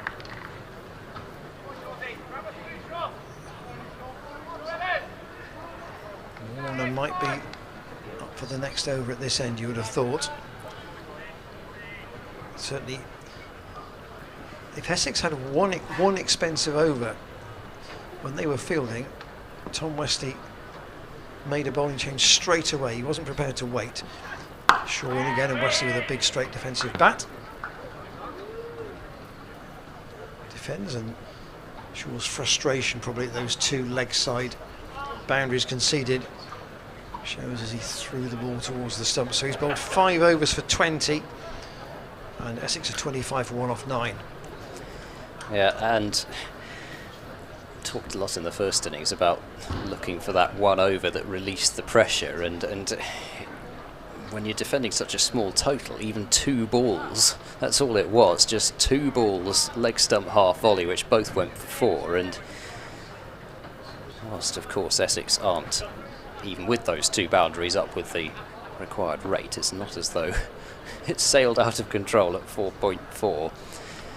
Matt Taylor bowls to Buttleman, worked into the leg side. He'll pick up a single wide of mid-wicket and score up to 26 for 1.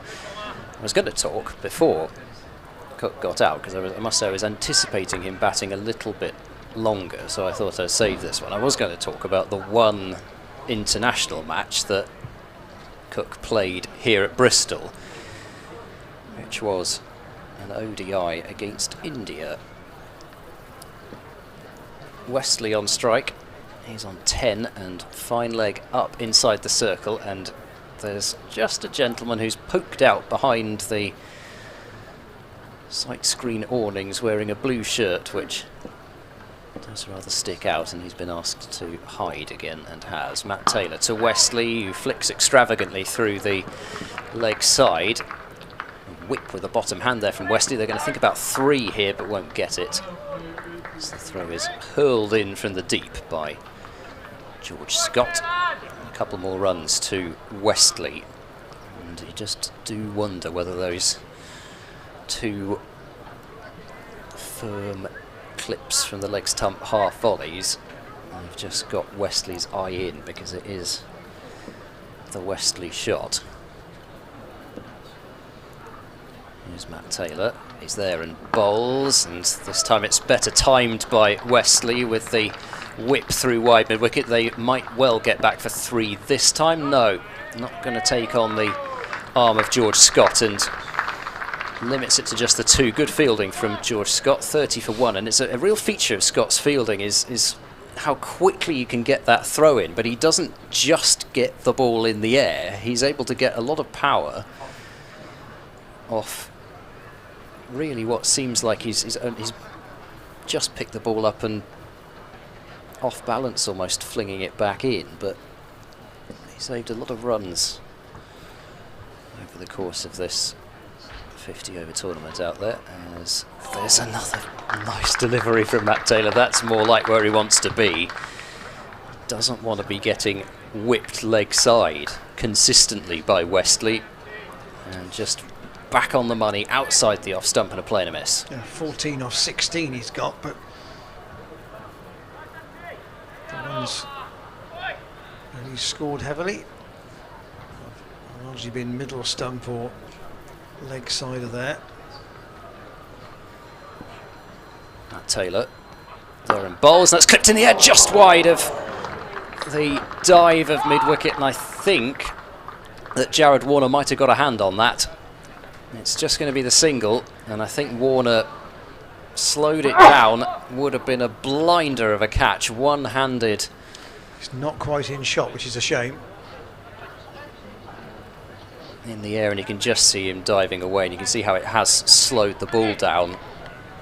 Warner, I think if anyone was going to get there, it might have been Warner, because he's the tallest and has the largest wingspan. That Taylor bowls to Buttleman, who, well, I think he more withdrew the bat inside the line of that one. 6 runs off the over. It's the end of the 10 overs of power play. Essex not racing along, but they've only lost the 1 wicket, that of Sir Alistair Cook. And the score 31 for 1 after 10 overs. And Warner straight into the attack from Chris Dent. The power play Gloucestershire were 36 for 1, so nothing in it at this point. But this was when Harmer was into the attack, and things started to happen for the Essex bowlers. Jared Warner. Is that a baritone voice, would you say, of Terry Blake? Is that what you define it as? I'd say it was at least baritone, maybe even bass. Really deep indeed. So here is Jared Warner to bowl for the first time in a List A game here at Bristol. And he gets punch driven by Wesley, but fields off his own bowling. So with the power play, or the initial power play gone, Warner has 5 men inside the circle and 4 out. Fairly predictably, there's a 3rd man and a sweeper at mid-wicket and extra cover. It's hit into the ground and over the fielder inside the circle at extra cover. There's a long chase round. There should be 3 here, and despite the fact that the throw is on its way quickly, there is a comfortable 3. It's a long way to run round from that offside boundary to the right-hander. Once again, George Scott eating up the ground on his way round in front of the mound stand. Really made a crack off the bat, that one, straight into the ground. But as I said, the bread and butter you tend to think of for Wesley is the clip through the leg side, but if he starts getting those away, beware. Buttleman on 8. That's a nice shot, but well stopped by Jack Taylor. The bounce helped him a bit there. It could easily have caught an old wicket end on the way through, but a nice bounce to make the stop. Taylor made 62 today, so in his last 3 innings in this tournament, 49 not out, followed by a half century at home, followed by 62 today. Pity there wasn't a bit more support from the top part of the order, really. Warner into Buttleman, again that's driven straight, and a half stop by Chris Dent keeps them down to 1. Yeah, just even one contribution from the top order light, I think. I think this start from Essex proves really that this was certainly not a 300 pitch. It may not even be a 270, 280 pitch. But just one more score to get it up towards 250, 260, I think would have been a real chase on here. Warner, and lets that go, does Wesley, outside the off stump.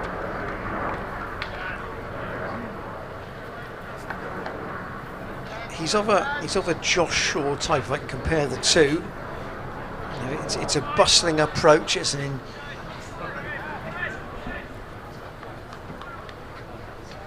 enthusiastic,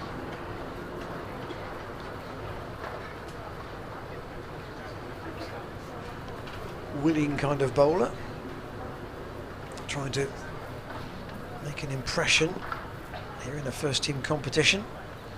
Still only 24. That's short again, a back of a length.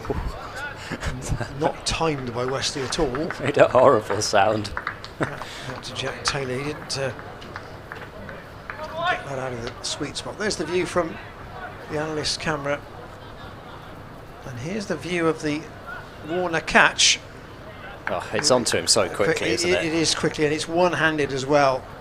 It's almost behind him, actually, when he gets the hand on it. He's almost having to dive backwards as well as sideways. That would have been a ridiculous catch. But you do see them. You do see them take it occasionally. Sometimes it sticks, doesn't it? Yeah. But it's just one of those ones, isn't it? It was the one that Gloucestershire needed to stick, really. And Matt Taylor's going to have one more over at least. I think that's probably the right call. Yeah, I think so. He's taken 1 for 10 and looks in actually quite a good rhythm out there.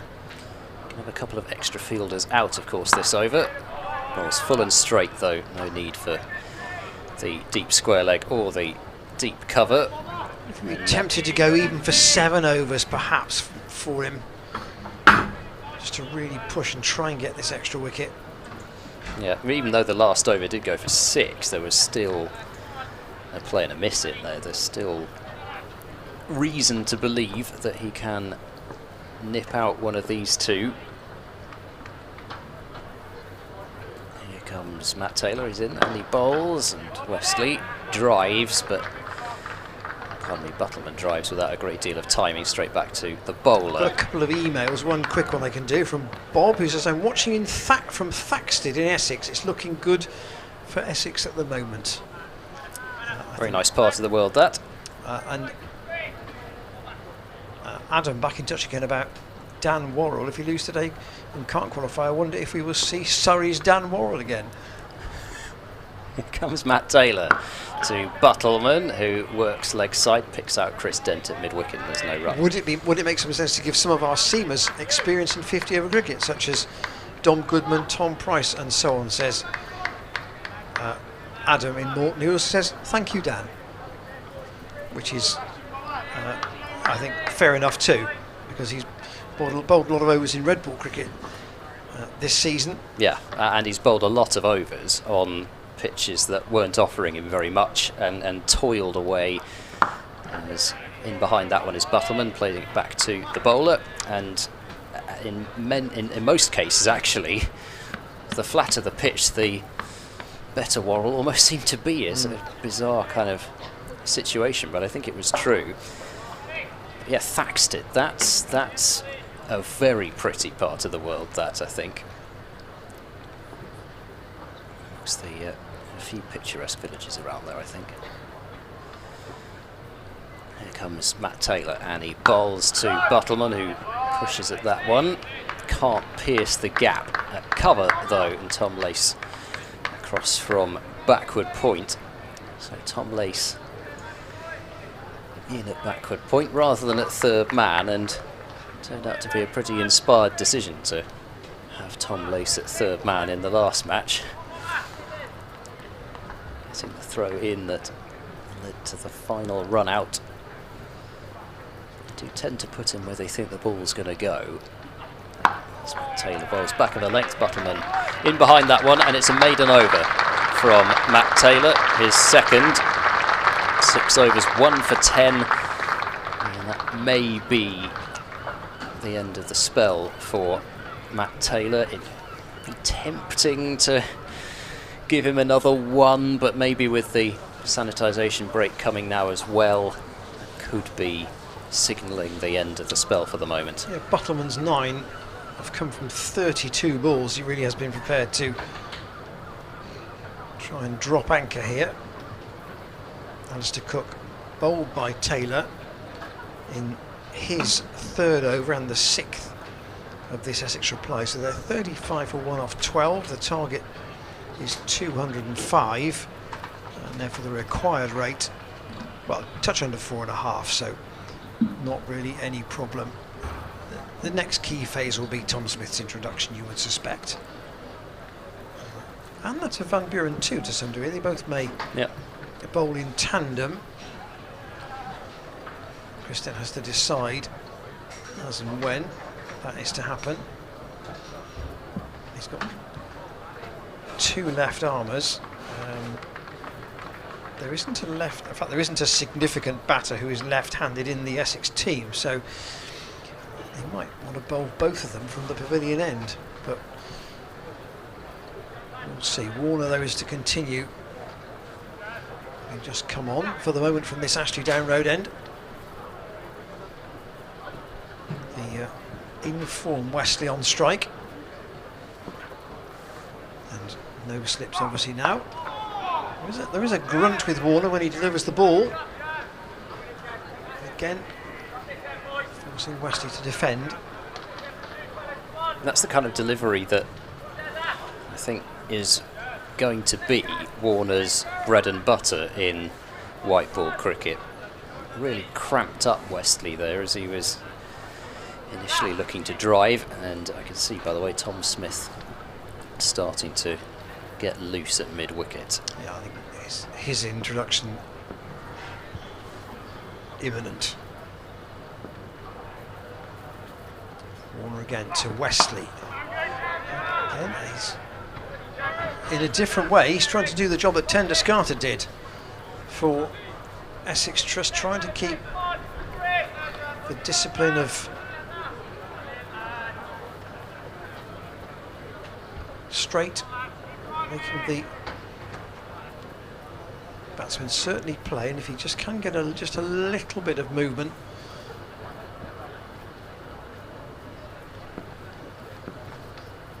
then it might just worry Wesley, but more particularly Buttleman. It's in the air, oh, and again it's a fine stop, but it's another half chance, and it's Tom Lace this time. That backward point, he's gone to try and take that one-handed. I wonder if he's just almost gone too far for him. He's gone below the ball with his hand. Let's just see, can we see from this angle? Not quite. It's another one of those one-handers that if it's your day it sticks, and if it's not it doesn't. Yeah, both quite low down as well. But fielding at backward point, probably you were expecting it a bit more than Warner was at mid-wicket, but I suppose that's anything to say about it. Warner's a Buttleman. So Wesley, you could technically say, dropped twice. Difficult though both were.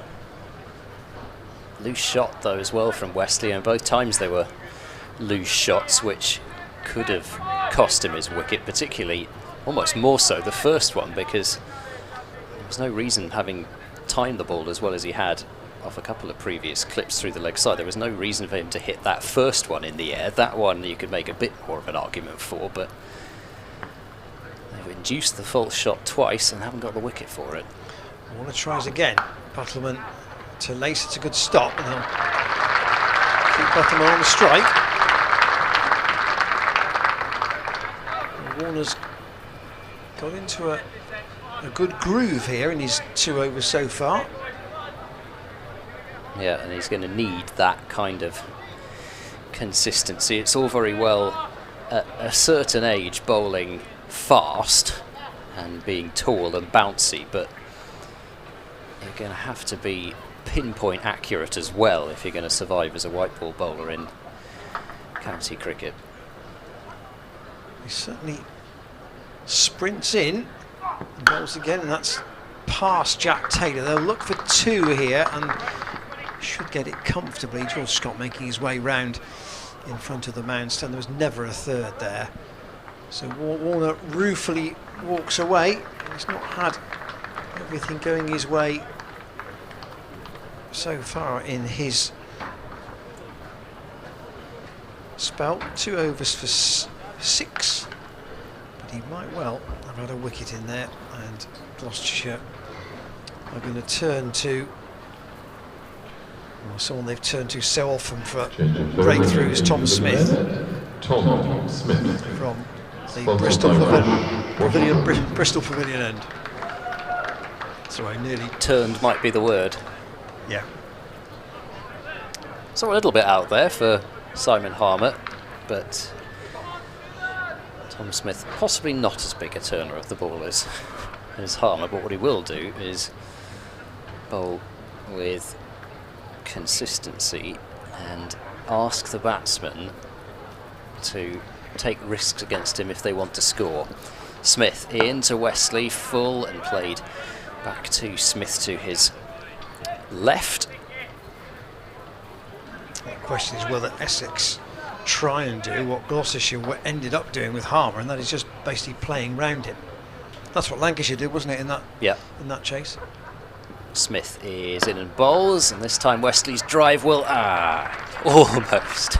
It was a brilliant stop from dented extra cover, who lies disappointed on the floor for a moment. I think he was trying in the end to parry it to Tom Smith, but just missed him by a small margin, so they were able to get the single. 39 for 1. 9 overs, 3 for 28 against Sussex as well for Smith, who bowls to Buttleman, who drives, and this time Dent will get the one-handed stop away, and the appreciation of the home crowd moving away to his left that time. Pick up on Adam's email about opportunities for players in this tournament at the end of this over. Smith in, bowls very full, and Buttleman drives hard out to deep cover. Pick up a single out to Van Buren on the rope. 9 overs, 3 for 28, picked up the wickets of 4, 5, 6 in Sussex's lineup. Travis Head, Jack Coles and David Visa. There's another firm drive, nicely timed by Wesley up to long off. And we'll pick up a single, James Coles, not Jack. Silly me. But the wicket of Head in particular just felt as though Sussex might be going to do that chase pretty comfortably with Travis Head in, and that wicket just started things off in the middle period for Gloucestershire. Another firm punch drive by Buttleman, this time out to the deep cover boundary. So a few nicely timed singles by Essex. Still just 4 runs off the over, 42 for 1 at the end of 14 overs. But all the wickets that have Head, Coles and Visa, they all came at points where it looked as though Sussex were going to get themselves, well, they'd got themselves around about even on the Duckworth-Lewis, and then the wicket fell just at that critical moment. We haven't got Duckworth-Lewis in play here, but they need another wicket from Tom Smith at a vital time. Warner then to continue his spell from the Ashley Down Road end, again to Buttleman, who just dabs it down through third man for a single down to Matt Taylor. Yeah, I think Adam's question was whether Gloucestershire would give opportunities if they lost this game and were out of the tournament. Well, they wouldn't absolutely be out of it, even if they did lose. Yeah, I think it would take them being right out of it. But I think once that, if it does happen, there is an argument. Then I think it's very likely that you'll see the likes of but with Ollie 3 Price to play come after in. this, if this result doesn't go Gloucestershire's way, then they'd have to win all the last 3. And win. Cracked off the back foot this time by Wesley. Again, it'll be 2 out to George Scott.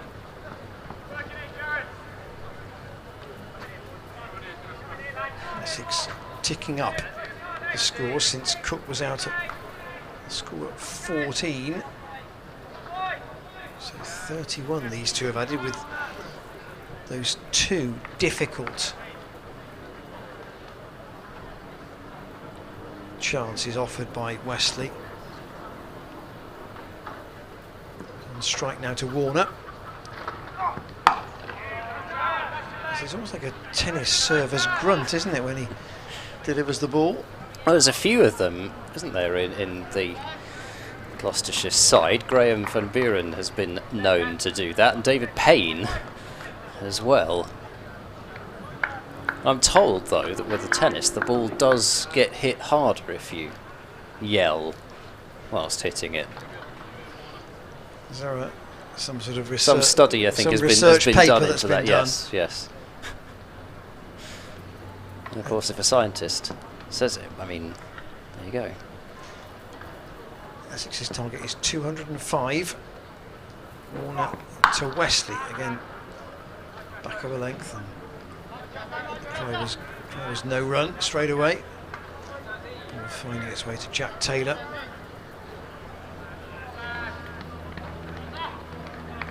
Very pleasant day for watching here at the Bristol County Ground. What a good number in the pavilion today. I think Van Buren's is more of a Nadal type grunt. There's a bit more of that kind of timbre to it. Warner's is more of a traditional effort grunt. Ball in his right hand as he comes in again, and that's a bit shorter. And Wesley didn't middle that, got it off the bottom of the bat. To Smith at short mid-wicket. So Warner's got a 3rd man and a long leg out.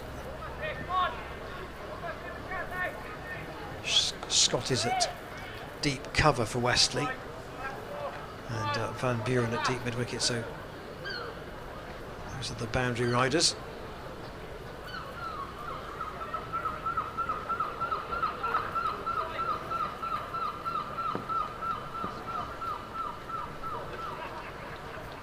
Blonde-haired figure of Warner. On his way was slashed, but on the bounce down to Matt Taylor at 3rd man. There might have been a cry of catch it, but it was only halfway to the left arm seam bowler down there. One more to the Essex total. There's their card, 46 for 1 after 15. Gloucestershire were 51 for 3 at this point, and it was the 3 that was the bother for them, because 3 became 4 pretty quickly afterwards. And Gloucestershire need to really be in the game. A couple of wickets is what they want.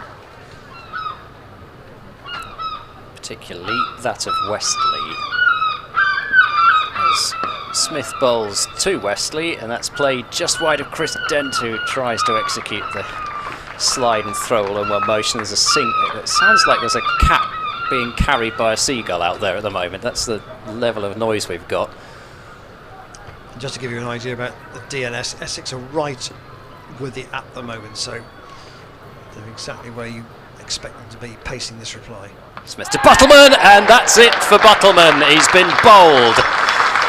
Backed away a long way to leg there, did Buttleman, and it's off stump that has been pegged back. Tom Smith has done it again for Gloucestershire with a vital wicket, and the replay here, Buttleman, his feet well outside the line of leg stump, and he's the last minute tried to jab the bat towards the ball, but certainly not something I don't think the Buttleman will want to see on replay very much. 47 for 2. Buttleman departs for 14, made off 41 balls. He did see off the new ball. So he's done that for Essex, but he's got out after having done that hard work, I think you could say. And now Tom Smith has a new batsman to bowl at. Yeah, Michael Pepper, I think he's the man who's come out at number 4. And the inexperienced Rymel at 5. I wonder if New batsman Michael Pepper. can Gloucestershire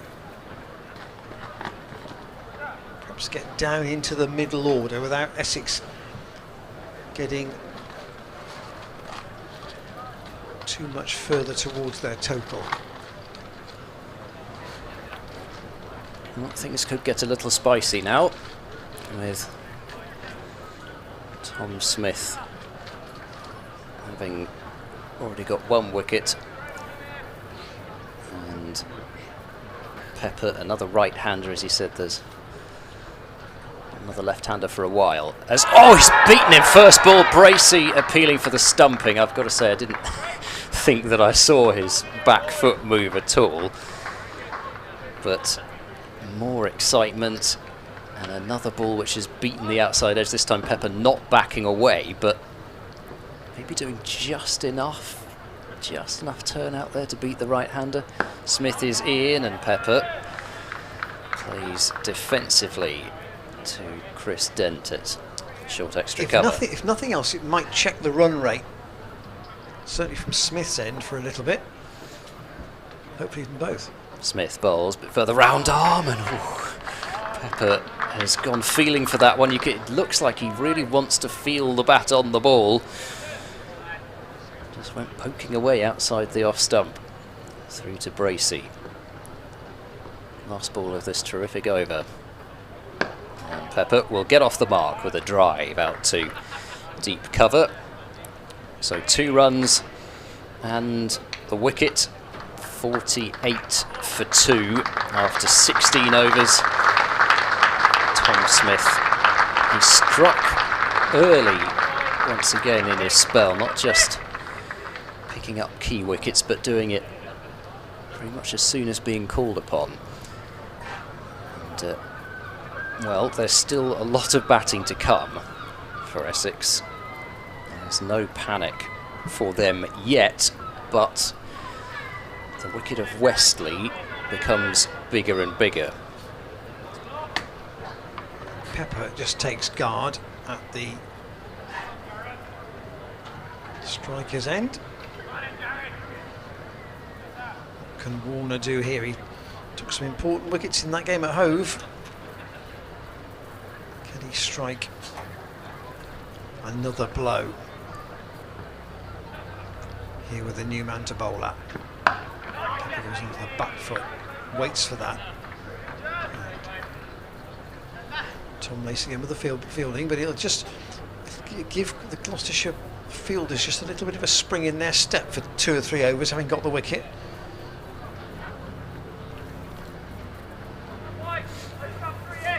Had a solid T20 season. Michael Pepper was actually Essex's leading run scorer in that competition.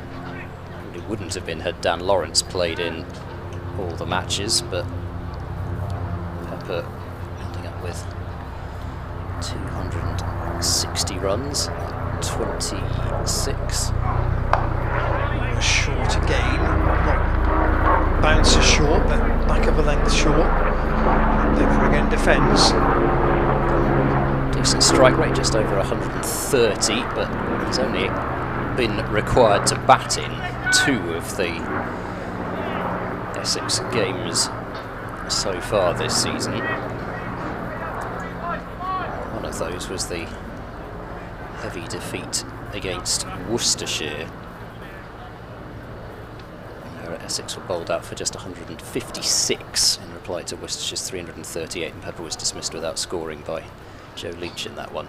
Warner again to Pepper who defends. I think Gloucestershire fans would take 156 as an all-out total for Essex today. Yes, well, they were 17 for 4 in that one, so yes. It's had a problem at the outset.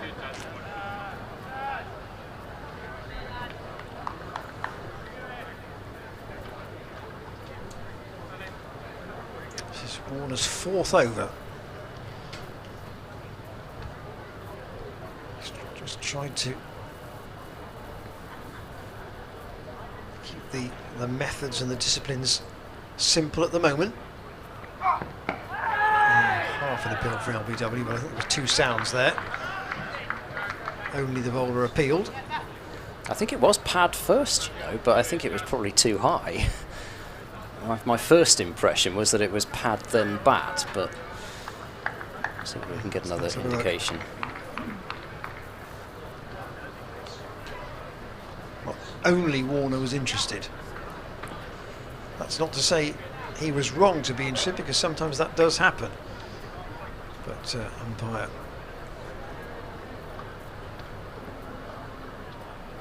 Debenham having none of it.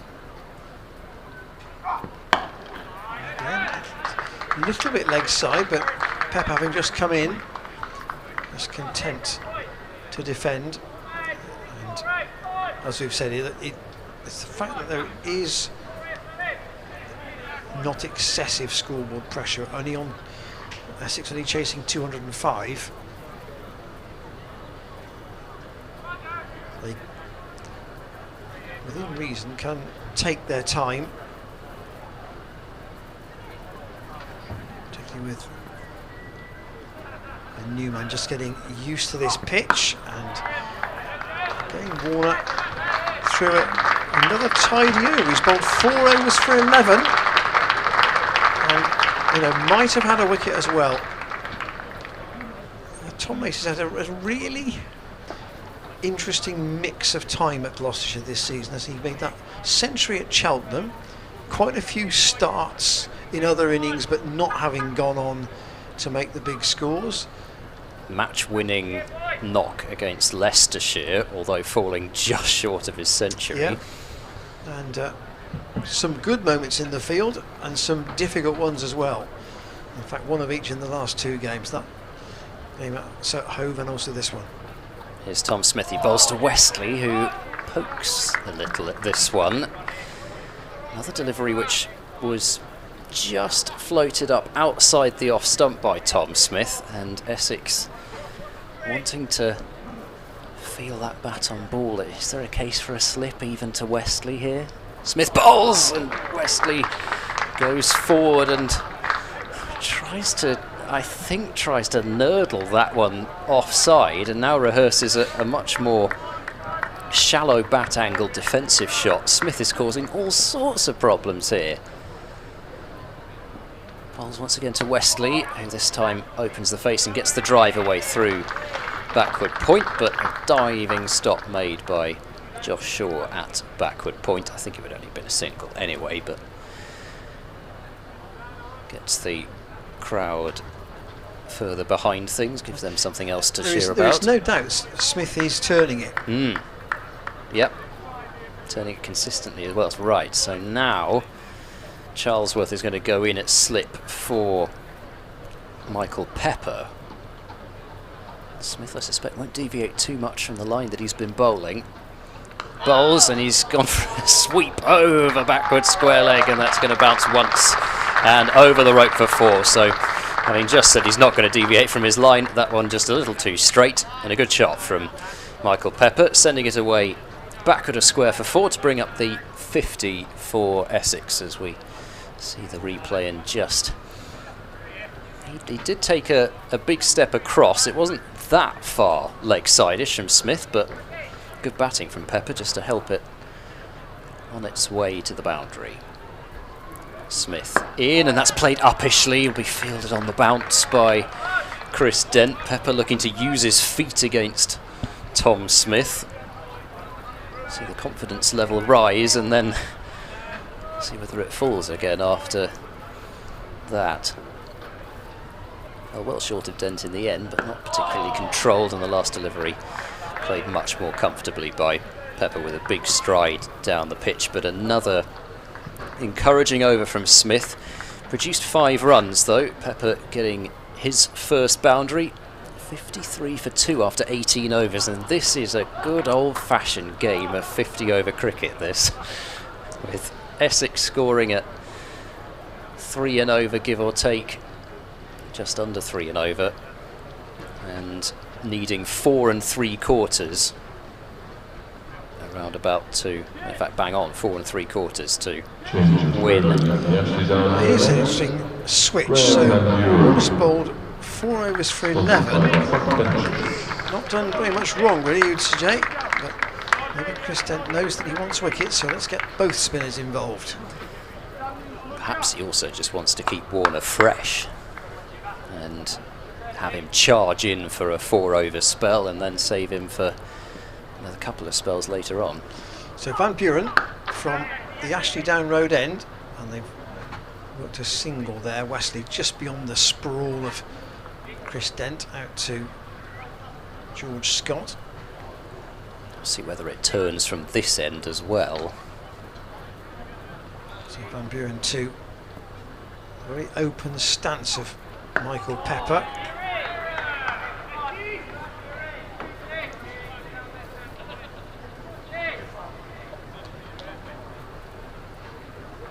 Van Buren didn't get a wicket at Hove, but did an important job, and Gloucestershire almost asking for a flick off the glove there, I think. Taken by Bracey at the juggle.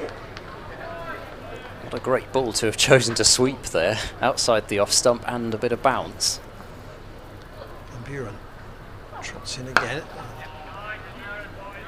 Punched up to Warner at long off. I think if Wesley probably gets a 60, that's the bulk of the work done for Essex. Worked away by Wesley here into the leg side. Fielded once more by Lace, who was unfortunate not to cling on to that earlier effort off Warner. Van Buren quickly through his first over.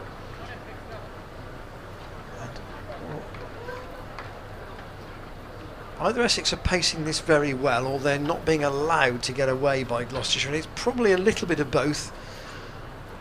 56 for 2.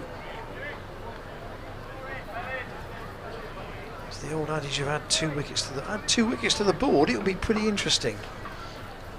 I suppose Buttleman got out really at the point at which they may have decided to put their foot down. Or maybe a couple of overs later. Here's Smith to Wesley, who drives nicely up to mid-off and picks up a single.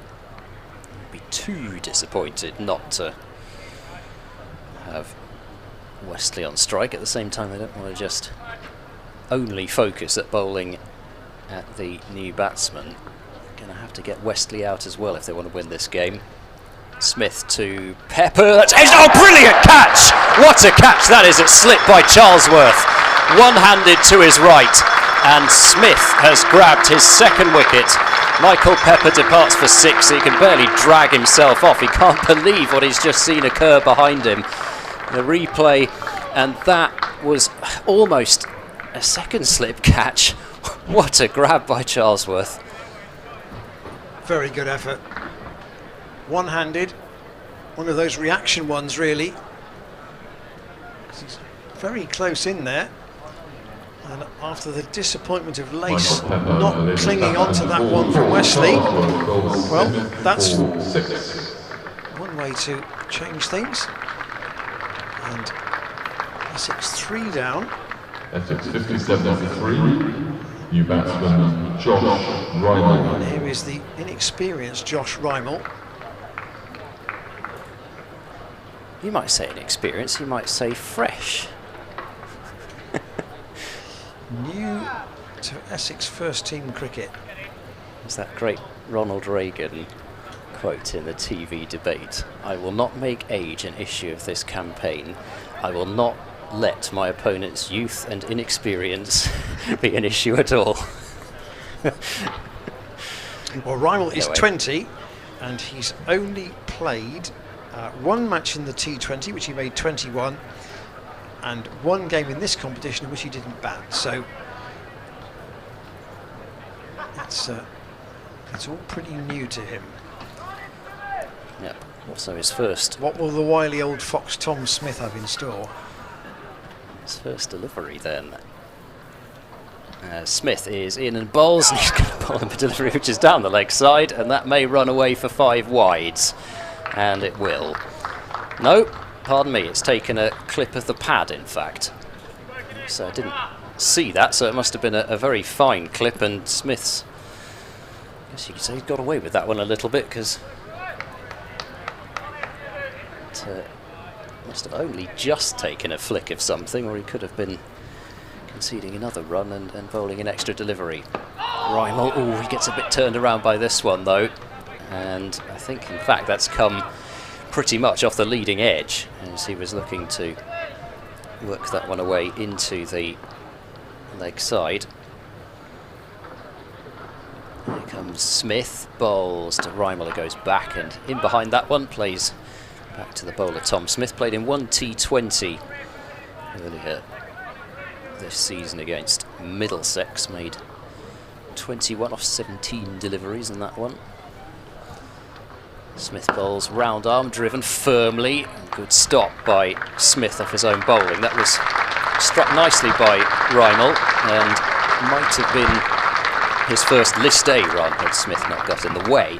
So the 4 leg byes and the 1 run, but most importantly the 1 wicket, and you'll just see another replay from the camera on top of the club office. One-handed extraordinary grab by Ben Charlesworth. 61 for 3. Smith has 2 for 12. What can Van Buren do to add to this wicket's tally? They're going to take a single. He pushes that out to Chris Dent, does Wesley, to put Rymel on the strike to the, what I've often referred to as the slow left arm darts of Graham Van Buren.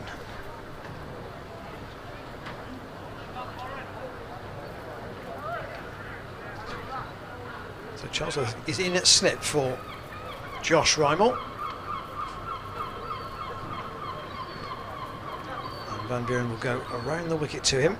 He goes back and he's on the pad, and in fact there was a strangled appeal then. It must have meant that there was 2 sounds. So even I could tell that was inside edge onto pad, though. Van Buren again, slapped away by Rymel outside the off stump that was, and Scott will whistle his throw in, and they'll come back for 2. The initial impression is that Rymel is not prepared to be bowled 2. He's not going to get bogged down by pushing and prodding. 64 for 3 in the 21st. And Buren to him, he does defend this time. Give you an idea, Gloucestershire was 66 for 4 after 20. But they were 5 down after 25, so that's where Gloucestershire have got to get certainly 1 more pretty quickly, you would think. Warner just dropping out to long off. That's cut, but straight to Matt Taylor by Rymel. And Van Buren tidy once more. Good finish to the over. Yeah. 2 overs for 6 runs. With the exception of that 1 over from Shaw, he conceded 2 boundaries. Gloucestershire have been pretty disciplined in their bowling. That was the only errant over, really. Otherwise they've done all that could be expected, and you could say, well, actually Essex are being reasonably cautious, but they've lost 3 wickets as well. Smith into his 5th now, and going back and carving that one out towards deep cover is Wesley. So another single, and that's now last 3 overs where Wesley's just taken a single off the first ball of the over. He's got 31 with only 2 boundaries here, and you can see the role he's got to play. Smith to Rymel. He's back to the bowler. It's all very well doing that, I suppose, as long as Wesley doesn't mind spending quite a bit of time at the non-striker's end. It'll be 2 starved of the strike. Smith to Rymel, who works that one offside but picks out Shaw backward point. So really about building the pressure on the new batsman. 2 off 11 balls for Rymel. Not too many obvious places for him to score. Smith is in, and that's edged just wide of the diving Charlesworth this time. And that will go for 4 down to the 3rd man boundary.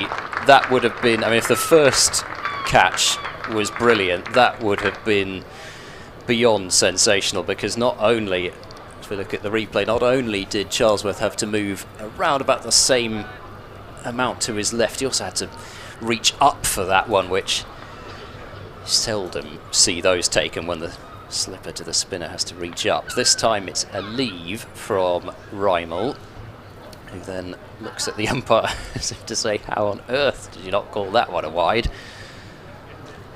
Goes through to Bracey for a dot. So last ball of this over. Smith could do with a dot to finish here. Smith to Rymel, and he'll get just that as he bowls full and straight, and it's defended out to Chris Dent at extra cover. So another over that's brought 5, and the score 69 for 3 after 22 overs. But the required run rate for Essex pushing a little further up towards that 5 and over mark. It's hardly problematic, but if Gloucestershire can get it over 5 with new batsmen at the crease, that does just begin to bring runs as well as wickets in hand into question for Essex. Yeah, Wesley's wicket remains the big one. Van Buren in, and the cry of no straight away from Wesley. Chris Dent does the fielding. And tries to toss that one up a bit more, and Wesley again content to take the single.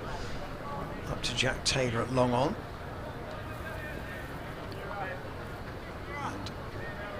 Josh Rymel back onto strike again. Slip returns. Van Buren plays that. Oh, it's very short, and it's taken down the leg side by James Bracey, but it is a wide. Another one I think that you'd say he got away with. Van Buren trying to bowl stump to stump here, and he's fired that back at him, and again it's a really difficult caught and bowled.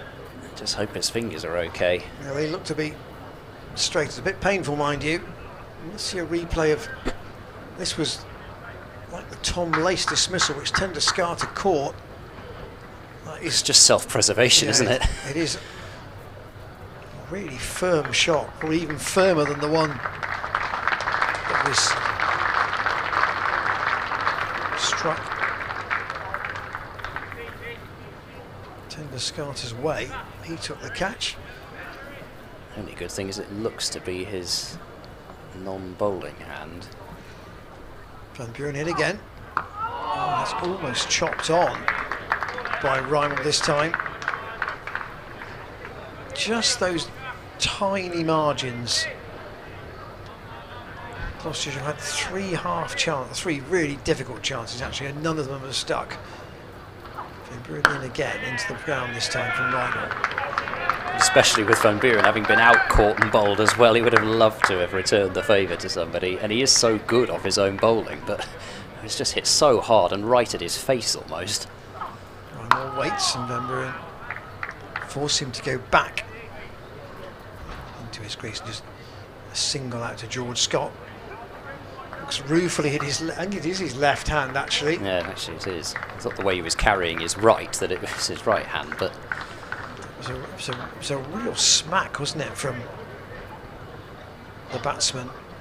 And there is the position as it is at the moment. Wesley, the glue of the innings, 32 out of 72. And George Hankins, I think he's on the field at the moment. It's not Van Buren who's gone off though, so sure who is temporarily off the field, but Smith is going to continue.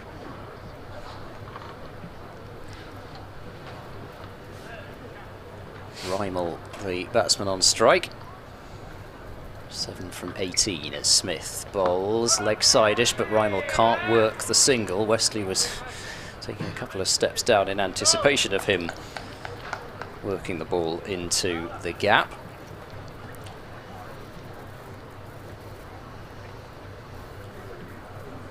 Smith comes in off his decent length run, bowls to Rymel, who dabs but can't beat Josh Shaw at backward point.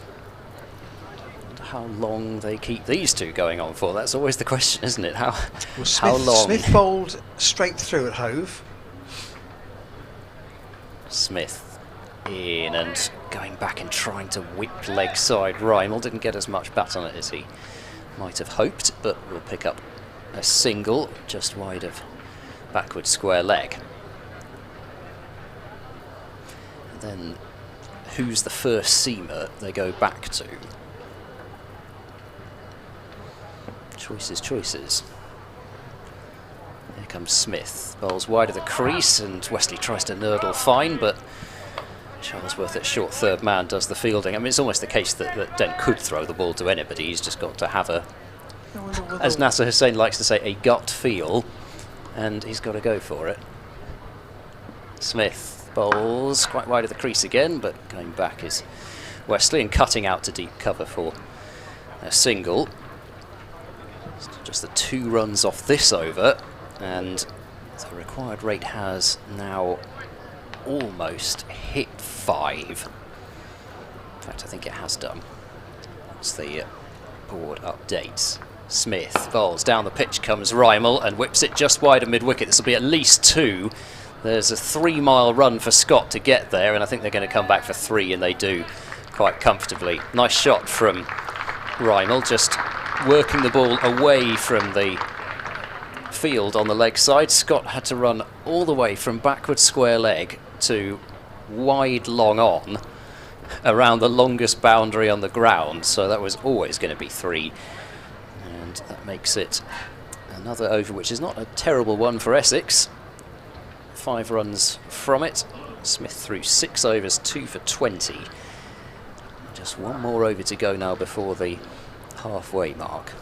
Scott has gone off, and Hankins staying out on the field. Jack Taylor's returned, so it was clearly he who was off the field for a while, and Graham Van Buren is having some spray put on his left hand. That's where the impact was. Almost looks to be end of the thumb, is it? Or he's having some attention to the finger as well, actually. Little finger, I think. It looked like, to start with, it was the fleshy part below the thumb, and then he moved round. Never without a smile on his face. He still smiles even when he's in pain. And he will keep going from this Ashley Down Road end. He's bowled 3 overs for 9 at the moment, and he's got the man batting in this tournament for the first time, Josh Rymel, to bowl 2. Gloucestershire need a 4th wicket, but Rymel looks happier cutting off the back foot, or playing away off the back foot to the one that's just back of a length, than he is to the one that draws him forward. 1 more run there to him.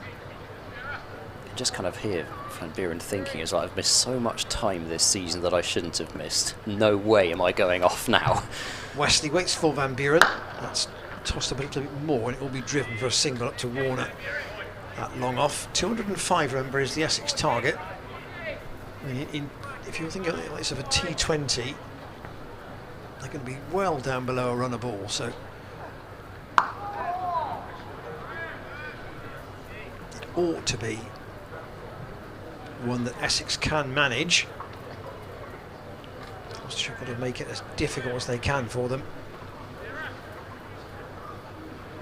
They could do with another couple of wickets, certainly one. Van Buren in, draws Wesley forward, but he's been dropped twice, difficult chances. And almost nicks that to James Bracey. It was a good ball from Van Buren. Yeah, skidded that one through. Really skidded it through. Another go, that's a bit short and pulled away. And that will be 4. He bowled a really good ball. That was quite a poor one. And the sanitisation break, I think, will come as that one is inviting to be hit. Really, it was short enough and wide enough. No issue for Wesley to climb into that. So we've had exactly half of the Essex innings. Gloucestershire at this stage were 80 for 5 and Essex are 84 for 3. It's not a done deal yet, but you'd still say Essex are warm favourites. Yeah, getting towards the stage, I think, where Gloucestershire need a wicket to get it back more towards 50-50. Is going back is Rymel. There's a lot of noise about that one, but in general, Rymel did know what he was doing there as he played that one off the back foot straight back to the bowler. A couple of more quite expensive, but a couple of overs now in the row above the required rate as that's turned away to mid-wicket and there's no run. So this is Smith's 7th. You have to think that possibly may be getting towards the time to go back to one of the seamers. Smith is in and bowls, and once again Rymel looking to work leg side but can't beat short mid-wicket. Long on up inside the circle. That's Matt Taylor there, but standing on the edge of the circle, so there might still be a single if the shot is weighted correctly. Smith bowls a Rymel with a outside edge. Maybe the shoulder of the bat actually, as it just popped up to where Silly Point might be fielding in a different situation with a different coloured ball.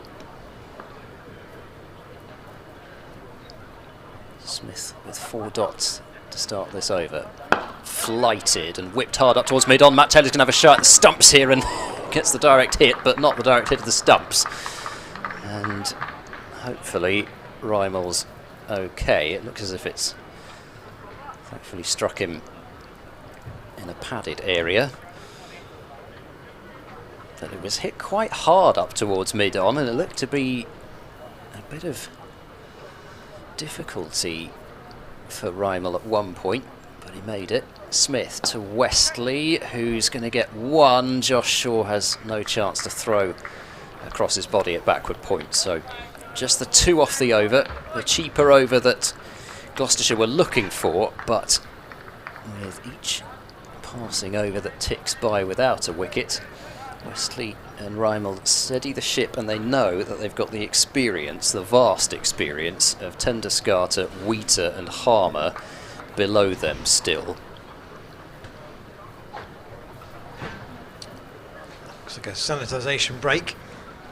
A reminder, if you've joined us during the Essex chase here, they won the toss this morning. Bowled Gloucestershire out for 204 in the last over, although 4 wickets fell in 5 balls at the end of the innings.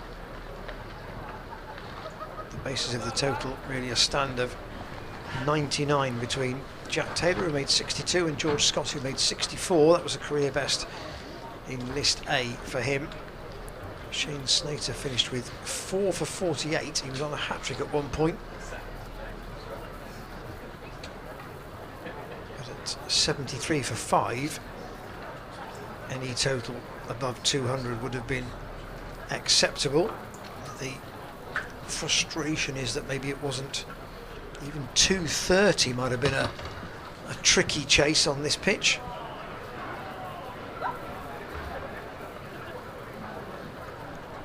And the wickets to go so far: Suarez to Cook for 5, Buttleman for 14 and Pepper for 6, the last 2 both to Tom Smith. Here is Van Buren with at least his finger comfortable enough to bowl. That's a bit short once more though. In the end, fortunate that can't be turned away for a run by Wesley. Stays round the wicket.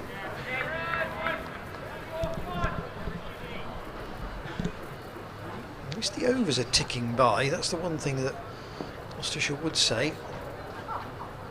Van Buren tossed that right up, almost a full pitch, and well, stopped on the bounce by Tom Smith.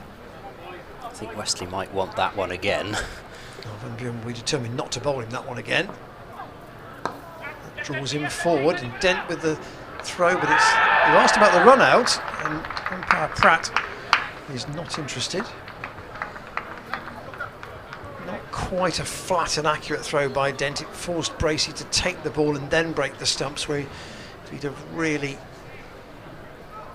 hit the stumps direct, not sure whether the run would have been in or not. We'll debate that over a pint later, perhaps. Well, Okay. I'm not sure what your pint will be. Mine will be orange squash. I'm the You're not driving today, are you? No. No. No. No, I'm a train man. Van Buren still with the slip in. And again, that's just slightly back of a length, so Rymel can go into his crease and defend. Wanted to whip it squarer, and he was able to. Van Buren again to Rymel. That's tossed up a bit further, so we'll get a single up to Jack Taylor. George Scott is back out on the field now, and in fact he has left his cap by the rope, and I wonder if Scott may be coming on to bowl. 87 for 3 off 27. Indeed, it looks like that's going to be the case. He's rubbed his hand on the ground as well, as if to suggest Smith is 7 the change. overs, 7 overs, 2 for 24. Well, that's exactly what Gloucestershire needed from him. And so saving a few overs of Smith for the end. There was one point in that Sussex match which you said on commentary as well, where I just wondered whether they might think about George Scott, just in terms of somebody who could bowl wicket to wicket with the keeper up. In the end, made the right call not to, but here I think this is another one of those situations where you want to keep the pressure on, you want to keep the field in tight. Might only be a couple of overs here. Yep. You want to keep Bracey up in the ear of the batsman. So it'll be George Scott from the Bristol Pavilion end. He's in and he bowls. That's an open face, played straight to backward point by Rymel. George Scott. Only ever taken one List A wicket, I think. Took the words right out of my mouth. Oh, sorry. But he's not bowled a huge amount in this format. No, but he only needs one really. Scott bowls to Rymel, who plays into the leg side. A yelp from both Scott and Bracey. Feeling as though that one was homing in onto the stumps. But Rymel getting the bat down in time. And as we know from our good friend Dave Bartlett, he's a bit quicker than he looks. Here comes Scott. He bowls, and that's a high elbow played by Rymel up towards mid-on. I wonder if he's listening. Usually is. Be hell to pay next time you see him. Oh, what a shame. Australia are going to lose Gets to Bangladesh. Bangladesh. What a shame. Scott bowls short, and that's horribly mistimed by Rymel. Bottom of the bat, straight to mid-wicket. And Scott getting away with a short delivery. It's hard to tell whether he does that deliberately or whether sometimes it does just stick in the hand or something, but occasionally there is that drag down from George Scott, which as a batsman you're hoping to try and put away. Rymel just couldn't get hold of it. Scott is in and bowls, and that's flashed away through point. Good shot from Rymel, and that was 4. wasn't really a cut shot, it was more a square drive from Reimel, and picks up a boundary. Have a look at the replay now. Width on offer, and yeah, just a square drive really. Scott is in, and there's a strangled shot for leg before, but I think the umpire might have had to have been slipped something, either money-wise or alcohol-wise, to give that one out. And the end of the over, 92 for 3 after 28 overs. Reimel has 19 off 37, just beginning to get his innings going now, and Wesley has 40. Just to tell you about that Australia score, because I think everyone needs to know about it. Bangladesh 131 for 7, so not exactly a gigantic total. And Australia are 106 for 9. They need 26 runs off 3 balls. Mitch Marsh made 45, and then the next highest score was 13. 4 wickets for Nasum Ahmed. So that's not a name that I'm familiar with. 4 for 19. Australians, I'm sure, will now be familiar with him. Double change. Jared Warner coming back. Van Buren 5 overs for 18. This may have been partly influenced by that blow he took on the hand, Van Buren. But Warner into the attack to bowl to Wesley. And quite hazy sunshine now here at the Bristol County Ground. And down to Matt Taylor for a single. 22 overs to go. The target is 205, therefore the rate 5.13.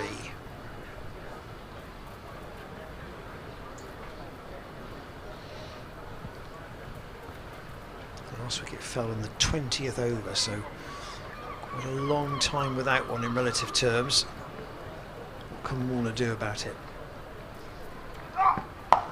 Chopped again, same shot. This time from Pepper. Matt Taylor will get his return in quickly, and they'll keep him down to a single.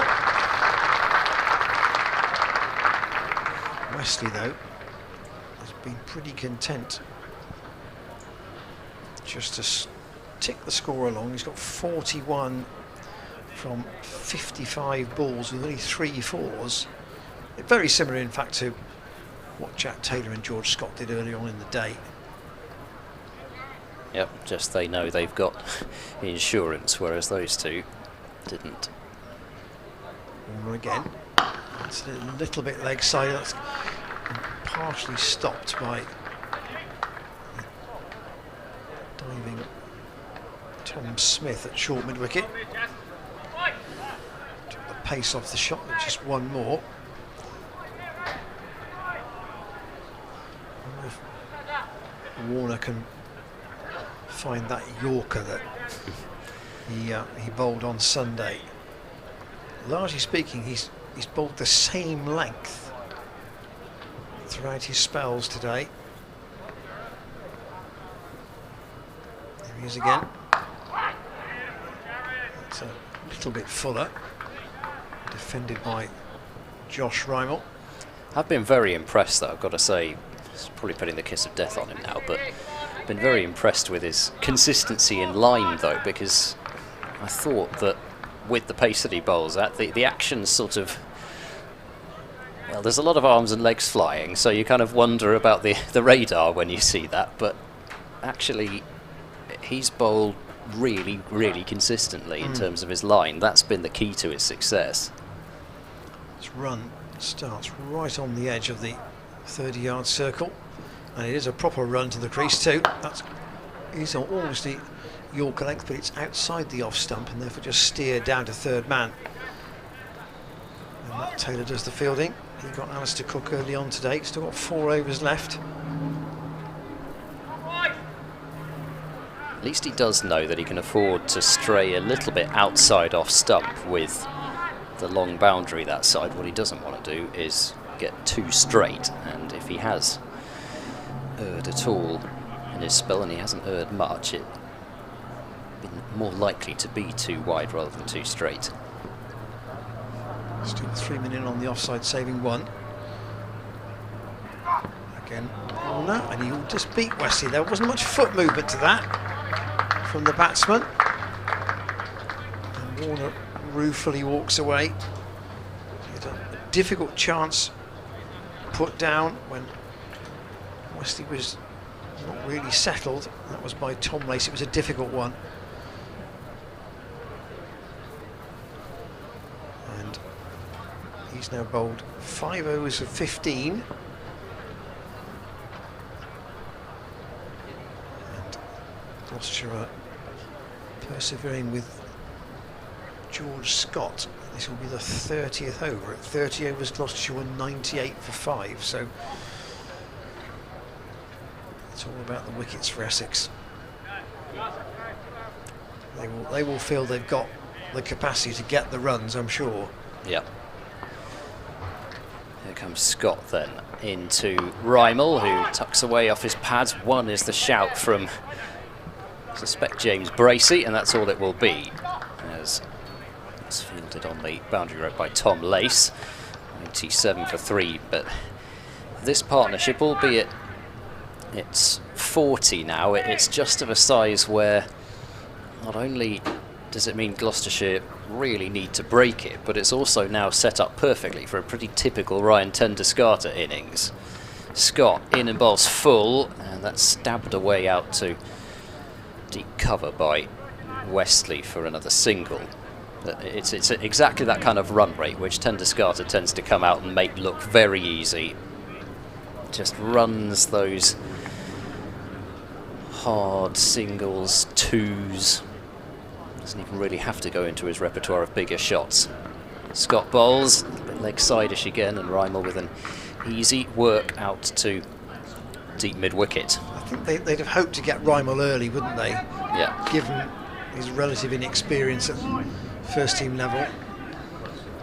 Looked good player though, looks organised out there at the moment. He didn't look under as much pressure as some that came before him. Scott bowls, that's too short, and pulled away to the boundary rope for 4 by Tom Wesley, and it brings up the Essex 100, and also means that Essex are now over halfway, but a half tracker from Scott, and to a batsman in the form that Wesley's in, having been out there for the length of time that he has, that's not going to be missed out on. Here comes Scott. He's in and he bowls. Wesley works it straight to mid-wicket. Good work from Jack Taylor, though, a couple of steps to his right. I wonder whether even one boundary like that might mean this is just a 2-over experiment, just to see if he could pinch a cheap wicket. And a couple of deliveries which have been halfway down. That's full, and a little bit of a shanked drive there by Wesley as the bat turned in his hand and played back to the bowler. So he does finish with a couple of dots, but 7 runs off the over. Gloucestershire can't afford many overs now like that. So that's the 30 over mark, and just 102 more runs needed off the final 20. They have got the run rate required up above 5, but Essex have lost at least now 1 fewer wickets than Gloucestershire would have liked. Yeah, Gloucestershire were 5 down at this point, 98 for 5 compared to 103 for 3. I think they got a lot further before they lost their 6th wicket, but here someone needs to take a quick double, and there's more spray, I think, going to be applied on that hand of Graham Van Buren's out there. As Warner continues with a ball that's chopped into the ground and fielded by Scott. In between deliveries, I think Van Buren's just stepping behind the rope there to get some extra treatment on his left hand.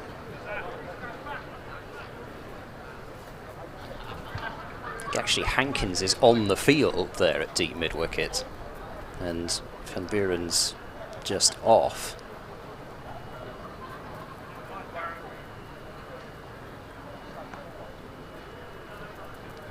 Rymel Stands and waits for Warner. Again, it's that back of a length. Forcing him to defend. Just good containing bowling. I mean, yes, you could say, well, if you want to get the wickets, you've got to pitch it up a bit more, but I don't think you can afford to do that. You can't afford to give away the boundaries either. You've got to say to the batsman, if you want to score runs, you're going to have to hit me off this length. I think Warner's doing exactly the right thing. The only way Gloucestershire can get the wickets is to try and dry up the runs and force a mistake. Can't blame them for that. Warner in. That's very straight. And nothing else that Rymel can do other than defend and drop it almost dead weight out on the offside, fielded by Dent. So obviously Van Buren is just behind the rope getting some treatment at the moment. George Hankins is on the field in his place, so he can change can soon be reversed. Third man and long leg both out. Sweepers square the wicket on both sides for Warner.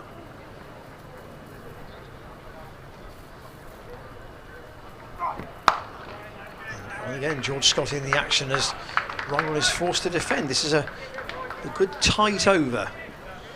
Yeah, and the first 3 dots forced Rymel to do something a little bit different there, and Wesley going down to have a bit of a chat with him, but it was it wasn't as though it was lacking in confidence what Rymel just did in terms of moving across his stumps, but at the same time that's exactly what Warner wants him to be doing, that sort of thing.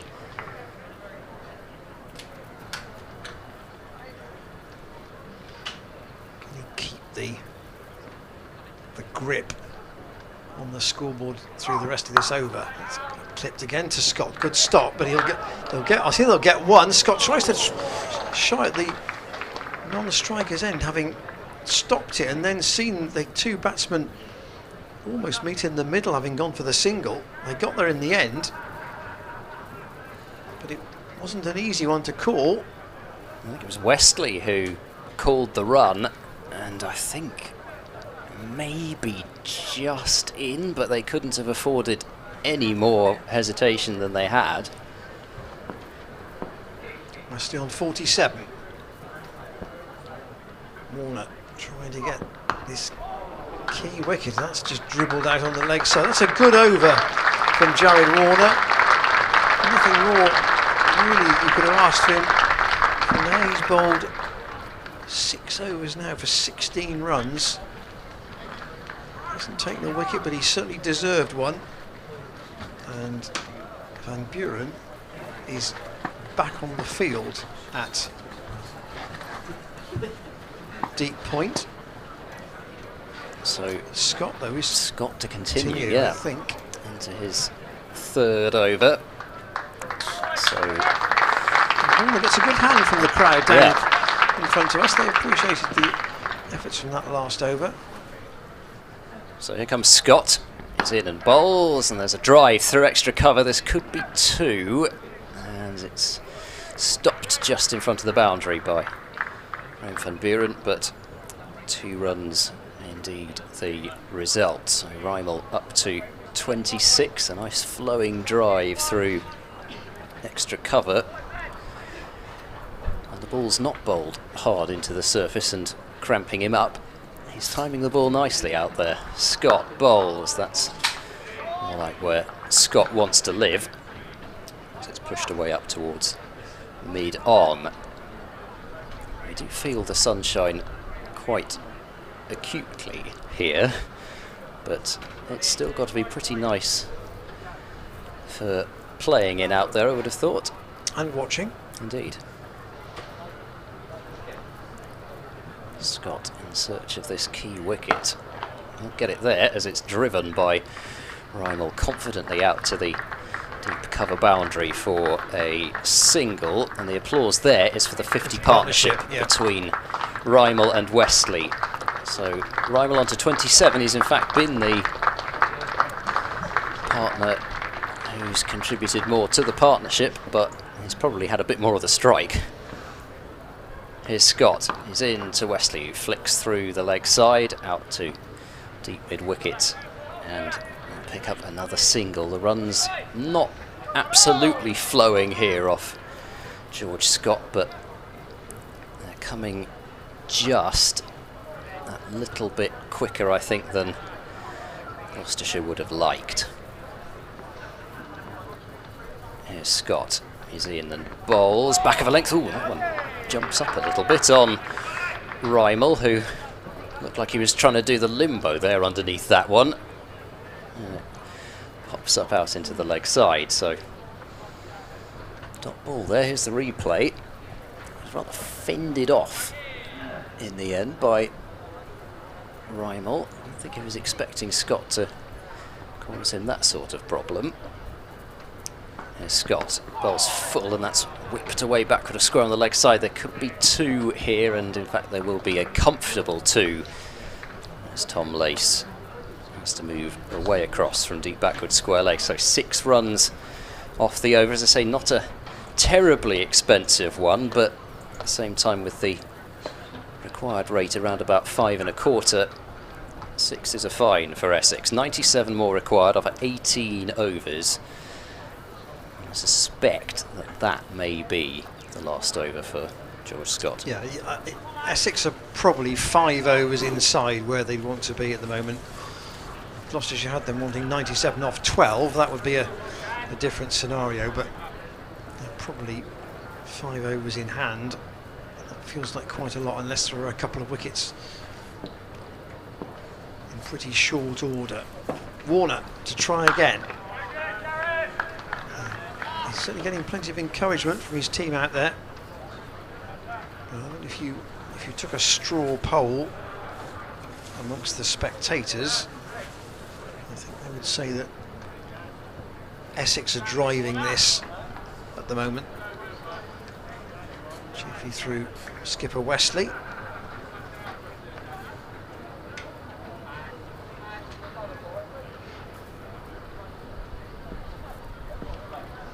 Warner doesn't hurry back to his mark, to be fair, but he's certainly trying to make the batsman hurry on his way in, as he is now. That is its way through the leg side, and that may go all the way for 4, and indeed it will. It will be Wesley's 50. His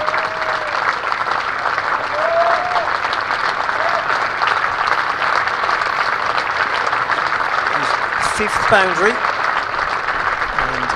I think 65 balls. And Terry agrees. Terry does agree. But he's done exactly what was required when Cook was out early on. Basically batted as if he was opening. Yep, and batted without too much pressure seemingly on his shoulders, when actually there was a bit, because Essex can't afford to fall short of this total, really, having done so much hard work. Warner does get clipped again to deep square. Van Buren is out there. I mean, we shouldn't forget there were 2 difficult, one might argue very difficult chances offered. One both low to the right, one at Warner at short mid wicket, and one to Tom Lace at very square point.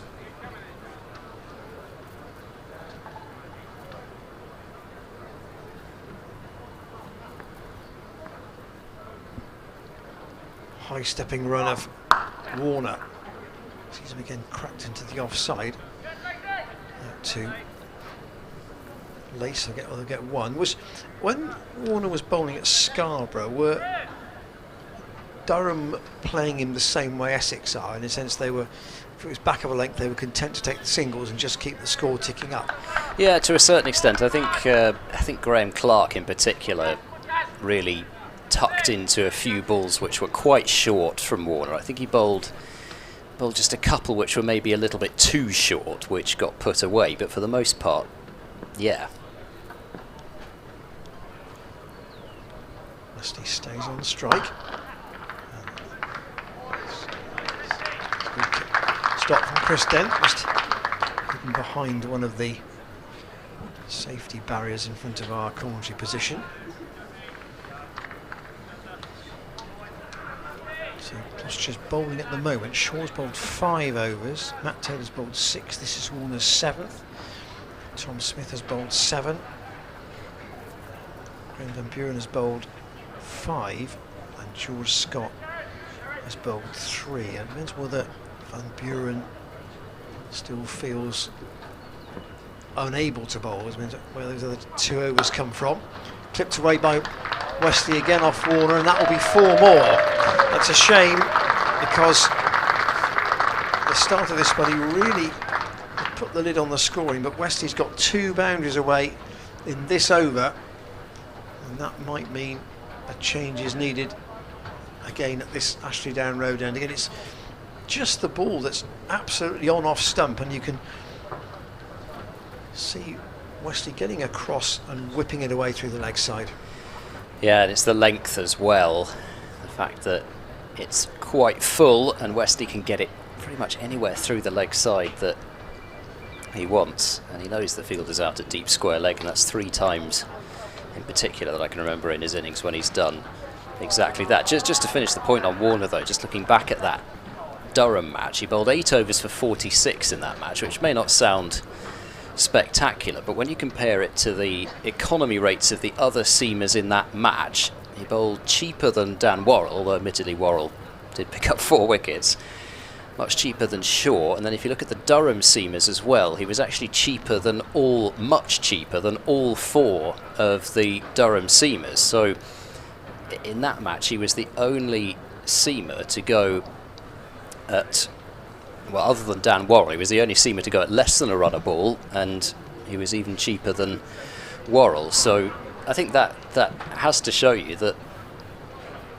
he's got a really good ability, and he fits the mould of the bowler that you want in that middle part of the innings, especially somebody who comes on first change and, as I say, kind of does the Liam Plunkett role a little bit. Graham Van Buren is back into the attack. So the end of Scott's spell, 3 overs for 17. Gloucestershire desperate need of wickets now as Van Buren resumes, and that's driven by Rymel, but not able to beat the bowler this time. Van Buren 5 overs for 18. Searching for his first wicket. Balls to Rymel, who goes forward in defence. The last couple of overs they've really bought Essex a few more cheap overs, and really it's going to take 2 quick wickets now to put Essex in trouble, not just 1. Van Buren bowls, he's bowled him round his legs! Van Buren gets his first wicket, and Rymel going for the sweep shot and has been bowled round his legs. 120 for 4. Well, there's one of the 2. Leg stump. Not back, as you can see. And it is possible that with Scott having bowled 3 overs, Van Buren may only bowl this over and 1 more. And then Chris Dent could go back to his other front line 4 bowlers. Smith's still got 3 overs left. The question is, what does he do at this Ashley Down Road, and if he's going to keep the spinners on at the Bristol Pavilion end? In at number 6, Ryan Tenderscarter. And his situation, it's pretty much made for him. I know I said that about Alistair Cook, but when you think about somebody who can go out and make scoring at 5 and over look like a piece of cake, then in terms of somebody over county cricket who's done it so consistently for so long, Ryan Tenderscarter's name would be pretty high up the list of batsmen that I would choose to have going out in that situation. And I think he could go as far, given his record in world cricket as well, to say that over a period of time, somebody in this sort of situation, Tenderscarter's name would be right up there amongst, as I say, those in the whole world that you could choose to have in this situation. Slip back in place now, and it's Charlesworth in there as Van Buren bowls, and that's edged and just short, or maybe just wide of backward point. It was very low down. A dive coming out from Tom Smith. They picked up a single, but nearly the 2-in-2 balls that would have really caused Essex some serious bother, and I think maybe, what do you reckon, Ian, just carrying? Van Buren bowls, and that's flashed down the ground by Tendescata, it's one of those ones where pick up a single. even if you're diving towards it, it's still quite some effort to cling on in that situation. I'm sure you gathered, of course, they took 2 off the previous ball rather than 1. Van Buren bowls, and Wesley slaps up to long off and will pick up another 1. He'll keep the strike, so 4 off the over in the end, but they've got rid of Josh Reimel, who batted well for his 30, but just moved about his crease a little bit too much, and that was the undoing of Buttleman as well. Backing away too far, in Reimel's case going too far across. 124 for 4 after 34 overs. Essex still very much in control, leading 81 runs off 16 overs. But this now, admittedly you've still got Wheater and Harmer, but this is the partnership. Gloucestershire have got to break it very soon. Well, all 4 wickets so far have come from the Bristol Pavilion end in this Essex innings. So Matt Taylor is being brought back to try and change that. Essex might have a thought about net run rate here, but the more important thing for them is to win the match, and even a win 5 overs inside the allocated 50 would be a help. Taylor in, and that's Chris Dent. Good stop and a diving throw at the non-striker's end, and he's missed the 1 stump he had to aim at. Tendescata gets a single, but that was a mighty close call too. I think he'd been gone by a mile. They're flirting a bit with this, Essex, it must be said. Just with Tendescata, you know that there's always the possibility of a run out. I'm not saying that was his fault by any stretch, because it may well have been Wesley's, but as much as he can push the field very well, get 2s and 3s, there have been known to be a few run outs. That Taylor in, chopped away by Wesley, straight to Jared Warner. You were talking earlier about the number of chances Gloucestershire had to get into the T20 quarters. They've been quite you could list, you'd take up more than one hand, the number of near things today that haven't quite gone their way. And they're kind of having to do the reverse in this competition, where they're coming from behind, the chances aren't really there, and they're going to have to try and make them. Taylor again. A cry of no. Tom Smith comes in as Tendescata wants a single. So you have to be very, very used to running with Tendescata. Admittedly, as I say, the single off the first ball was probably Wesley's call, and there was not a run there. But these last couple, you've got to be used to how far down the pitch Tendescata goes before he turns about and goes back. Taylor in again to bowl to him. Straight up to Jack Taylor at mid-on. Interesting comparison at 35 overs, which is where Gloucestershire were at the end of the over. They won 23 for 5. So there's not a lot in it.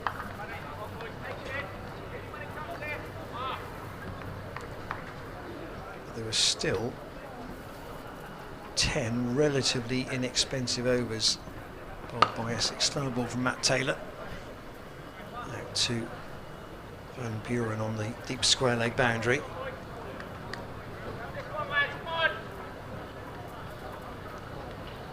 It's a bit like the game at Hove on Sunday, and different to your game at Scarborough because there were a lot more runs involved there. This is a slow burner, isn't it?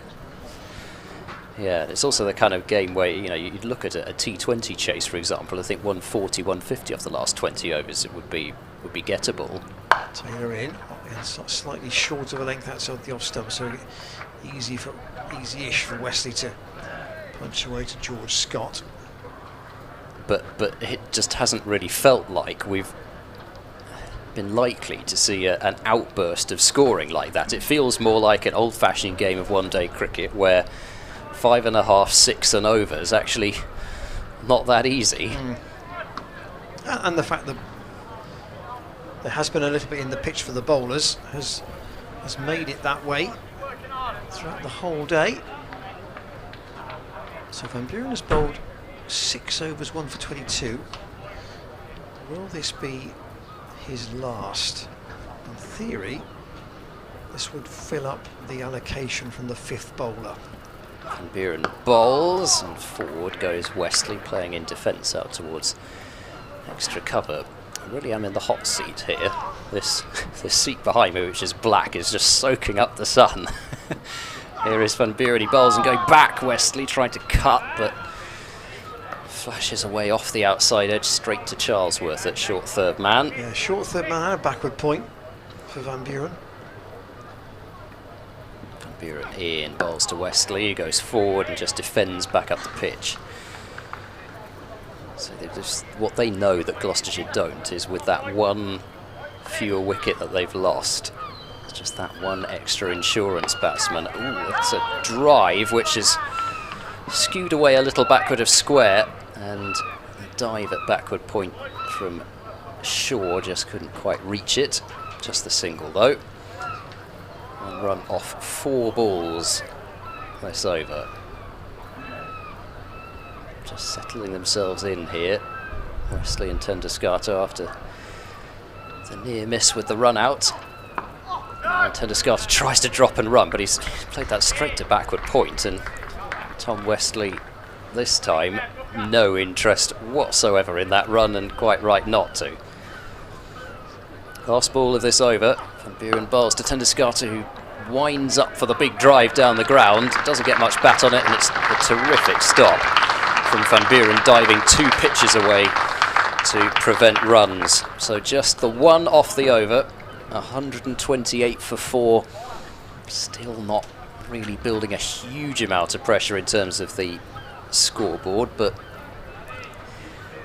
well, another few overs like that, and maybe just a little bit the scoreboard starts to come into the minds of Wesley and Tenduscarter. The phrase I used with Adrian Harms on Sunday was, I think if you have the batting side wanting 75 off the last 10, you generally back them most of the time. Well, they want 76 off 14, so maybe they've used up one of their buffer overs. Essex. Matt Taylor to try and break this important stand. Again, it's back of a length, but straight to Chris Dent at short extra.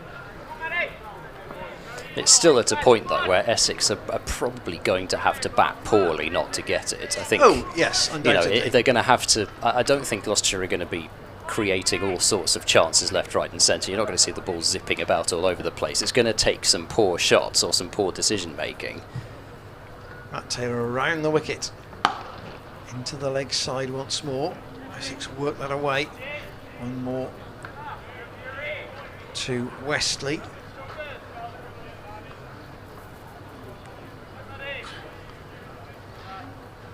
Still to come in their batting order: Adam Wheater, the keeper, Simon Harmer, and then Nijar, Snater and Allison, if we get that far. Matt Taylor in his 8th over. To Tenduscarter. That's the off-stump, drags that into the ground. Bracey tries to throw the stumps down off a jog away to his right-hand side, doesn't do it.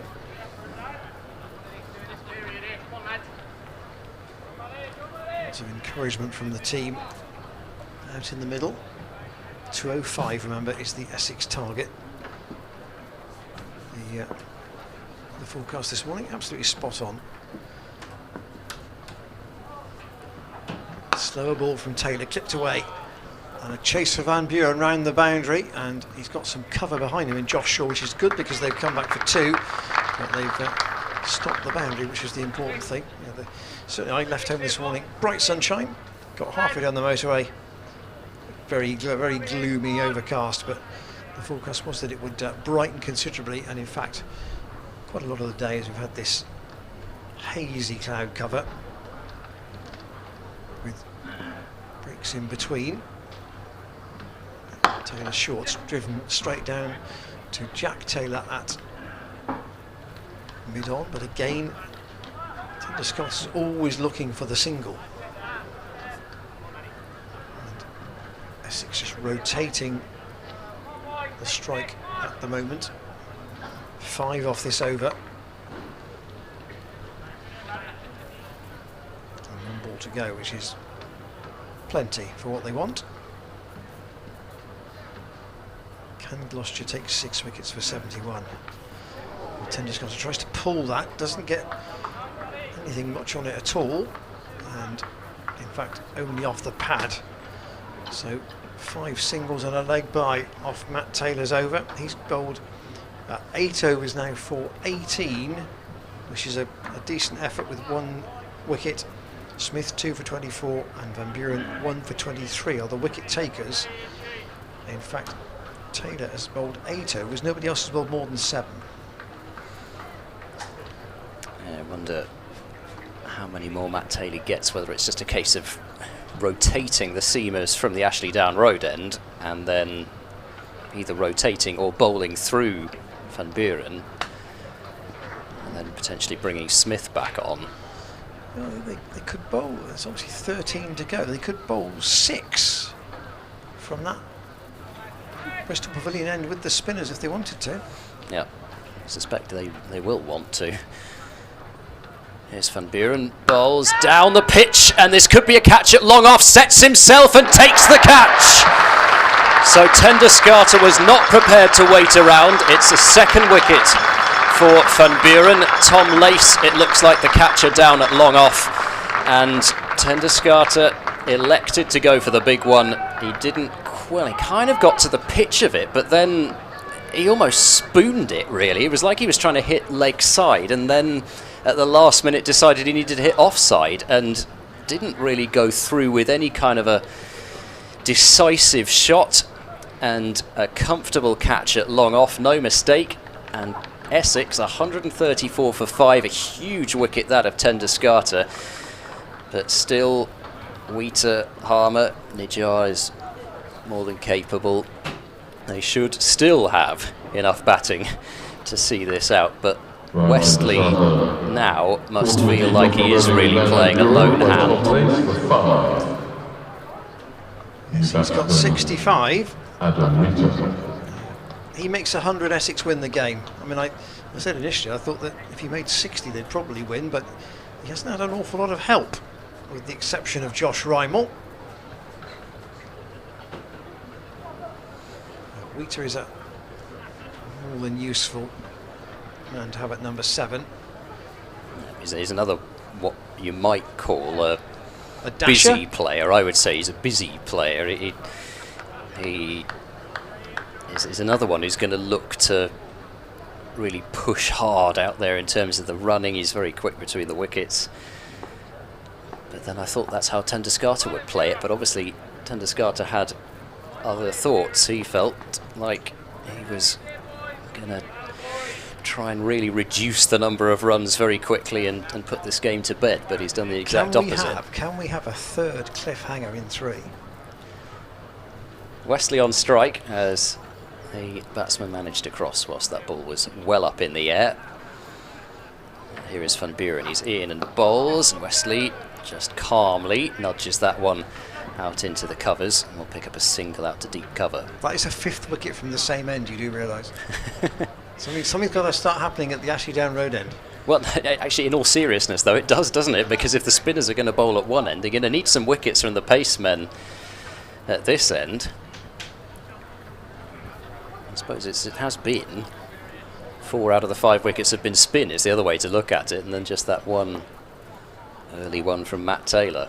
Van Buren is in and bowls, and there's a shout, strangled shout for leg before wicket. Wheater looking to work that one away fine on the leg side. I think it was missing leg, but Wheater's so far back that Gloucestershire were interested for a fraction of a second there. Here is Van Buren, he's in and he bowls, and there's a flashing drive, but won't beat backward point. Mostly along the ground there from Wheater, but That was a bit of a dashing shot, that one. Charles was still in at slip there. Van Buren is there and bowls, and that's edged just short. Just short of Charlesworth at slip. He had no chance to catch that one. He'd have had to have been standing suicidally close to have a shot at that one. It was just played with soft enough hands from Wheater that it fell short of the fielder. Van Buren is in, and Wheater goes back and cuts. They'll take a quick single to backward point with Josh Shaw getting the throw away, but not in time to prevent the one. So Wheater off the mark. He will keep the strike. 2 off the over and the wicket. Tremendous stuff from Graham Van Buren. 8 overs, 2 for 24. I can't imagine he will be taken off now.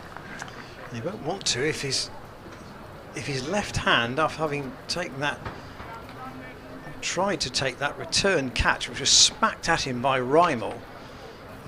He didn't do it, but I think he's had a couple of sessions of pain-killing spray on that left hand of his.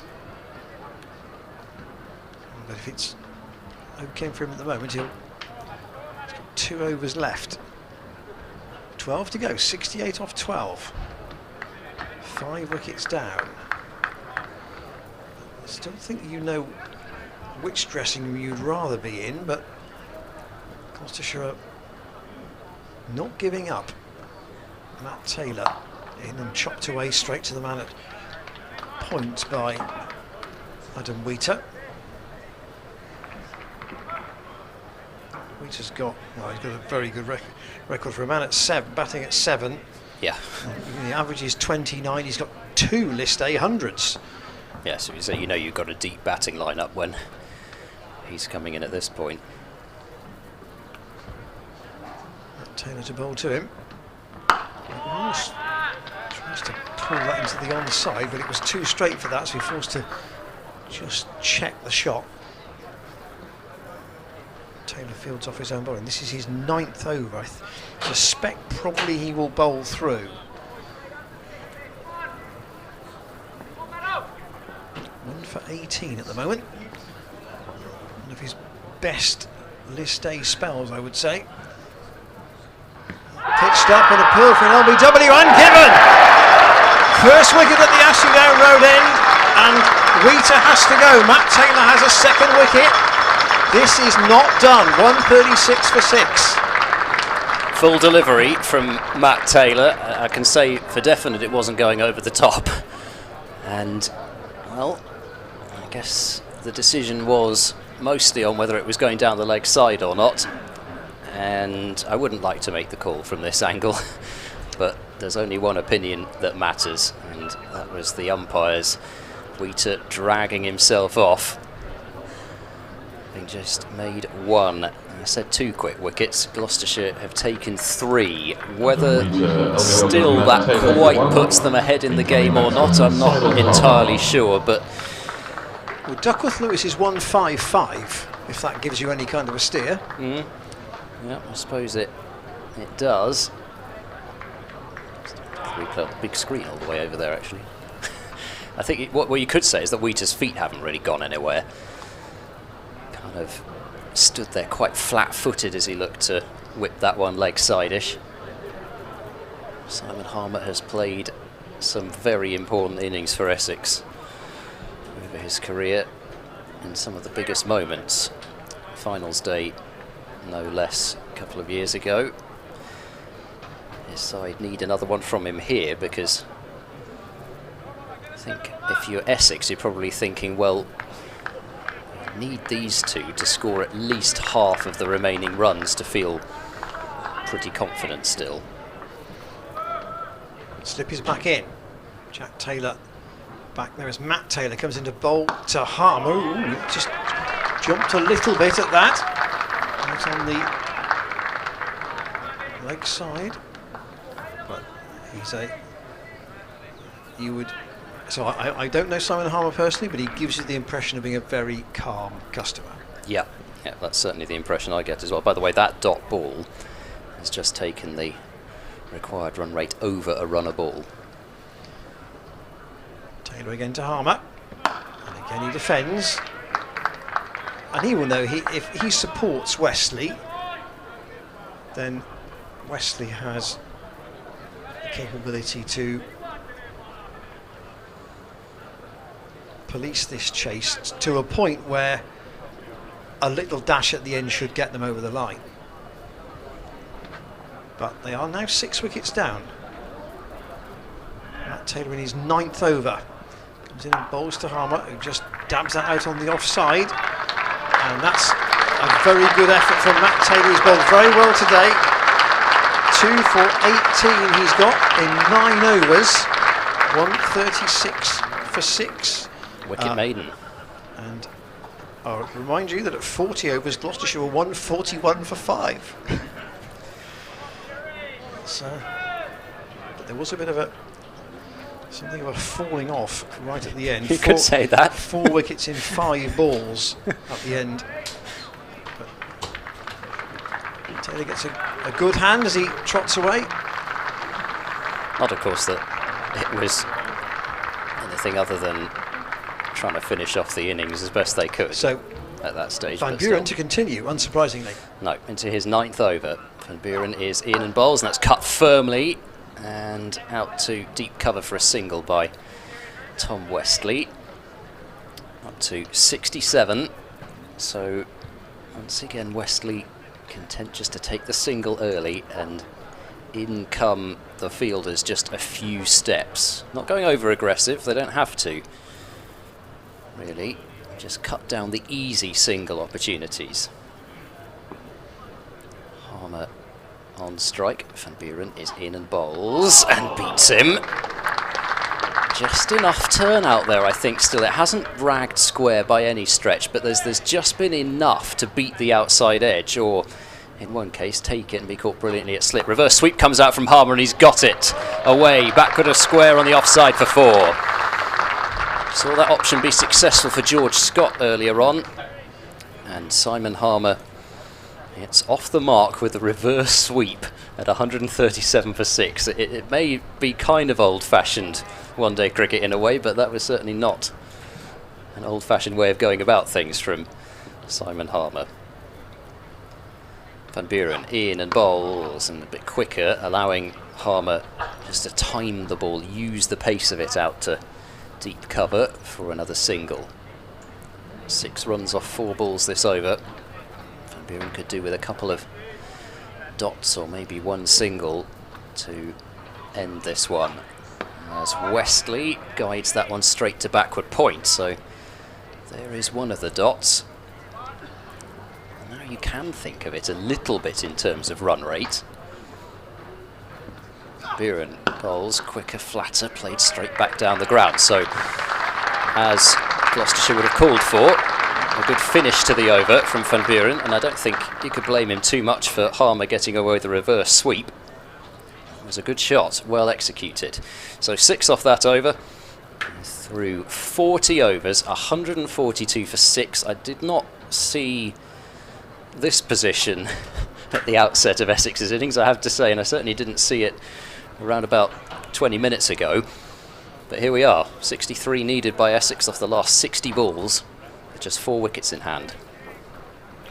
142 for 6 plays 141 for 5 at 40 overs. You couldn't call it on that basis, but Essex still have one well-established batsman and one experienced and pretty tidy batsman at the other end. Beyond these two, it will be rather less predictable. Can Matt Taylor in his last over take another wicket? But Essex may be aware this is his last over, and maybe a thought of trying to see him out. 9 overs, 3 maidens, 2 for 18 at the moment. Van Buren has 1 left, Smith has 3, Warner has 3, Shaw has 5.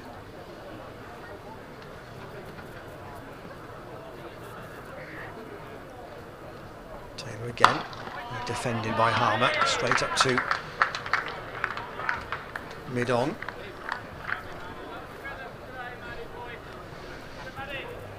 Just hope the equipment doesn't overheat. It's the only difficulty. It It is warm. It is pretty stifling here in this box, and the equipment's all black. They always make it black, don't they? Harmer waits for Matt Taylor in his last over. A slower ball and spotted by Harmer and just played out to Tom Smith. Camera's black, broadcast kit black, seats black, Gloucestershire's kit black, headphones black. Yeah, thank you, Jake. Even the plinth on which the camera is black, but it's flaking a bit. Matt Taylor in again. Short, pulled by Harmer away to deep square, and it's gone for 4. Well, just what Gloucestershire could have done without after just keeping the lid on the scoring. Harmer's taken advantage of the one ball that offered him something. Whip away with lots of bottom hand. Taylor picks this one up. The answer is yes, he will, and it'll go straight to mid-on. There's no run. Yeah, timed it too well, because Jack Taylor back on the edge of the circle there. He could well have got 1 if he played it a bit softer. So 2 for 22 with 1 ball to go for Matt Taylor. Can he finish with a flourish here? Straight to short mid-wicket. That's a good effort. 2 tidy spells, only 1 boundary conceded in the whole of his stint. 10 overs, 3 maidens, 2 for 22. 3 maidens as well. Yeah. Terry Blake confirming the figures. And a good hand for Taylor. 58 off 9.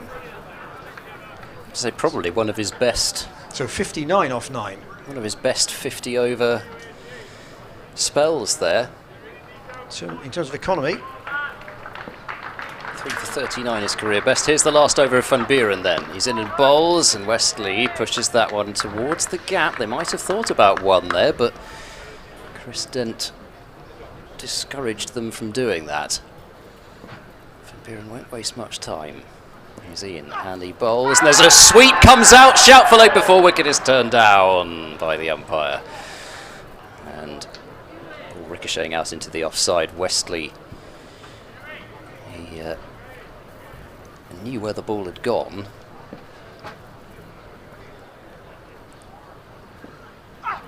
Buren bowls short, and that's slapped down the ground. Will be a single down to long on. That should be all it is, and there's no problems with the fielding as hard as they push for that second run. The only reason I said that he knew where the ball had gone was because sometimes with those huge LBW shouts, the batsman's so worried about being given out that forget where the ball's gone, and there's a potential run out.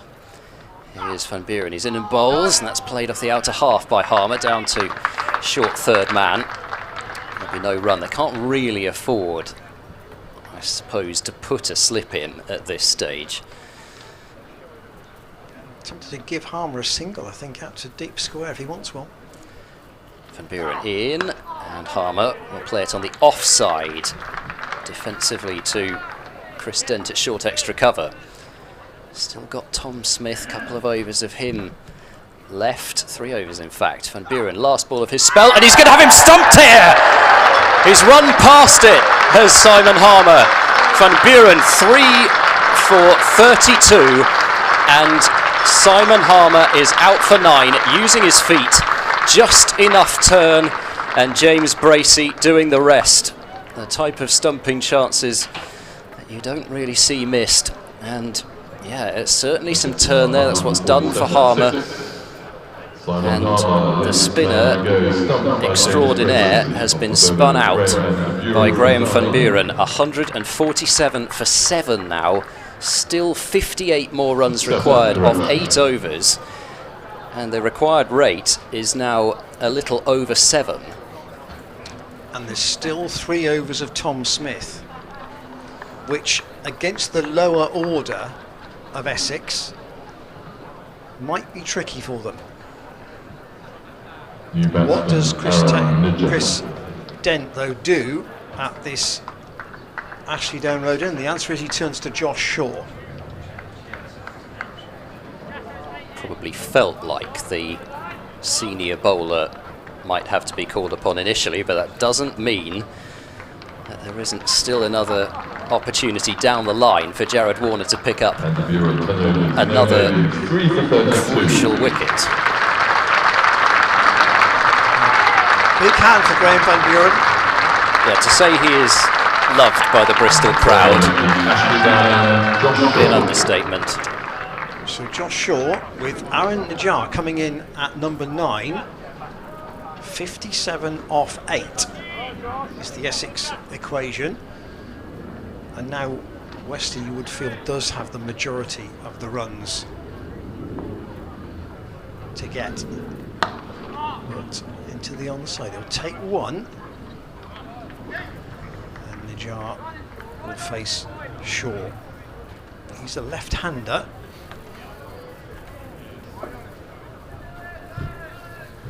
Not batted a great deal in this form of the game. Has got an unbeaten 27 though, so well, if he gets that here, Essex are going to win probably. He does have a first-class half-century as well. So he's no mug, that's for sure.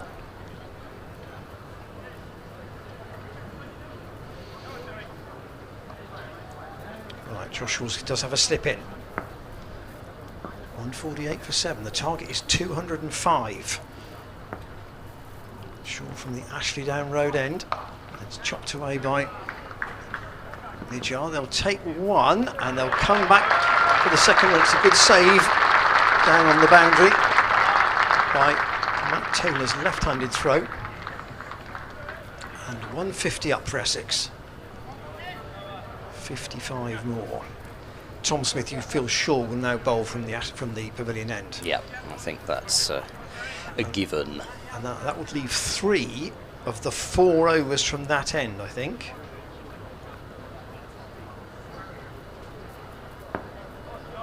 From Smith. Shaw going around the wicket to Najjar.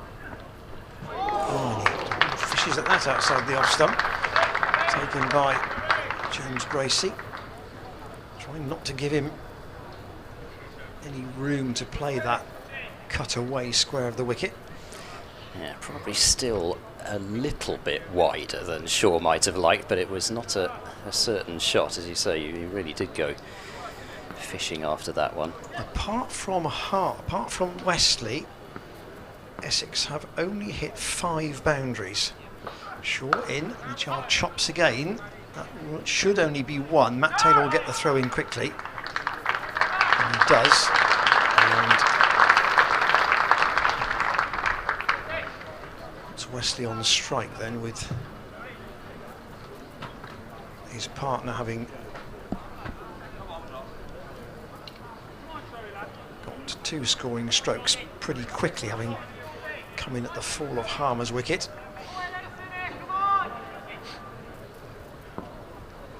Can somebody find the key wicket of Wesley? Played away by Shaw. That's played by Wesley rather to Jack Taylor. Get just 1 run. Singles coming in this over. Get the impression the greater threat might come from the other end. Yeah, with the ball turning the way it is, and with the accuracy that Smith has, might be quite difficult to score at the required 7 and a bit and over off him, which means more pressure to score off the seamers at the other end. Short in a jar. So a swish at that outside the off stump, doesn't get a nick, but it's a dot. And Essex need 53 off 7 overs, with Wesley trying to police this chase. He's got 70. There's the card. He and Reimel dominating it really. Their stand, the one that really put Essex in what you thought was if not a comfortable position, one that they should be able to see out. But the stand was with 67, 63. And And when it was broken, Gloucestershire have tried to press on through that lower middle order. Wesley still the key wicket. Yeah. So Smith with 3 overs left, 7 overs, 2 for 24. And Smith in bowls, and that's crashed straight to Chris Dent at extra cover. That was the, if you're looking at obvious boundary options for Wesley, that's top of his list really, is through extra cover or over it. But if he goes over it, he's got to be careful of the turn. Smith is in and bowls, and that's turned leg side. They might look for 2 here. Long on has quite a bit of work to do, and they're going to come back for the second run. The throw goes to the keeper's end, and I think they've got him. They have! They've got him. Wesley is pointing at the stumps with his bat as if to say that Bracey broke the stumps early, but he's been given out, and now the umpires are going to come together. Are they going to change their decision? The finger was raised. Here's a replay. I must say I can't immediately see from that replay how Bracey could have taken the stumps early, and Wesley is not going anywhere. The finger was already raised. Now what happens? Umpire is, I don't think he's going to change his decision from this body language. I think he's saying that Bracey had the ball in his hands even though the glove may have hit the stumps first. Right, well the rule is that you can have it up to your upper arm, can break the stumps even if the gloves with the ball in hand aren't the thing that breaks the stumps. That's the law. Let's see if we can have another look at this and see whether we can get anything more from this one. I don't think there was 2 there. That's the important thing. So the ball has come out, by the looks of things. The ball has come out of the gloves of Bracey, and I think what he's done is he's actually kind of thrown it onto the stumps rather than taken the stumps with the ball in the gloves. But judging by the angle that ball has come off at, surely Bracey must have flicked the ball onto the stumps, because I don't see how Bracey can have broken the stumps with anything else other than the ball. Yes, we're not right in line, and you'd have to really freeze frame it. Yep. And that's not something that we can do here. Those at home, I'm sure, might. Well, it's also not something that the umpire can do. No. Perhaps as importantly. So Snater is the new batsman out at number 10 with still 52 more runs required, and that was the wicket of Wesley. Smith in, bowls to Snater, who drives down to long off, will get 1. 154 for 8. It's just like Hove. Do like a bit of controversy, don't we? It's Hove all over again. Well, this is where now Sussex Nijar has the pressure on him in terms of the majority of the run scoring. There was never a second run there, though. That's the thing. And like Sussex, a second run taken, which was not necessary.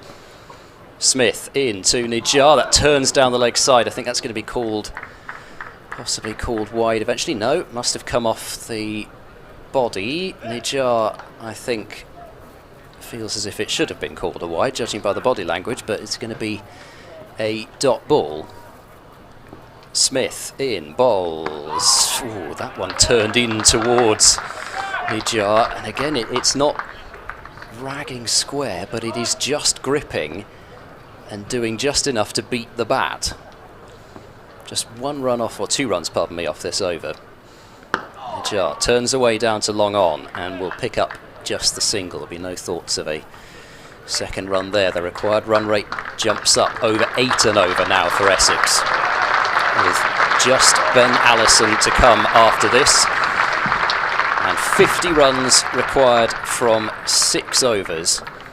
Nijar keeps the strike, possibly most importantly there for Essex, but another over which has produced a wicket, and a wicket in, well, I'd say controversial circumstances, but certainly Wesley would feel that was the case.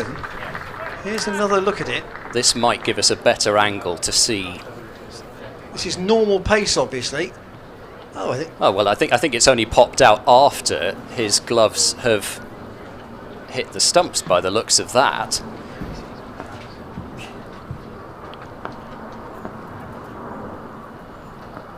Shaw to continue to the left-handed Najjar round the wicket. That's the better angle, that last one that Cam was able to play us. We might have another look at the end of the over and see if we can actually really slow it down.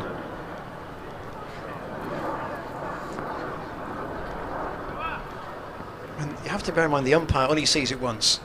Yeah, and what he's seen is what we've just seen from that angle, pretty much, is that the ball looked to still be in Bracey's hands, and then it popped out after the stumps were impacted. To Najjar, oh, he slashed that very fine. There'll be a chase for Matt Taylor, and he won't hold it in. It's gone for 4, down to third man. And a snick of a boundary for Najjar. Shaw trying to take him up the bowling around the wicket. It's too much width, though, isn't it? Yes, it's flashed finer than Najjar would have wanted, but Shaw's just been a little bit, if I'm being overcritical, possibly, but he has just been a little bit too wide in this spell. No, 0 for 29 he's taken. I wonder whether that might be an argument for Warner, just to keep the batsman guessing. Shaw again. Dab from Najjar. Oh, there could be awful trouble here, and another possible run out if Shaw can throw the stumps down. And the umpire says on this occasion, not out. Shaw does hit the stumps, but Ben Debenham not interested. No, looked to be home, I have to say, but another bizarre piece of running. He's just taken off for a single, only just to the right of backward point. If it had been a direct hit, then it would have been gone. But the bat was going behind the body of Shaw as well, which wouldn't have made it easy for the umpire to see. No. I think he was in, though, and I think the puff of dust, the point at which the puff of dust came up, might almost have been the indication there. 205 is the Essex target. Najjar pulls that away on the leg side. There'll be 1 run out to George Scott. Smith's 2 overs at the far end from our commentary position are going to be very, very important. He will bowl 2 of the 3 at that end. You feel sure? You feel sure what? I feel sure that he will bowl 2 of the 3 at that end. Ah, I thought you were talking about SHAW. Shaw's got 2 balls left in this over. Can he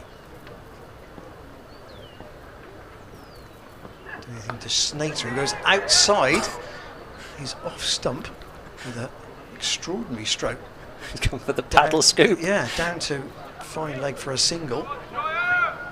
44 needed. 84 runs in his List A career now, Snater. 23 of them came in the same innings, so career best of 23 not out. That's what Essex need him to do. I'll give you the comparison at 45 overs after this ball. So it's not no ball or a wide. Short in, and on the jar. And a short one. I haven't seen much short stuff today. Tries to pull it, but gets underneath it. 45 overs gone. Essex 161 for 8. Gloucestershire were 173 for 6 at this point, so they need 44 off 5. 2 wickets left. Yeah, and still, even though that's probably not the best over Josh Shaw has ever bowled, the number of runs off it's still just 6, and we'll get one more look from that same angle at the top of the pavilion at that run out, and you still can't see anything to suggest that the ball was out of Bracey's gloves before, then it was just the glove that broke the stump rather than the ball. Here's Tom Smith into his next over. Down the pitch comes Snater and smashes that one all along the ground, straight to long off, and that would mean he just gets a single. Snater's not going to hold back here by the looks of things. He's gone for a scoop. He's prepared to use his feet to Tom Smith, which, given that there's turn on offer, Smith won't be disappointed by. But Snater's not just going to look to work the ones and leave it all up to Najjar. Smith in and bowls, and that's turned leg side, but a dot ball as Chris Dent is there to pick up. I think can Essex actually afford just to knock Smith around? Do they have to take risks against him now? Smith in bowls, it's too short, pulled away out to deep backward square, or pardon me, deep forward square in the end actually. Didn't time that as well as perhaps he might have done, and he's only picked up a single for that. It was a bit of a drag down from Tom Smith, but just the single. Smith in, Snater down the pitch, smacks it hard. Smith may have got a hand on that to slow it down, and they're not going to be able to come back for a second run. Matt Taylor this time moving the other way to keep it down to just the single. Snater striking the ball well, he's just not quite getting the elevation at the moment. 41 more off 26. Smith in, slog sweep high and hard over deep mid-wicket for 6 from Nijar. Brings out the big slog sweep, and that is a huge blow towards the tent, which is where the music would be operated from if there were music today, but there wasn't. But a terrific shot from Nijar, just a little bit over pitched from Smith, but not too much wrong with the delivery, and sent away for 6. Blow really changing things. Smith in, bowls to Nijar, short, cut away, out towards deep backward point. They'll think about 2 here, but no. Turn down the second run, but 10 runs off that over from Tom Smith, 34 more needed off the last 4 overs by Essex. And we're going to see us, after they've seen the scorecard, a slow motion of the run out of Tom Wesley. So it's played away up to wide long on. Matt Taylor's throw is going to the keeper's end. There's a hesitation from the batsman, and here is Bracey. Oh, he's miles short. We know he's short, but it looks very much as though the ball's in the gloves, and then it pops out once it hits the stumps. He's miles short.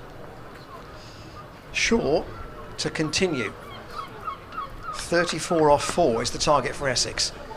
Shaw from this Ashley Down Road end comes in and bowls. It's pulled away by Nijar. They'll want 2. Whether they'll get 2 is a debatable point. And good covering of the ground out there in the deep. Tom Lace again. He was, sorry, Jack Taylor, I'm sorry. Keeping them down to a single. And now Shaw, I think, will come back over the wicket to the right-handed Snater. He almost looks Dan Worrell-like out there, Snater. He's got the same bat, the hair flowing out the back of his helmet. 205 is the target. Shaw to Snater. He's come down the pitch to Shaw. There is pitched one outside the off stump, pitched a bit further up, and Snater couldn't connect. That's exactly what Essex were doing. In fact, Shane Snater himself was doing to the Gloucestershire lower order. Slow and wide and away from the short boundary.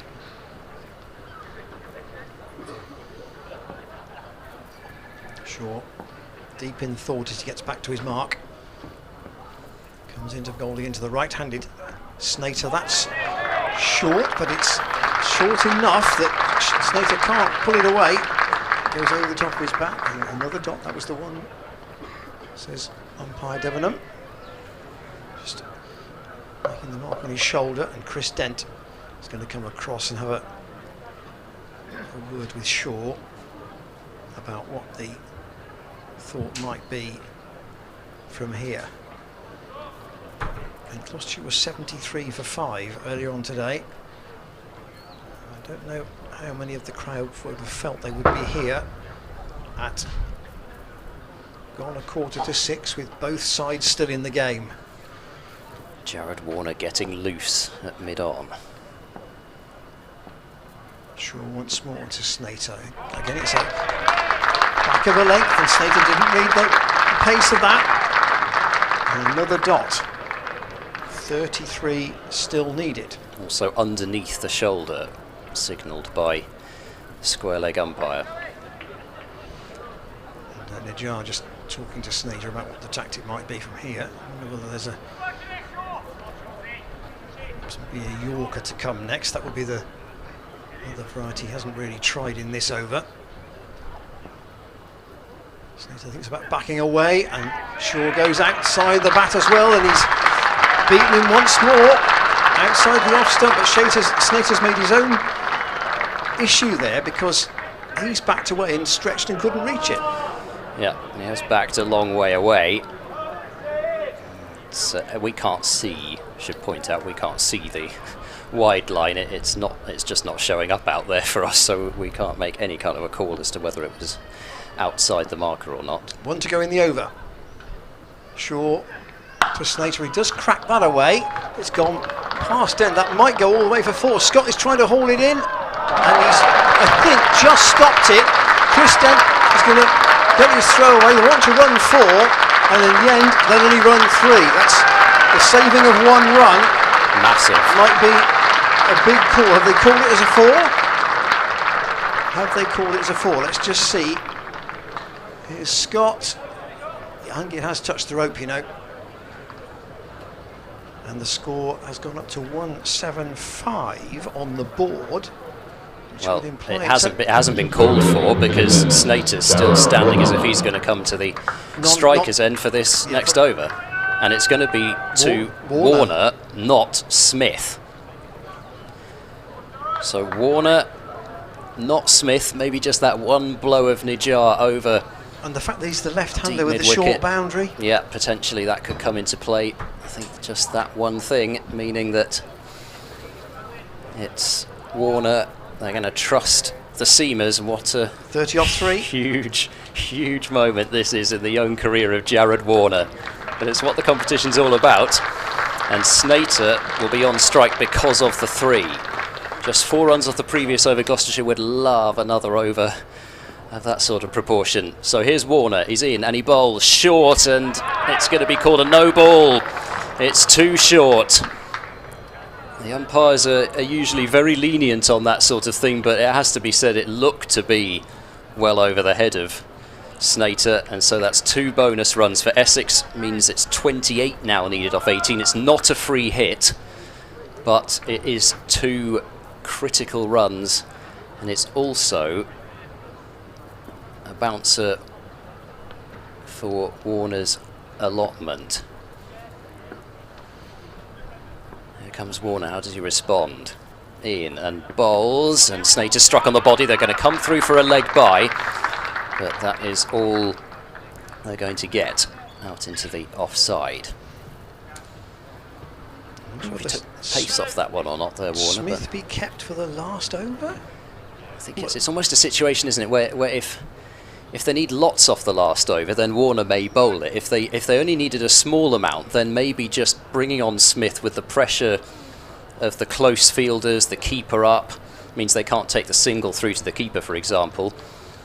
Maybe that's when you potentially do think you have to roll the dice and bowl Smith for the last.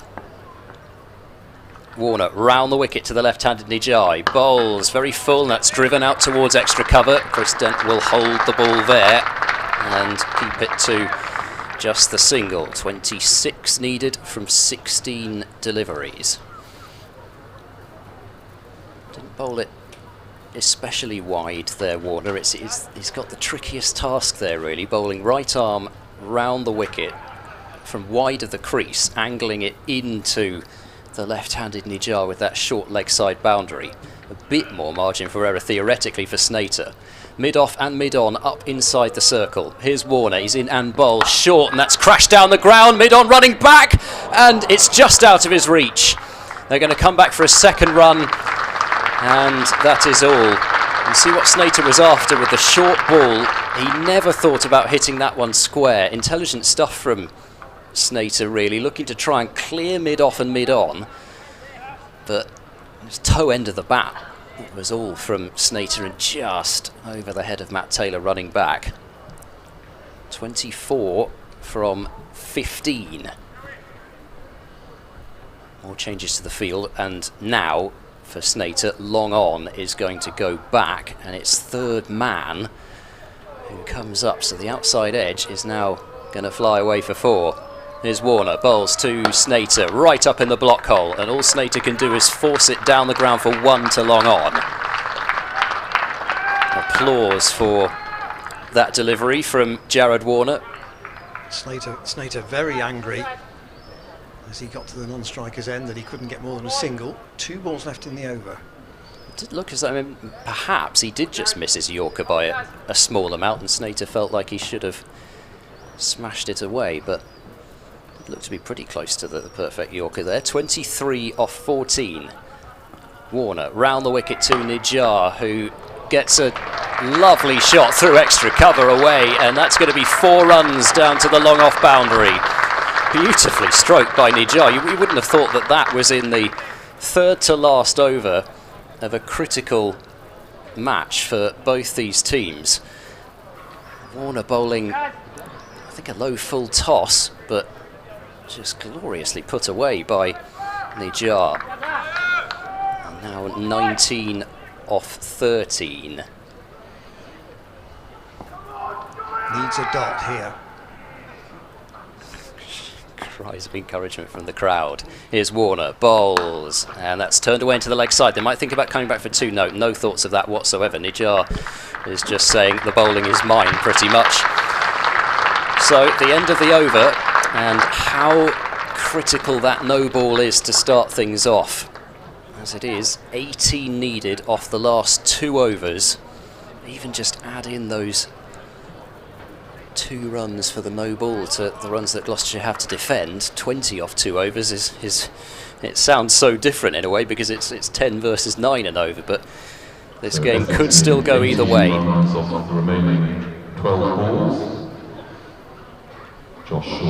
in fact, it could go all 3 ways. Yeah. And actually a tie would be no good to either. Well, actually a tie would be... wouldn't be bad for Essex, would it? No. Tie would be right for Essex. What can Josh Shaw do? He's got the left-handed Nijar to bowl to on 24. 18 off 2 overs.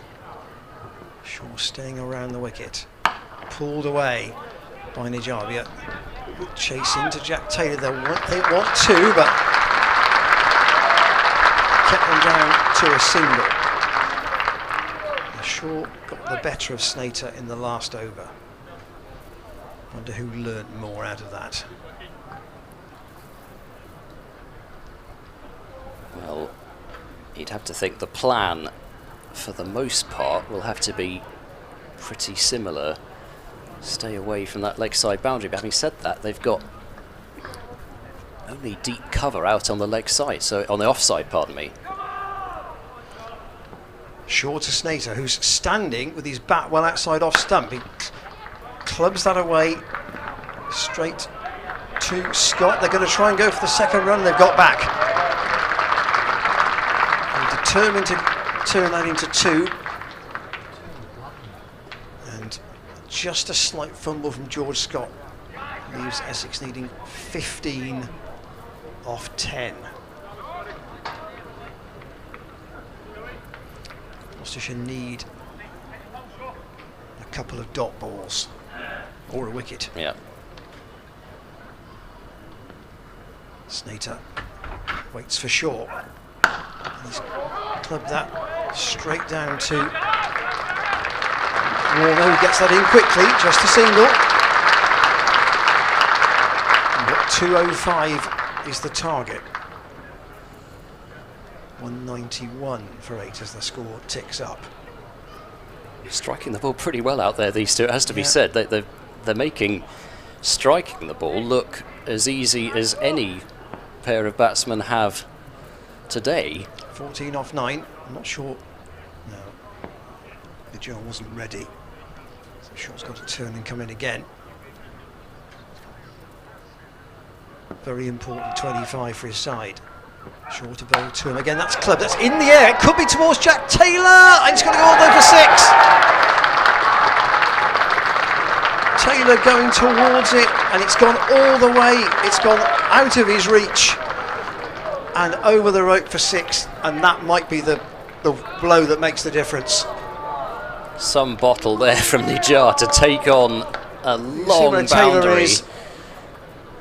He even stood right on the rope. He would have struggled to have reached that. And with ground to make up. Well, Gloucestershire need a wicket now. Essex need 8. Short and Najjar on the pad, but away, and Tracy will go to the ball quickly. Will they want to? No, they won't gamble it. 7 needed. 7 off 7. So now, possibly, the argument is to go With for Smith rather than Warner, because you need dots. You need the pressure of, possibly need the pressure of the keeper up and them having to go for big shots off Tom Smith, or feeling like they have to. Shaw's got to give him a chance though with this last ball. Snater on 13. Shaw's a ball to him. That's out to Dent, and they'll come through for 1. 6 off 6. 199 for 8. They were 153 for 8. And these two have put on a stand of 46. Yeah, and it just got into the position when you thought that actually Gloucestershire perhaps ought to win it. And Najjar, with a couple of tremendous swings of the bat, has taken this game not yet completely away from Gloucestershire, but close to, and it's his career best in List A cricket. But Shaw, you know, Shaw asked him to take on that long boundary, and he couldn't have hit it any worse than that, or he would have been caught on the ropes. He took on the long boundary and won. So no, it's not going to be Tom Smith. It is going to be Jared Warner. Essex can do it in singles. What will Snater's approach be? Snater on strike. Here's Warner. He's in and bowls, and he's gone for the uppercut and he's missed it. So a dot ball to start off with. Gloucestershire, well, as you've said, Ian, a tie doesn't really suit Gloucestershire. Admittedly, 1 point's probably better than naught, but at the same time, they need more dots here to Gloucestershire.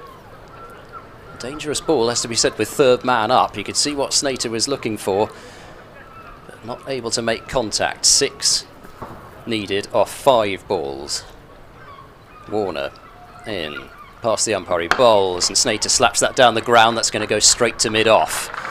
Charlesworth, once again, no unnecessary shies at the stumps here, but a single taken, it gets Najjar on strike with 5 runs needed off 4 balls. And now you have the problem of the short leg side boundary and the left-hander. Exactly.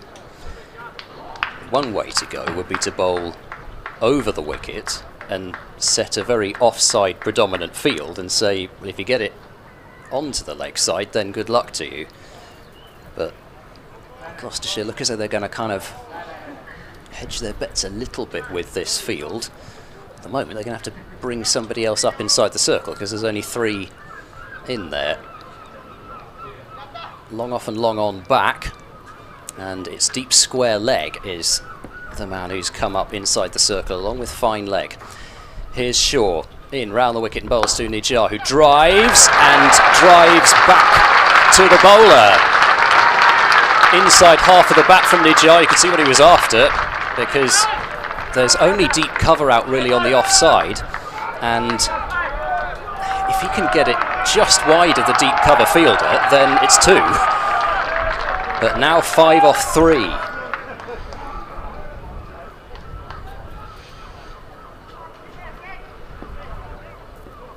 Najjar waits.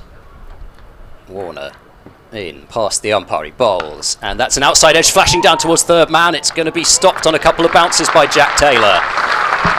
So just the single. Looked for just one moment there that was going to skew away off the outside edge to the fine boundary. We've seen it before, and there's not much angle to cover, but Gloucestershire having their third man very fine. And now it's 4 needed off 2 balls. And Snater back on strike. He hasn't hit a boundary yet. 15 off 18. He's played exactly the hand Essex wanted him to, but 4 off 2 balls Here's Warner, bowls inside half of the bat. Now they're going to have to come back for 2 here, and I think they're going to make it. Snater slipped though. The throw comes in. The stumps are taken, but Snater is home. So it's 2 needed off the last ball, and just that vast expanse of leg side meant that even though Snater fell as he turned for the second run, here's the replay, Scott getting the throw in, but nothing more that he could have done. He got it in as quickly as possible, and now what do you do? This is such a tough decision for Chris Dent, because how hard do you go for 2 points, bringing extra fielders in, versus how hard do you go for making sure that you get the 1 if it's hit straight to a fielder?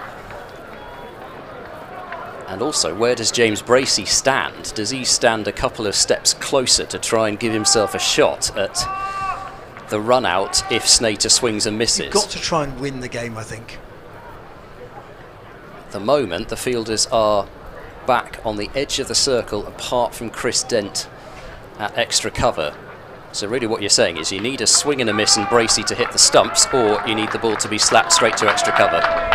So you think they're going to run whatever? Oh, they have to, don't they? There's 1 ball left, so Essex need the run for the tie. 2 off 1 ball, and still huge amounts of leg side available for second runs. Here's the last ball, 2 needed by Essex to win. Warner in, bowls short to Snater, who cuts that one away, and he gets it through the wide backward point region for 4 runs, and Essex have won the game by 2 wickets off the last ball. A quite extraordinary game of cricket that we've witnessed today, but Essex leading 2 off the last ball. It was short, wide, and Snater found the gap. He hadn't hit a boundary until the last ball, and he's won it for Essex off the final delivery of the game. Well, 3 cliffhangers in a row. I said to you yesterday when you and I had a chat, what chance of a hat-trick, and Gloucestershire will feel as if a bit like Sussex nearly stole the win from them on Sunday at 153 for 8. They would have felt, with Essex needing 63 off the last 10 overs as it turned out, and then when the Wesley wicket fell in the 44th, they would have felt they were probably just about favourites at that point. Yep. But to take it to the last ball, credit to Nijar and Snater, who added 54 in the end. They needed 52, they added 54. Nijar 32 not out, Snater 21 not out. And fair play to Gloucestershire for making Essex work that hard, because they only had a modest total to bat with, 204 with 62 from Jack Taylor and 64 from George Scott. A proper ebb and flow game, that. Yeah, a proper old-fashioned game of 50 over cricket, where every run is vital, and it was in the end.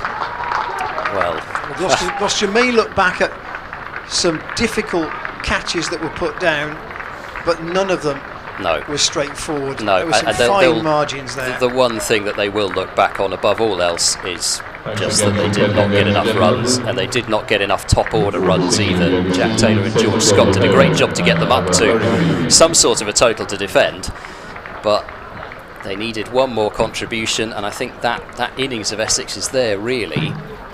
It shows you that even 220, 230 would have been very tough. So Gloucestershire 204 all out, Taylor 62, Scott 64, 4 wickets for Snater, 2 for Tenduscarter, 1 for Allison, 1 for Harmer, and 1 for Nijar. And then the Essex reply, 71 from Tom Wesley and 30 from Ryan. Well, nobody else really contributing until that stand for the 9th wicket. Nijar 32 off 25, Snater 21 off 20, including the boundary off the last ball when they needed 2. Shaw 9 overs for 46, Matt Taylor 10 overs 2 for 22, bowled very well. Warner 9 overs 0 for 45, Smith 9 overs 2 for 37, Van Buren 10 overs 3 for 32, and George Scott 3 overs for 17. I'll just see if I've got an updated table after that result, and the answer is I do. Lancashire are still playing in their game with Middlesex. Middlesex 257 they got. I wonder if Ed has just news of the Lancashire response to that, and I'll give you the updated table. Yeah, Lancashire 216 for 6 now. They need 42 more runs from 3.5 overs. So it's a situation pretty similar to here, where it's the lower order trying to get Lancashire over the line. Lamb in 19 off 11 balls, so he could do it again for Lancashire, and Tom Bailey's 5 not out. So it's the two who won the game for Lancashire at Sedbergh against Sussex to start the season off. So Lancashire, well, hard to say really who's in the box seat there. It's not a done deal there. So the table as it stands, Essex have 8 from 5, Lancashire 7 from 4 but still playing, Worcestershire 6 from 4, Durham 5 from 4, and Gloucestershire 4 from 5. Hampshire, Middlesex, Sussex and Kent complete the table. So Gloucestershire now can only get to 10 points if they win the 3 remaining matches. It's hard to see that getting them in unless they get a lot of help from elsewhere. Yes, a side like Worcestershire or Lancashire or Essex, they're going to have to suddenly start losing, and you're going to need a kind of a real bunch up at 5 wins and 3 losses, because even if those sides lose, you're going to have sides below Gloucestershire or Durham as well who are going to have to win the matches. So you're going to need to get in a real logjam, and Gloucestershire are probably going to need some huge wins in their final 3 matches in order to get their net run rate to a stage where that would allow them to get in. So it's not done, but you're kind of towards the back of the field with everybody else going well ahead of you.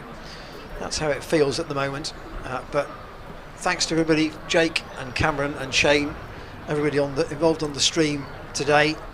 I hope you've enjoyed it. It's been the third of 3 really good finishes in these matches. Last over at Scarborough, penultimate over at Hove, last ball today. Gloucestershire though have come out on the wrong side of this one by 2 wickets against Essex. We'll be with you again on Friday for the game against Hampshire. I think on balance, Gloucestershire might hope that Middlesex can cling on to that setup at Old Trafford, but that would keep them in the mix as well. It's a very tight and bunched table. We'll try and unravel it for you a bit more on Friday when Hampshire are the visitors. 10:45 will be on air, or just after that, 11 o'clock start as usual. From Ian Randall, goodbye, and from Ed Seaborn, Goodbye. and we'll join you again on Friday.